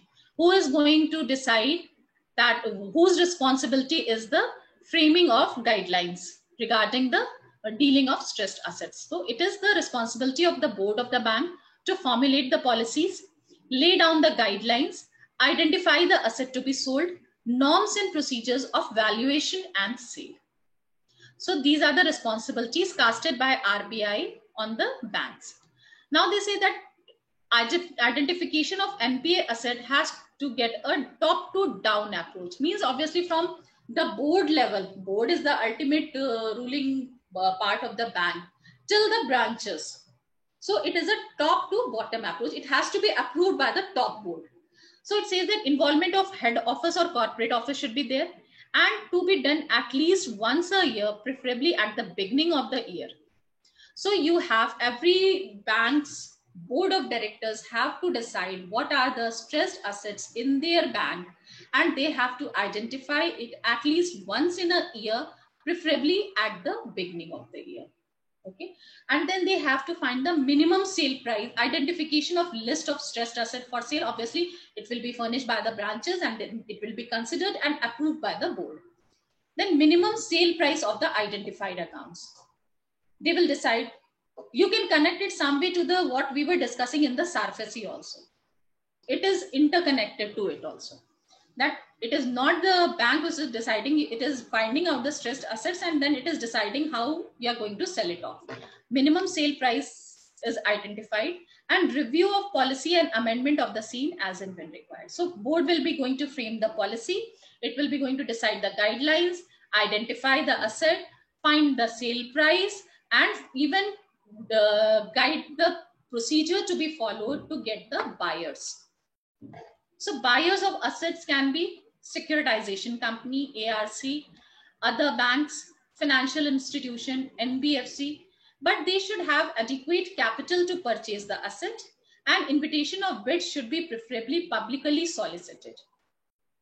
And in case a buyer is finalized, the buyers will get a 2 weeks time at least to do the due diligence of the asset they propose to buy. Okay. So what are the steps? First of all, the policy is being decided by the board. Now they are identifying the assets. They are deciding the minimum sale price. Then there will be a procedure for selling of those stressed assets. So the potential buyers will be out of these categories, but the condition is that they should have adequate capital to purchase the asset, and invitation of bid should be publicly solicited. And due diligence time should be given to the buyer at least 2 weeks. Then clear policy for valuation of assets proposed to be sold. The policy should contain that how the valuation is being done, and if the exposure is beyond 50 crores, then 2 external valuation report will be sought by the bank. Cost of valuation will be borne by the bank. Now this method is very important. Important I won't say, but it came when I gave the exam. That what is Swiss challenge method means. They told a method which is followed by banks for sale of stressed asset. So one option was their Swiss challenge method. It says that once a bid is received by the bank above threshold limit, counter bid from prospective buyers are invited by the bank publicly. So this is the method. Sorry, that once you have received a bid, then they will invite counter bid also, so as to just maximize the value of the asset. Prospective buyers we already discussed, 2 weeks time, and then above a 500 million exposure, 2 independent external valuations will be done. Now, RBI has given some norms, prudential guidelines for resolution of stressed assets. It says that you can also, when there are one or more lenders are there, they can just gather together and make a resolution plan, not the resolution plan of IBC, but under the RBI guidelines. The new framework gives lenders a breather from the one-day default, whereby they have to draw up a resolution plan for implementation within 180 days of the first default. So when the first default has occurred, within 180 days, you can just decide in what manner you are going to resolve that particular stressed asset. It gives lender, scheduled banks, all financial institutions 30 days to review the borrower account on default. So 180 days on the first default, and after that final default, 30 days to review the. Then they say if there are more than one creditor, then an inter-creditor arrangement will be done. Many banks are involved, consortium financing is there. So inter-creditor arrangement will be made, and it will be decided by the 75% of the total outstanding project facilities and 60% by number. So a special resolution will be required for finalizing the resolution plan under the terms of inter-creditor agreement, which is ICA. Then implementation, they have given 2,000 crores and above. It has to be implemented within 180 days. And for the balance, they are saying that they have not yet disclosed the guidelines. So I don't think, since it is of June 2019, I don't think that is just going to be a part of the exam, because they are not considering after, I think, June. Then this is a SMA classification, the new SMA classification. I think you all are aware of this, that SMA 0, 1, 2 is there. SMA 0 is 1 to 30 days default, SMA 1 is 31 to 60 days, and SMA 2 is 61 to 90 days default. And in case of revolving credit facility, it would be delay of only 2 categories are there, SMA 1 and SMA 2. Now we have the investment portfolio of the banks. I'm sorry, I'm running late, I suppose, and you must all be feeling hungry, I suppose, sitting from the morning. But few minutes more and I'll just wind up. I understand you might be tired and hungry. You didn't got a break also. So it says that investment portfolio, I think most probably I'll be taking your economic class. Then in that we will discuss what are the SLR securities, where liquidity is required to be maintained under the mandate given by the RBI. So the banks do the investments. So investments are into these categories. First is the held to maturity. That means it is held by the bank for the long purpose. Means till maturity it is being retained by the bank, and can be up to 25% of total investment. Excess can only for SLR securities. So up to 25% of the total investment portfolio size held to maturity category can be used. Held for trading, that means you are doing the sale and purchase just for the purpose of earning profit, and they have to be sold within 90 days. And third category, which doesn't fall in any of these two, it is the available for sale, which is the residual investment, which doesn't fall in these two categories. Profit or loss on sale of investment will be taken to the PL account. Now, these are the shifting of categories. HTM to and from HTM, approval of board is required. AFS to HFT. In all the cases, mostly the board or the investment committee of the bank has to approve the shift in category from HTM to any other. AFS to HFT, HFT to AFS is generally not allowed. Only permitted when the sale cannot be made. Because as we learned that HFT is for held for trading. It has to be realized or sold off within 90 days. So somehow if there is a liquidity problem, then the bank has to inform the board, and it cannot be realized in 90 days, and then the category shift is permitted. These are the valuation norms. This I think you will study when you will study these fixed income securities. That what are the different type of valuations. Treasury bills are valued at carrying cost, ZCB are valued at carrying cost, debenture bonds and YTM basis, unquoted SLR securities, rates by FIMDA. So HTM is done on the basis of acquisition cost, AFS mark to market. So these are the valuation modes by which the bank is valuing its different categories for the purpose of its balance sheet. So this is the end of this particular presentation also.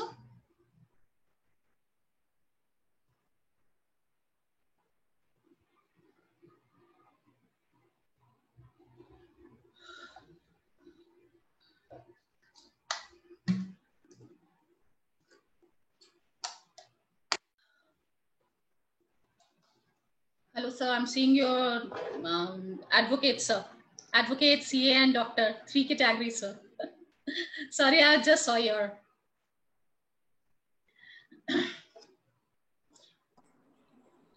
So the things are clear, sir? Yes. Okay. So if you want, we can do the MCQs right now, or I'll share along with the PPTs because I think your next, when is your next class? At 2:30? Yeah, maybe after 1 hour from now. 1 hour from now, no? Because you should have some time to have your lunch as well as a bit rest also, because post lunch, I think you're having the valuation sessions. Okay. So it's more, so you will be, you're supposed to be very vigilant that time. I have a question. How many marks are covered from these 3 acts? So honestly saying, I think 1 marks to 2 marks maximum. SARFAESI 1 mark, 1 to 2 marks SARFAESI you can expect. FEMA is usually 1 marks. RBI, it depends whether sometimes it comes or sometimes it's not. So 3 marks maximum you can expect, 1 from each, not more than that. That's why I said that you have to just you have to be very focused on whatever the particular topics are being given, not more than that. Sundarajan sir, your income tax meeting done? Your mic is off. Your mic is off, sir. Yeah, it's a settlement commission matter, so they wanted to meet on a holiday because regular settlements are always done on holidays. That's true. So they wanted a short visit by the DA office, so we had to go there and close it off. That's not closed, but only thing is they want to take certain opinions which they wanted to finalize on a holiday. because they don't want to have much of a people the other day. That's all. So I had to go there. That's great. But I came more than 45 minutes from my back itself. I have come back. So no issues. And Shiva sir, everything is clear, sir? Any confusions? But the point is, there's RBI guidelines literally. This is more on, of course, many of the charters will be aware of these particular points. But I don't know why this is being included in this syllabus. That's the thing I said in the starting only, that I don't know. Probably SARFAESI we cannot question. That is having a relevance because there are some... SARFAESI is there, and so even to some extent I can say FEMA also, because sooner or later FEMA valuations will be coming into the ambit. So but that also... share valuation, FDI, etc., all these things valuation is required. But right now it is not for the purpose of RBI also, because it is being done by the merchant bankers only. Correct. But maybe in the future they plan to see. But I think for understanding the difference between the normal valuation and the FDI valuation, at least to that extent we can think that it is a reasonable relevance. But right. There is no relevance. RBI guidelines, I am also not able to understand why they want us to understand what is the criteria of the bank and how the bank is going to be investing. I think you as a bank auditors, you guys must be more conversant about all these things. I have a feeling that because the banks are monitored by RBI, so everything under IBC and valuation, what we are doing is governed by the banking principle, and which ultimately governs by the RBI. So they wanted us to understand at least the basics of the RBI guidelines, what is the role of RBI and how RBI controls the bank. So on that basis, in that part, I think the stressed asset parties and stressed assets are, to some extent, I can understand that, okay, the stressed assets, how they are recognizing the NPAs and all those things, that I can understand. It is acceptable. It is for IBC course. What about the valuation? That's what my point is. Raman sir, I was just thinking, if it is an IBC class, definitely it has a significant value.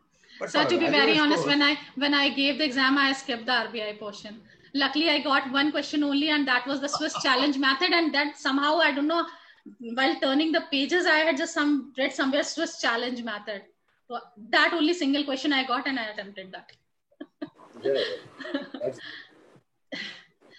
So, sir, I think we should take a break because you must be feeling hungry. I'll do one thing. Though I have question banks with me, I'll share all with the AII, so that along with the answers, okay, so that you can understand all those concepts. And in case of any confusion, you can just message me, my number, my email ID. At any point of time, you can just contact. All right. Okay, sir. Nice. Right. Thank you very much. Okay. Thank you so much. All the best. Great deliberation. Mr. Vijay Gupta will tell when is the next session. Vijay sir is here. Yeah. The mute. Because yesterday they started at 2:45. I don't know at what time they are going to start it. Today it was mentioned, I think, at 2:45 only. That's why I was thinking that it is already 2 o'clock and you are having less time because the next faculty will be there. We'll have our lunch and come back by the time. Probably you'll put a message in the group, I think so. Thank you, madam. Thank you for your time. Thank you for your time. Thank you, sir. Thank you so much. Bye-bye. All the best. Bye.